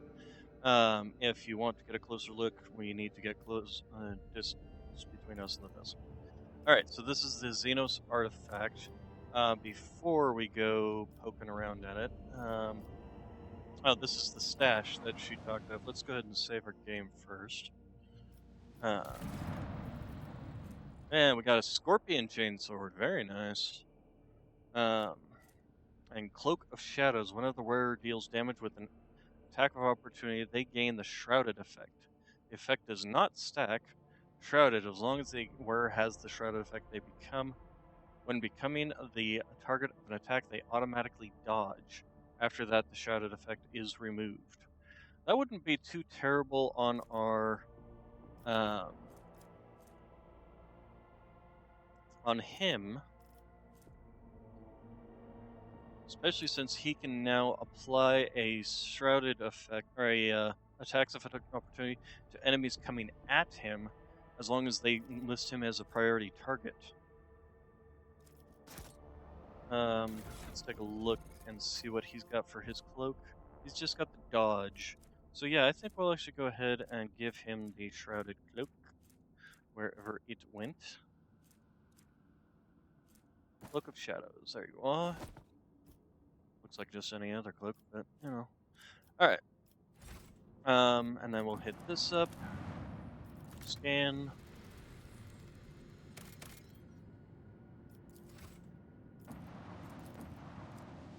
Go check out the Hulk. Give me some phlogiston. Nope.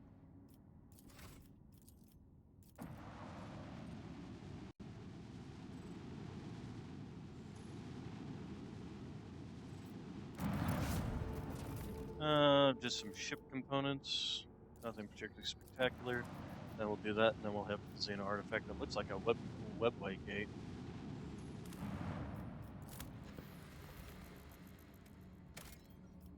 Okay, we got 4 things of Promethium. And then we got this. Okay, we'll do the 4 things of Promethium. What do we got here? So, at first, it looks like snowy and desolate planet was devoid of surprises, but the yellow and orange flickering of the lumens and the notification from the auger system informs the officers there's a small colony that survived in spite of harsh climatic conditions. All attempts to hail the colony have failed. Send a scouting party. Explorers report the dismal condition of the settlement and its inhabitants. Their skin is translucent and pale, their icy blue eyes see practically no color. Their language is rough and guttural, and their stomachs cannot tolerate anything except a stew made from local root and moss, and yet they are subjects to the Imperium, still loyal to the Emperor. They have mistaken your people for his emissaries.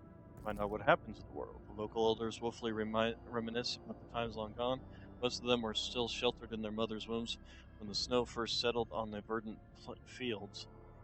Hail ruined the crops and frost hardened the soil. Plants and large beasts that could not sustain themselves were the first to go. They were soon followed by the birds and other small. Most of the people in the large cities perished, unable to warm themselves and their families. Give the unfortunate people a gift of Promethium and send tech priests to perform the rites of generator maintenance. Take the machinery from the colony and abandon them to the freezing world, or abandon them. I'm not gonna do that. They say the governor and his entourage left the world in the first days of winter, taking all the provisions and fuel with them. No one responded to the pleas from this dying world. The stars remained deaf to the messages transmitted by the planet's Vox stations. These abandoned subjects to the Imperium still managed to save the machines and other valuables, but they were of little use without the supply of promethium, and yet those who survived eventually adapted to the tribulations God Emperor bestowed upon them. Yeah.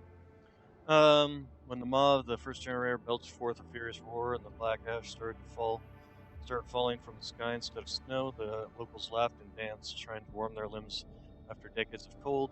They called down blessings upon the unseen savior, a rogue trader from the Von Valencias, and thanked the God Emperor for fortuitous. Alright, and that gave us, in return, some Mechanicus creations, some weaponry, and some armor kits. Very nice. Okay, so let's go ahead and see what our webway gate over here has to do. Save our game and check it out. Lookout bridge. Lookout bridge. We have an unknown object dead ahead, not an asteroid, clearly artificial in nature, but it's larger than the footfall station. Copy that. Reports relate to the officer on the duty and pilots. Lookout. Expect visual soon. We have visual. What the incoherent whispering. Lookout. This is Voxmaster. I'm adding the pilot, senior officers, and Lord Captain to this channel. The ladyship wishes to assume personal command. Lord Captain, we requested intel on the object from the Augur array module, awaiting response. Lord Captain, on the line. Yeah, 100%. This is 37 is better than. No need to engage Augurs. I know what it is. It's called the webway gate.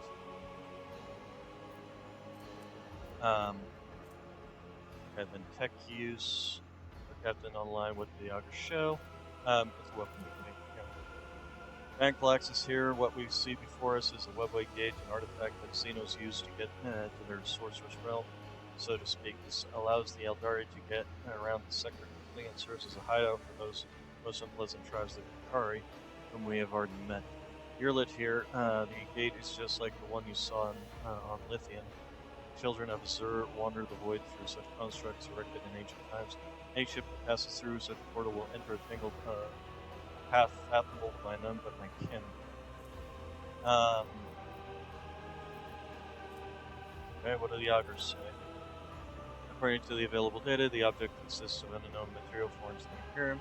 They're registering an unknown class of energy profile. The engineers are at a loss as to how this technology works exactly. They did specify the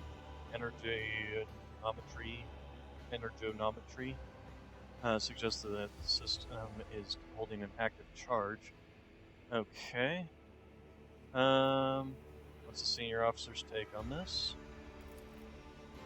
Bankalex is here. We know what that is. We activate the device somehow. Request response from the Engineerium. Apologies, alert. The tech resetter refused to even consider such a possibility. Would be a violation of the omniscience sentence and an extremely dangerous undertaking, perhaps at certain companion groups. Even if I knew the secrets of this gate, I would never surrender it to the monk guy. The webway is our kin's sacred refuge. Alright, enough mysteries, we're changing course and getting out of here. I'm not gonna blow it up, I mean, what's the point? It's all the way the hell out here in the middle of nowhere. Alright, leaving.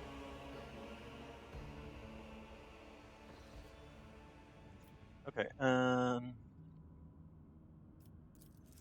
gonna jump here, explore this one, then we'll mark this one. See, one of the officers on the lower deck stopped providing status reports. 3 days have passed since the box transposition. In other words, we had some damage to our ship. Let's go ahead and visit.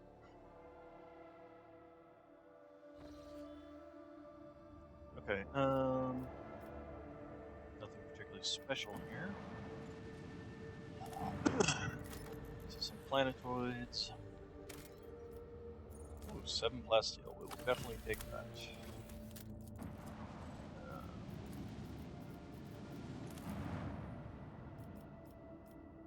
We were kind of running low on plasteel anyway. Provisions. Only 2 provisions though. Considering how little, few extractions we have left, we're going to wait. Now we're going down to the planets. The Wasteland Wayfarer. Hopefully we'll fight something here. We can test out all our new toys. Alright, so... Nothing escapes my sight. Nope, nope, nope. Tech use.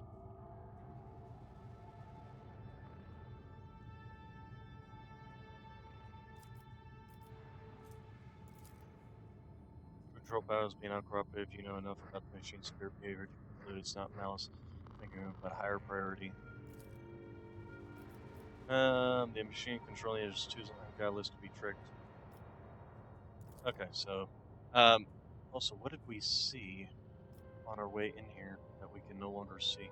Well, we'll have to look at it on our way out. Is there money to be made? Awareness. I have learned You hear a much in my strange sound that exile. reminds you of dripping water or the clattering of something sharp against metal. Level early. We've got something over here. And something over here. Okay. 6 to 1, half a dozen the other, so we'll just go this way. Let's take a peek in here. Seems to be some goods here with the dead You body. really believe your god is sitting somewhere on a throne of gold, watching over you? Well, we don't believe it, we know it, actually. Um, we literally have. We know he's there. Every time we see the Astronomicon, we know he's existing. Thick diary filled with the entries written in neat, precise handwriting. Its author with documenting the events of his life through, with her and his bordering on obsession. Exodus Watch, never thought this day would come. I'm addressing it as Master Captain once more. How many times did I swear never to venture into the void again during those 2 Terran years I spent among the mangled ruins of the Unheralded Reckoning's Bridge? Unfortunately, life in a gravity well didn't bring me peace. Reverend Harmonious promised me that performing a selfless feat of devotion would bring me serenity. Maybe he's right, but I'm still writing in this journal during the long nights to keep my sanity, just like I did for 2 years there and 2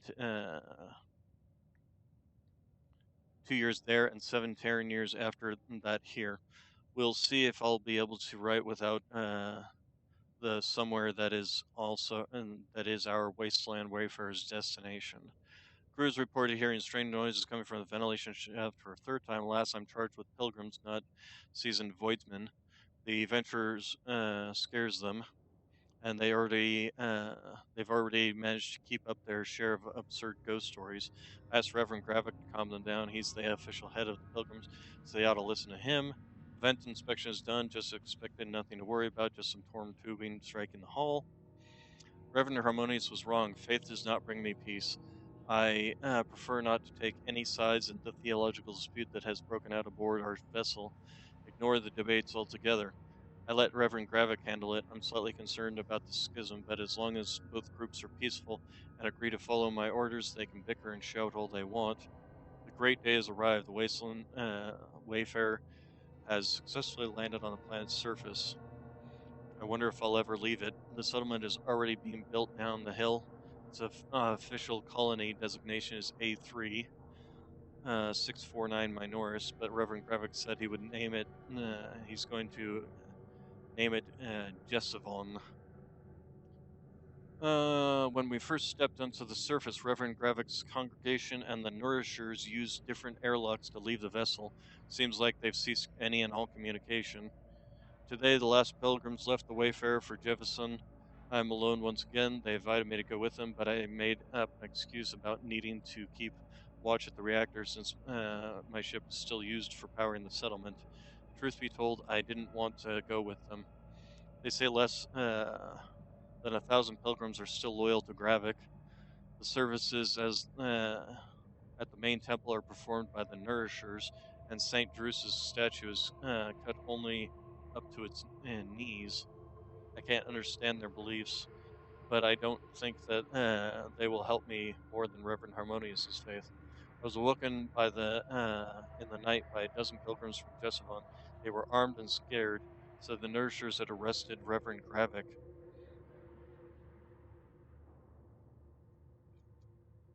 They were bewildered, and I didn't know what to do, wanting me to act. So I did. Since Reverend Gravik is the official head of the pilgrimage, I deemed that this was an incident of civil unrest.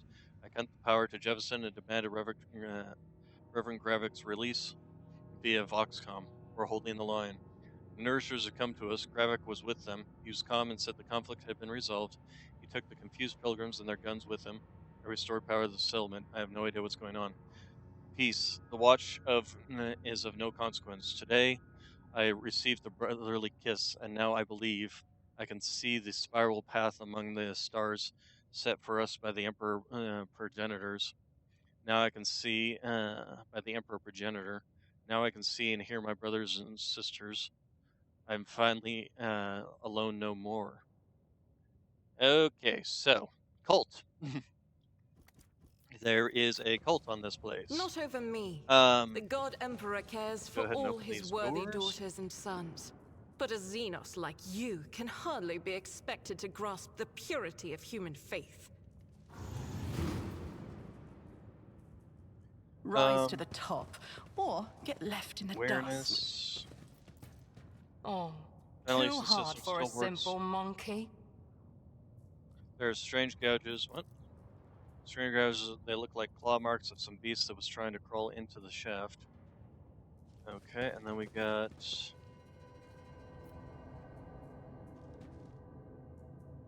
Oh, okay. So somebody barred themselves in here. All right. Emperor favors me today. Yep. Let's go ahead and. What we got? Just a las pistol, some low sticks, and hey, it was more melted charges. Very nice. All right. This kind of feels like a area of gene stealers. Oh, gene stealers.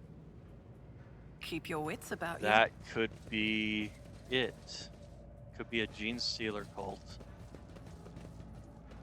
They heard scrabbling in the ventilation, and now they have these nourishers. And they're talking about the Emperor progenitor. Just as I planned. Sneaky. This could be gene stealer cult. Okay, we got a hand flamer, but that's no better than the hand flamers we already got. Yeah, the reconstructed one is just superior. Yeah. In which case, we definitely may I be always have a enjoying backup plan. the use of a certain I'm restless. flamer. I will lead us to fortune. Okay. Yeah, sounds like we got ourselves a Keep cult. a sharp eye. Hello. Metal boxes were brutally forced open. Why would the ship's owners break into them if they could simply turn the key? Can I? Always keep your eye on the prize. What? Hunched over a voxcaster, the hooded man mutters monotonously but empathetically into the machine as he rocks slightly to and fro. In the light of distant stars, our Emperor progenitor wanders warily. With thoughts and visions of us, he sends us particles of his light through his body. Though his body suffers, his mind lingers on. Let us, therefore, nourish him with the light of our souls, with our prayers, with our faith. The faithful worship the Emperor under a great many names, and yet I do not like this prayer.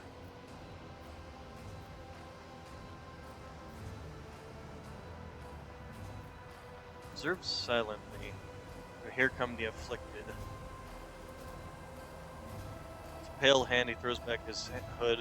You see an ugly face with flat, wide nose, disproportionately large brow ridge, irisless eyes with enormous pupils, a wide, toad-like mouth, and skin that transitions to purple scales at the cheekbones. Standing there is a mute. Welcome to the abode of the nourishers. The three sorrowful flanges point the way to the Emperor progenitor. I am glad you have chosen ours. This is bad. This is very bad. Ready your weapons. Lord Xenos. The being's nature was straight too far from mankind's blessed genome. Creed sees no humanity deviations like these, and it so commands that such creatures be exterminated without mercy.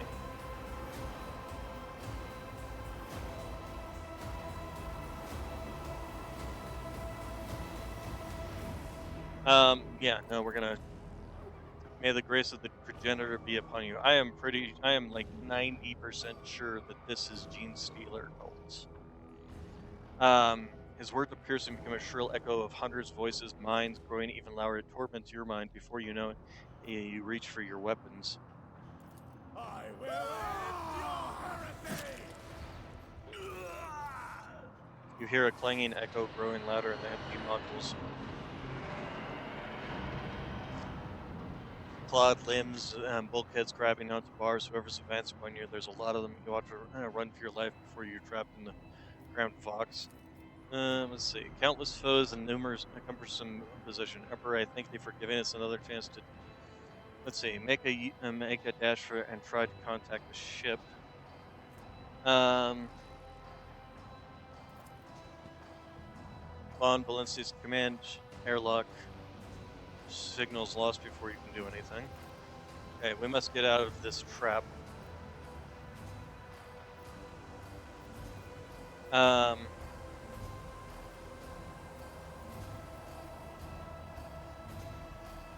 still and listen, or look for cover.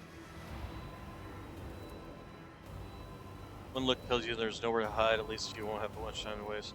If these beings are who I think they will find us, they will not lose our scent. Run. Okay, line your retreat. You have a few hours. If you had a few hours to explore your ship, you surely found any number of discrete shafts, unlocked modules, yada yada yada. Optimal retreat count, route quickly, delays not advised. Okay, hold still and listen. It's coming from ventilation shafts. Chariot narrate where the road drive at moments, but you feel now pressure. I'm unsure. Okay. Such things right now. Blah blah blah blah blah. Gaze falls upon a rune-covered control panel near the box receiver. A green lumen burns with the gauge airlock seal. The switch socket exploded and does not immediately yield to your touch, but the lumen changes from color to blood red, and the whirring of deactivated airlocks rises up. Okay, so first off, we're gonna grab the goods.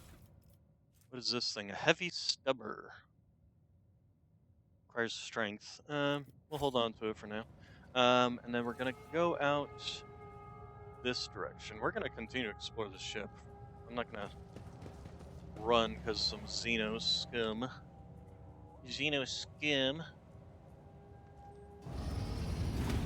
Is there money to be made?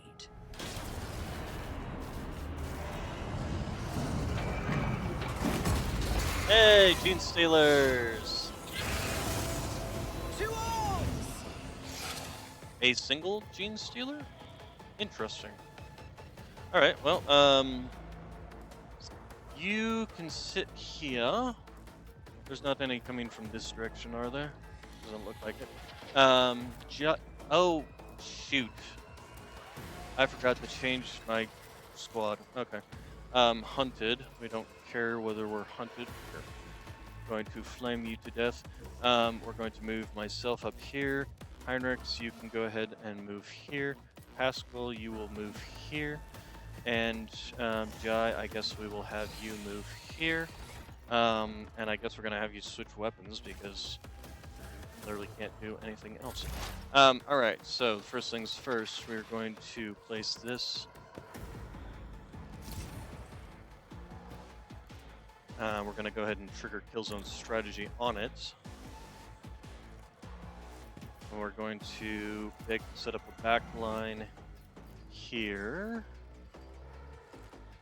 Actually, we'll set it up here. I am not your Xenos pet, monkey. Oh, shut up. And then the rear guard can be set up. I can get this damn thing to spin. There.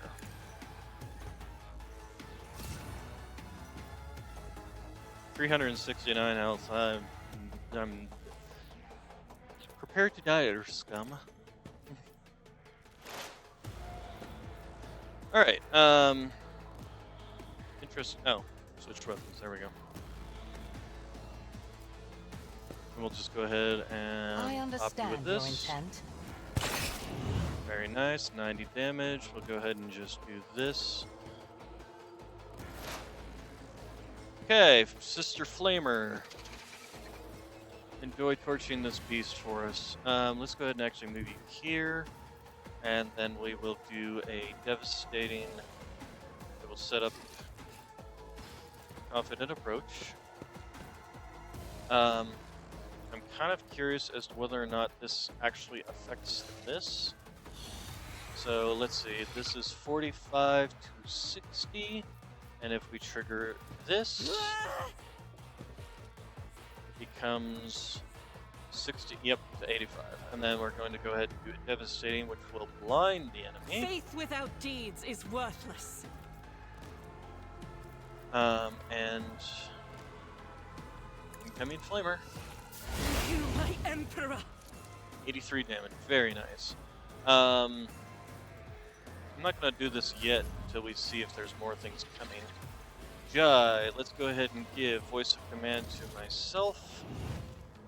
Actually, I probably should have just done the heavy bolter, to be honest, but this thing's going to die before it gets to do much more anyway. We'll go ahead and assign the objective. Am I getting paid for this? No, you're not. Press the advantage.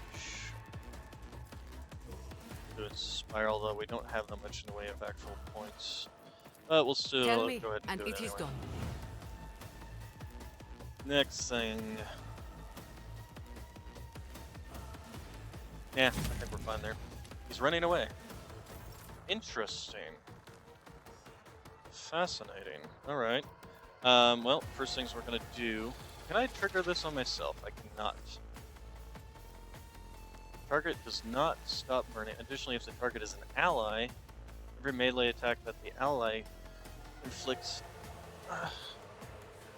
Well, this makes it sound like I can trigger it on an ally. So why is I unable to target? Target is under the effect. My gut This tells target me is under the it's a effect. bad Under the idea. effect of what? Hunted. This character is about to become prey. At least one creature is hunting the rogue creator's party. Backline, voice of commands. Okay, well, we'll go ahead and do I'll this. see to it, personally. Give ourselves the warp speed. Then we're going to move up to here and do this. You should have thought twice before 50 crossing me. damage. And we're going I'll to make do it happen. this. So we'll do it for free anyway, and then time for blade dance, and you're gonna die from this. Another enemy down.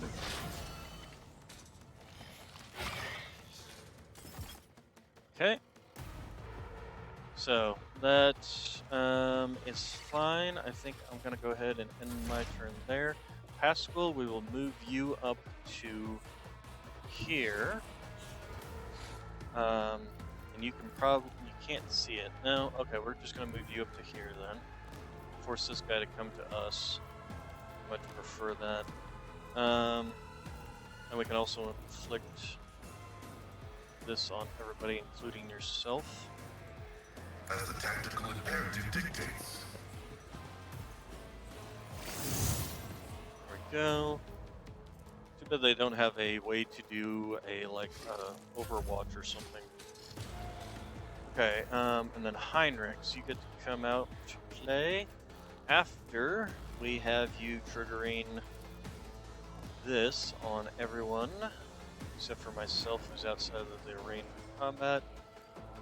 For the So go ahead and throne's do this. glory. Yes, it is free for him to trigger these things, which is excellent. Shield of the Emperor. Why not? It's probably not a bad idea. We'll go ahead and do Sword won't of object to Faith. it. And then we're going to move you out here and try doing a Haunting Scream at this creature. Everyone, step aside.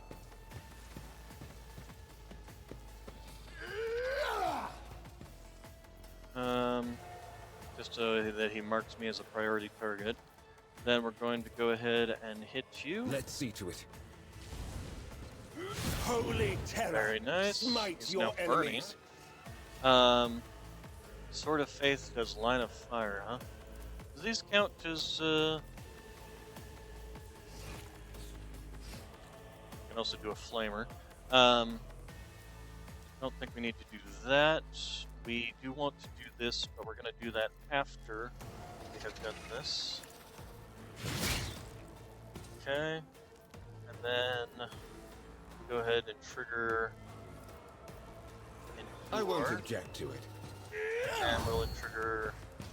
But of Defensive course, stance. Lord Captain. Okay, then you're going to move up to here. I'm going to move your kill zone. I move as if Here. unseen.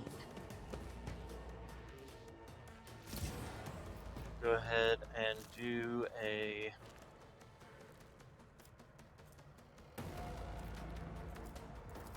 strong kill zone. I am not your Xenos pet, monkey. We will then do this. And then we'll snipe This him. tedium is beneath me. He's probably going to die before we get to do much more with him.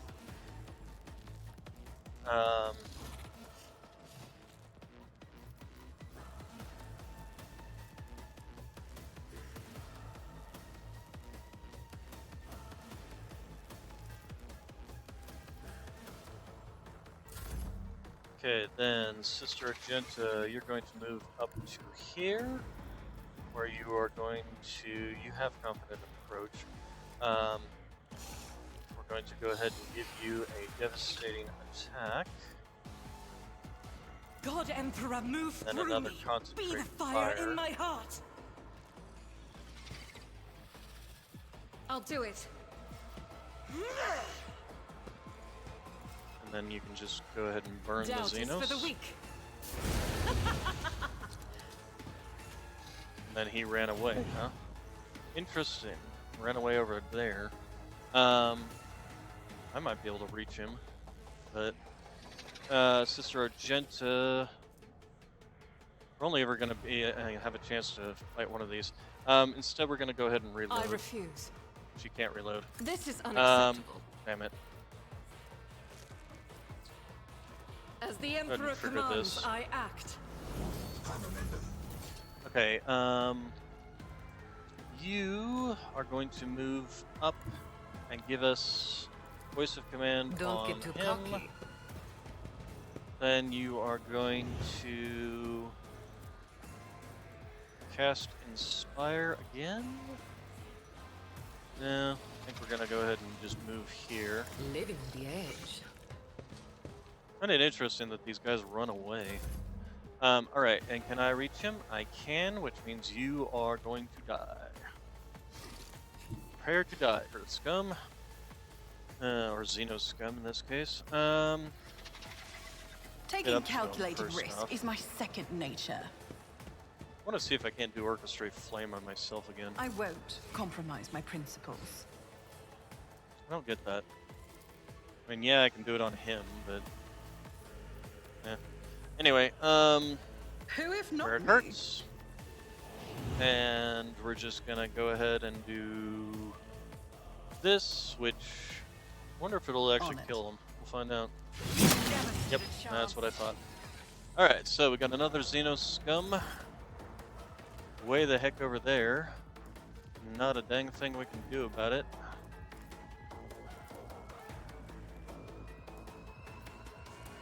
So we're just gonna wait. It's gonna come up to me. And now it's my turn again.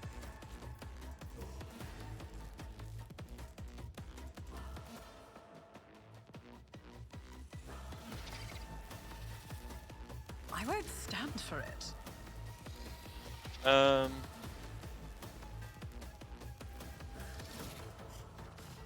Could inflict ignite on him as well, and then do orchestrate.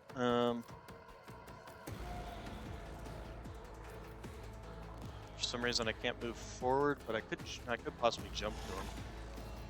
Yeah, we'll do that. I will jump to you. It's as good as done. You should have thought twice before crossing Okay, me. now he's bleeding and poisoned. What else has he got? On the hunt. Okay. And then we're going to do where it hurts again.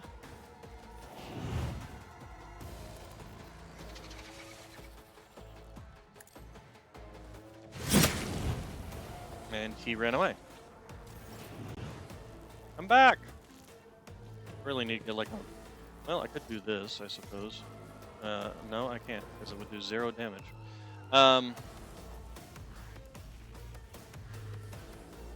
Took a fresh injury from that, and unfortunately he doesn't have any more dots. And he does have accelerated regeneration. But there's nothing I can do about that. Unfortunately, all my people are just way too far away.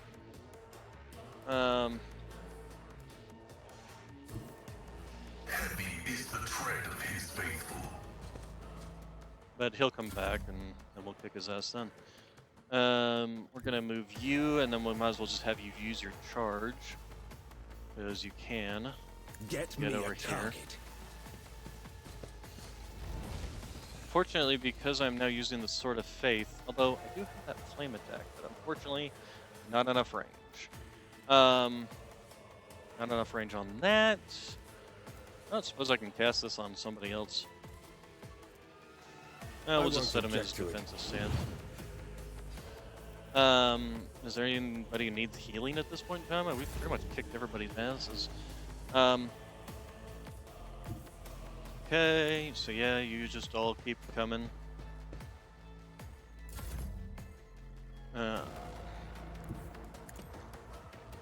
Actually, you can reload your weapon, finally. Faith without deeds is worthless. This Yeah, battlefield air is Aeldari. good for my lungs. Okay, now he's coming back. And to keep you from running in the wrong direction, we're going to move over I don't need here. luck. I have strategy. Then we're going to go ahead I'll and see blade to it dance you, personally. because that will kick your ass. Consider this a taste of what. Okay, and then any other gene stealers, or is that it? That was it, apparently. Alright, I always keep my So. options open. let's just take a peek around, make sure we didn't miss anything. There was the Vox Cleric, we can at least loot his body. Condensed Carapace.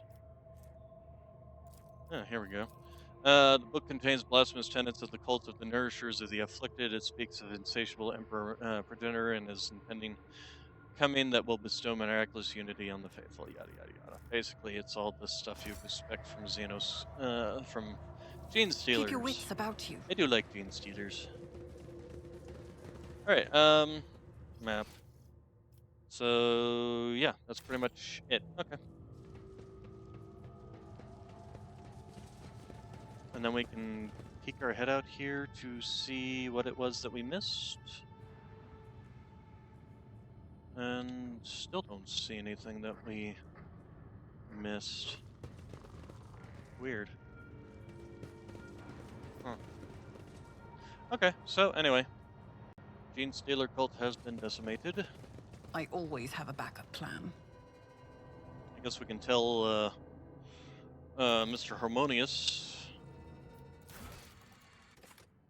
been found destroyed by ungodly Xenos. Footfall is still waiting for news. So yeah, we can go back to Footfall and talk to him and say, hey, your people are being turned to worship to Xenos. Basically gained a Xenos infection and became a Gene Stealer cult. But yeah, we totally wrecked them too. Okay, small planet gently wrapped in amber forest greets you with ruby-colored dawn. Basil von Dem Clerk, The local governor gives you, a rogue and trader, a warm welcome. After several glasses of Damascene,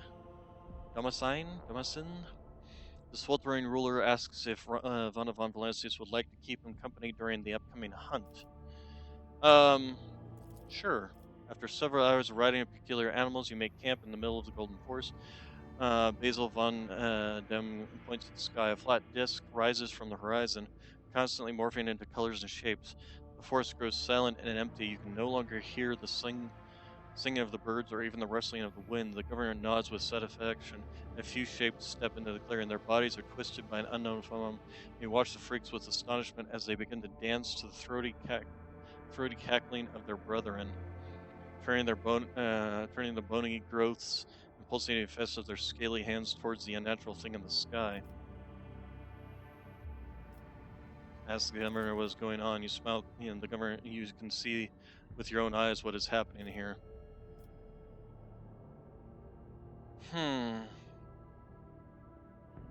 Destruction or watch? Hypnotic dance seems to continue. Unfortunately, how creatures howling whining ghouls unable to tear their bleeding eyes from their celestial bodies. When the pavine disc outshone even the light of the local star, the physical shells of the things that were used to be men burst, releasing beasts into the plane that not even the most fluent are capable in describing.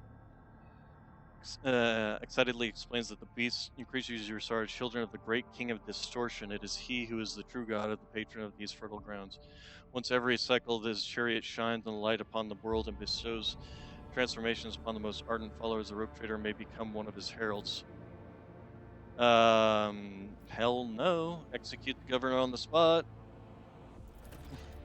Governor's head separates from his neck with a distinctive squelch. Black and brown blood seeps from the into the soil beneath his corpulent body and is immediately transformed into a writhing tangle of worms that burrows deep in the ground with a natural speed. You return to the ship, pondering what to do with the world, more importantly, what to do with the King of Distortion.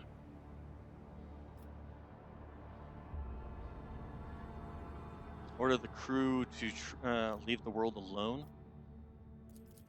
The senior observer's suspicious gravity emanating from the twisted celestial body of the heart of the system. Chaplain advises you to get ready for a potential encounter with spawn of the archenemy, so it may be wise to reconsider unless you have holy artifacts, sacred wards, or the blessed effigies of the Emperor.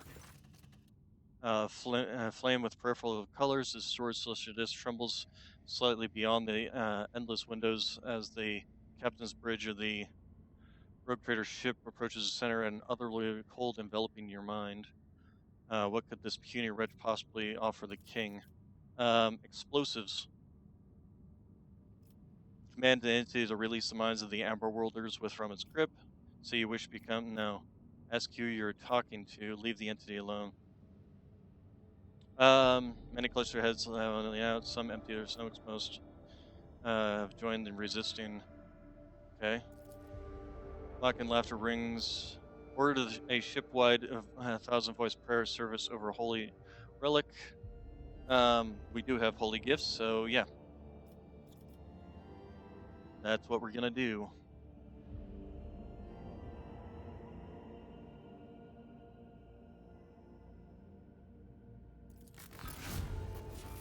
Hey, we got some holy gifts from it. Oh, nice. Deafening gongs strike and are heard from across hundreds of decks. Your eyes are misted with red and your gums bleed as your subjects falter and knees all at once in a shared prayer to the Emperor. The holy relics from the ship temple melt with the ardor of their speech, and the entity screams and writhes inside your brain, struggling to break out. Many drop dead during the first minutes of prayer, unable to resist the corruption. However, others immediately take their place unfazed by the sight of their fellows turn to dust in seconds. Then a nauseating stench engulfs the ship's decks like wave, causing people to retch forth their innards. Finally, every speck is plunged into darkness. Ghosts of the past walk among the living, stealing breath from the weak of spirit, and still the prayer is not extinguished. It is hard to tell if the prayer service has lasted hours or several days. At some point, you feel your very essence overflowing with heat, power, and then the intruding will falters. The distorted disc vanishes from the void ship's augers as if it had never been there, and at long last, everything is quiet. As everyone slowly recovers from what just happened, reports begin coming to the captains. You've lost a third of the crew to the unequal fight. and the fortunate survivors are going to take some time to come around. All hail the rogue trader. Alright, so we destroyed Golden Forts and Amber World look enchanting even from orbit. Proclaim yourself the sovereign of Amber World. And we got a mobile extract M from it. From that moment forward, the world belongs to Rogue Trader alone. Your people eradicate the settlement, housing unclean followers of profane cult. The corruption instilled by the King of Distortion loosens the grip, and the estates of the Amber World can breathe a sigh of relief thanks to the efforts of the new ruler. Yet malicious servants, the armored enemies, still lurk in the shadows, waiting for the right moment to wrap the planet in a web of heresy. Evil does not simply disappear. Demand tribute. Okay. Okay, relieved to be free of the Archimeo, planet subjects are gratefully send you their humble gifts. Alright, so that worked out well.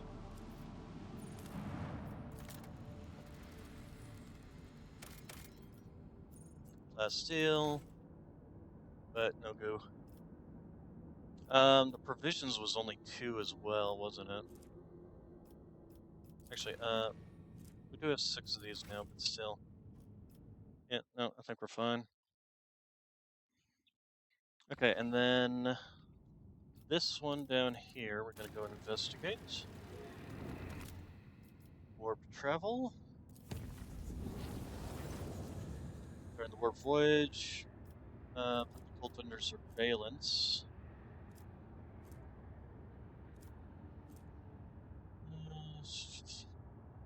Yeah, we'll put them under surveillance.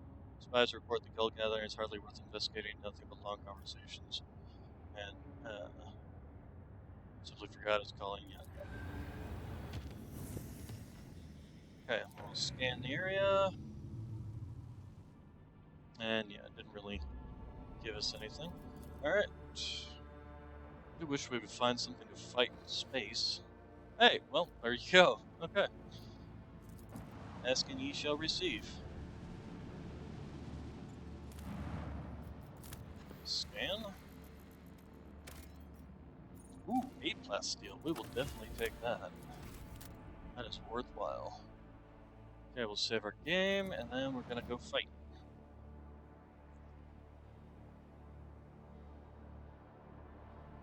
Finally get to test out our new fighter bombers. Let's make them regret ever Looks like crossing some our Aeldaris, path. huh? Quite a few of them. Got what, 4 of them? 1, 2, 3, 4, 5. Where's my ship at? Okay, so these 2 are. So I'm basically just running into this problem.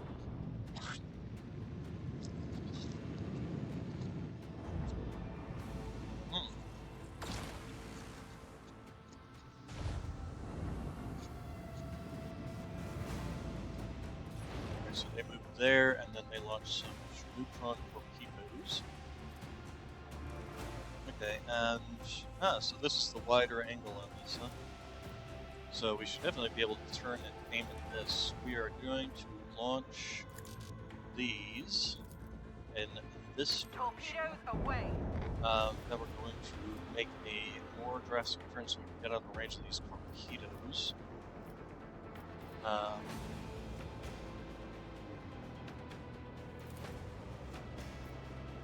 Then we're going to turn, fire our Sun Lance at this one, and then we will probably turn so that we can get our heavy plasma batteries on target, although we could also ram them. That's a possibility. Fire at will.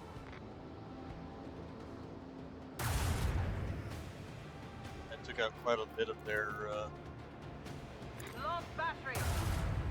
Volley.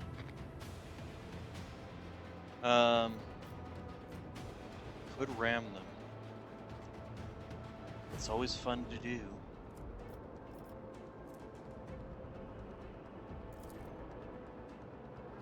Ramen spread. Although that is going to end us right next to their torpedoes, though. Probably not a good idea to do that. So we'll do this.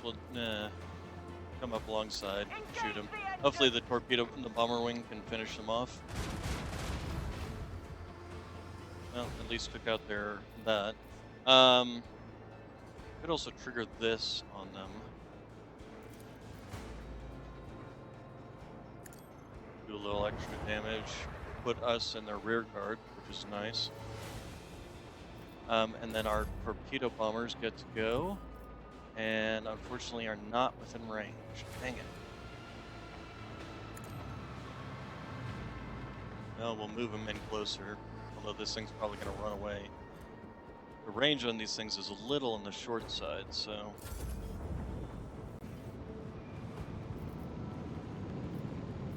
A lot of people launch torpedoes. It's gonna blow up. My bombers. These ones are actually gonna hit me, which is unfortunate. And these ones are definitely gonna hit me, considering how long the range on these things. Ow.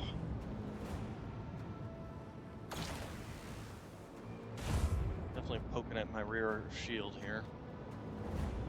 These ones are gonna poke at my sides. These are all just launched torpedoes, aren't they?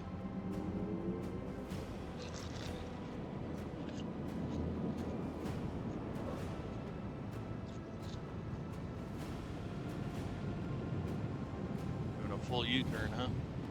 On the other hand, that also kind of places you right in front of my main guns. So you're gonna regret that, I can assure you. With the force of a supernova! Okay, and then we're gonna pull up alongside you. We can dump our guns, which will kill you, but it'll also hurt us. Versus going over this way. We'll do this, and then do that. But we'll also put us within range of those. Kind of need to basically end up here if we want to be out of the range of all these torpedoes. Let's just go ahead and finish him off with this, hopefully. Oh, no mercy for the enemies of humanity! And then if we move here, don't have the range, but we can get the range. Assuming these things have to go a little bit out at least before they can turn around.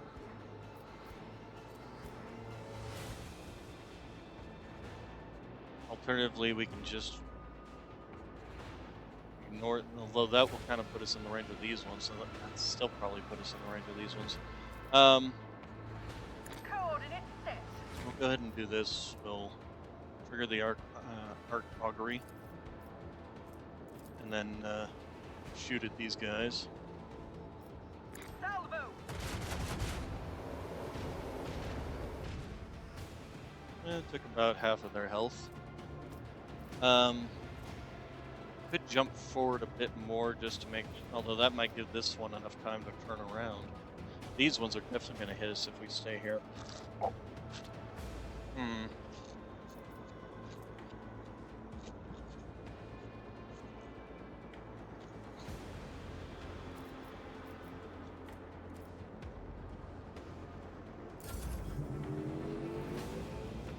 Okay, those ones couldn't, which means these ones definitely aren't going to be able to hit us. Really like, oh, that was a side one. These ones are definitely going to hit us on that side too.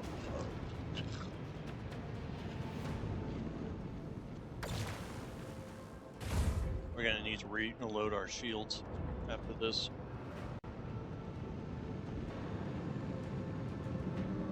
Yep, here come the torpedoes.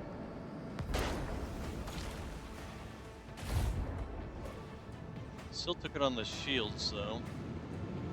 Or do these neutron torpedoes ignore shields?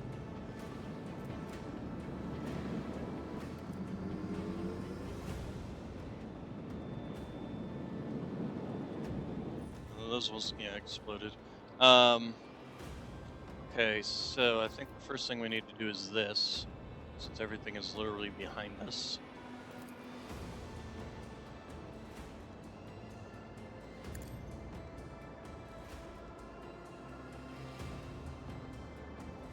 Okay.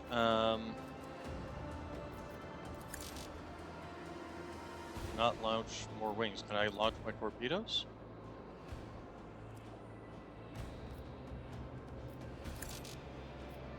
That's kind of annoying. All hands, prepare for acceleration. Still can't reach with that. But we can jump forward, which would also put us behind these 2 torpedoes. So I'm actually partial to doing that. And then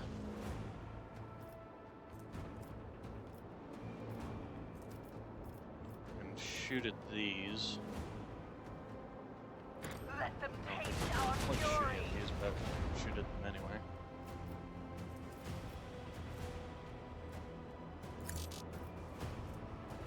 Shoot at these ones Make too. every shot count. And then I think we're gonna just focus fire on this guy next. Which is my harder hitting one?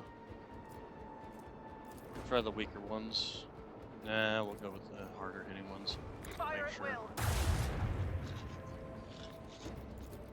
Okay, With the force of a supernova. there we go. Got it. Okay, and then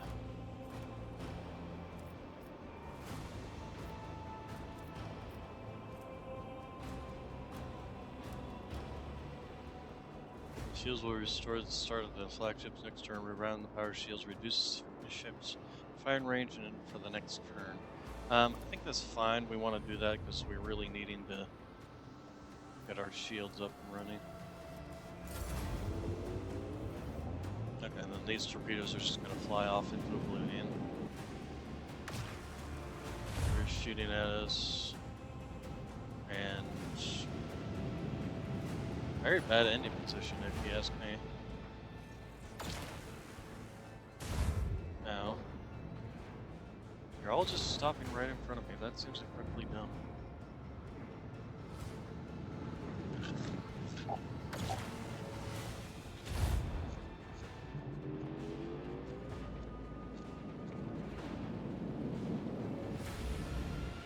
So, these ones we have to make sure we get out of the way of. So we're gonna need to like end here, or like here, or here. So the first things we're gonna want to do is start focusing some of these guys down. Start with you, I think. Fire at will. Did not succeed. Lance batteries. Volley. That did hurt you. Move up there, we can hit you with that. As we pass this guy, we can hit them the other side.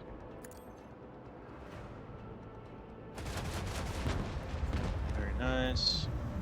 Okay, then we need to... This would block this guy from being able to move. But he might end up ramming me. And these torpedoes wouldn't be able to hit us, neither would these ones. Alternatively, that does put us on the wrong side for using the cannons there.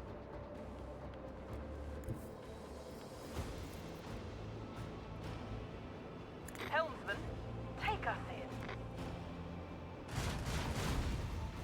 Fortunately, all of them missed.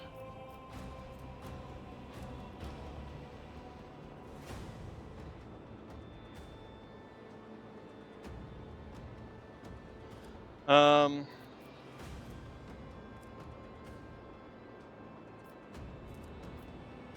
think for now we're good.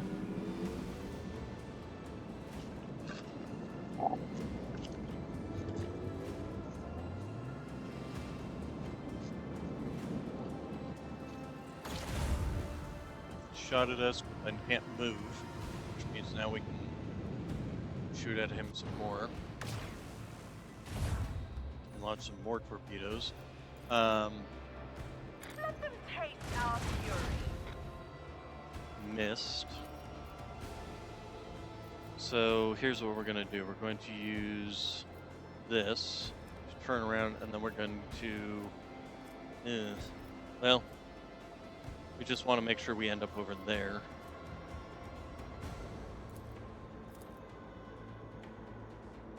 So we end here. We can still hit this guy with this, and still hit this guy with this. We just can't do anything with those guns, but that's fine, I think. So yeah, let's go ahead and move there. Engage the engines. Try hitting this guy with this. With the force of a supernova. I missed, sadly. And then we hit you with this. Lance batteries. Volley. That missed, but did remove all of his shields. So that is something. And then we'll just finish moving. These torpedoes should go off into oblivion. These ones are going to go off into oblivion. He's going to circle around. This guy is probably going to move behind us. Those exploded. Those are going to explode. This guy's going to flip around.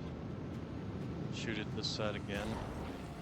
Launch some torpedoes, so we're probably going to want to turn in.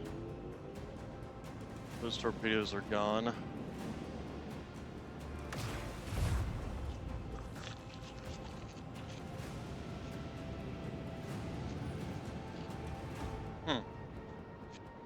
Okay, he decided to run away. I don't get why you can't switch back to the normal torpedo launchers, though. Okay, so we need to... If I move here, can I hit you? No. If I move here, I can hit you? Yes. That kind of puts me directly in line with these, but I might still be able to, like, pull off to the side after the movement. If I move here, can I hit you? Yes, actually. I like that better. Fire at will. Miss. With the force of a supernova. Miss. Nope, hit some. Okay, and then if we go here, we can hit you again. And should finish you off since you don't have any. Okay, he's dead. And we can turn around. And these torpedoes are now a miss, and these torpedoes are now a miss.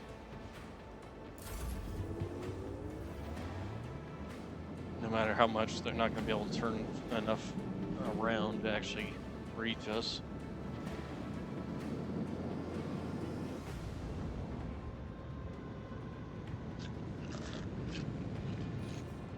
Okay, then we need to turn ourselves around.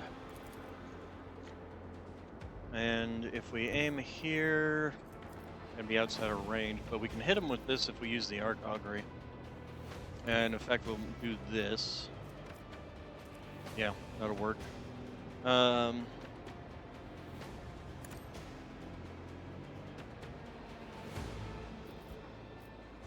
So we'll trigger the arc augury. Question, can we hit him with that? Nope, still can't hit him with that, so we'll just hit him with this one. Lance batteries.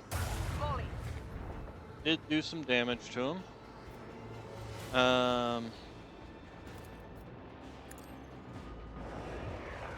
Faced him away from us, so now he's going to have to turn around if he wants to come back and attack us. Sadly, still no range on that, so yeah, that pretty much ends our turn. These torpedoes go off to Never Never Land. He's turning around to try and come directly at us. Seems incredibly dumb on your part, but never stop a enemy when he's making a mistake. Fire at will. With the force of a supernova. And then here, and this should finish him off.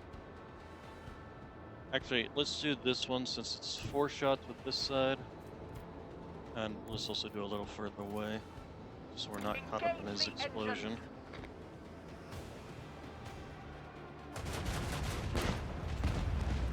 Alright, and then we'll just go ahead and turn this way, and now these torpedoes are going to just go off into Never Never Land, and we win. We did take quite a bit of damage there. Um, A okay, barbaric but we got display. intact solar I am sails surprised we and survived. Wraithbone fragments. Very nice. Very, very nice. Okay, so we still have a couple of places to check out after we make sure to repair. Okay, hold on. Some adamantine. How are we doing on the whole adamantine? Only 5. Yeah, we could probably use a little bit more. Okay, yes, I do want to do that as well. Alright, then we'll go down to this planetoid.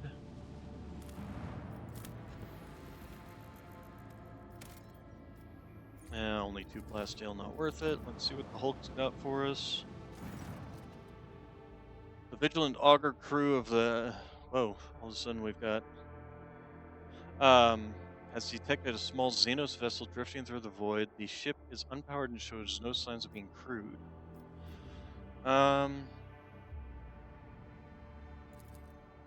Squad boarded the vessel without issue. Corrosion was laid waste to the ship, which was led to the death of crew. The interior is full of Aeldari corpses. No weapons found in the dead Xenos, judging by the warrior cast. Xenos Yearlit claims to have recognized the symbol in the dead Aeldari's clothes. There were civilian refugees from the craft world. Man, she can't catch a break. She cannot catch a break finding any of her people. I feel sorry for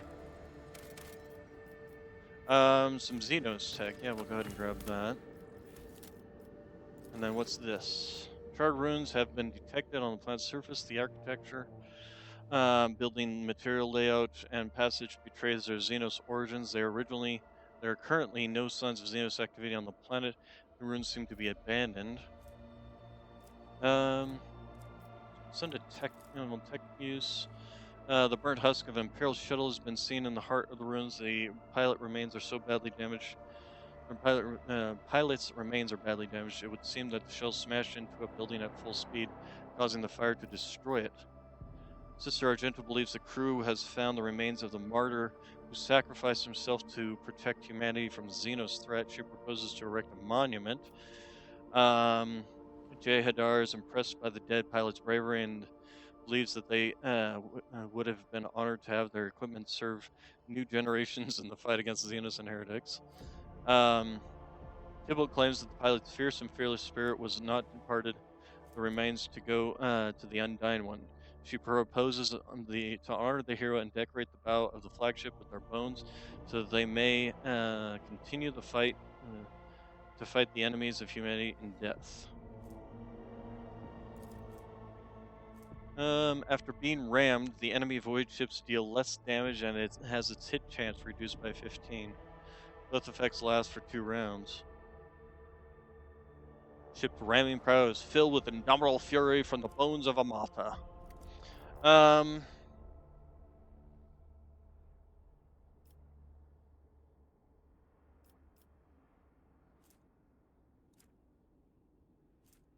Sure, why not?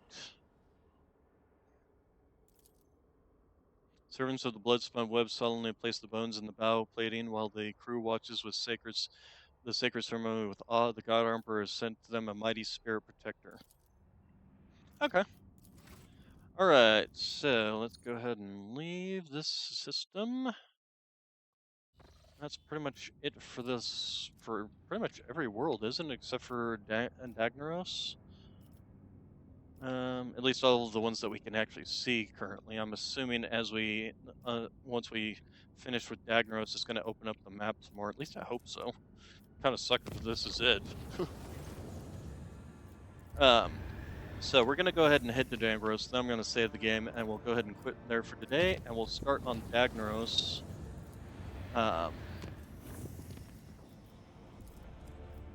Tomorrow. Today is Friday, isn't it? Yeah, so I'll be back tomorrow to play some more. Save our game, and visit. If it goes immediately into a cutscene, the quest for the crossbows is finally an end.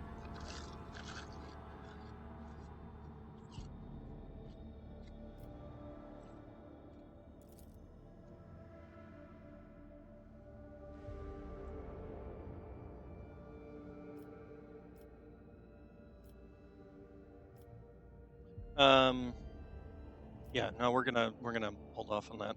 All right, so you all have a good day, good evening, good night, and I will see you tomorrow.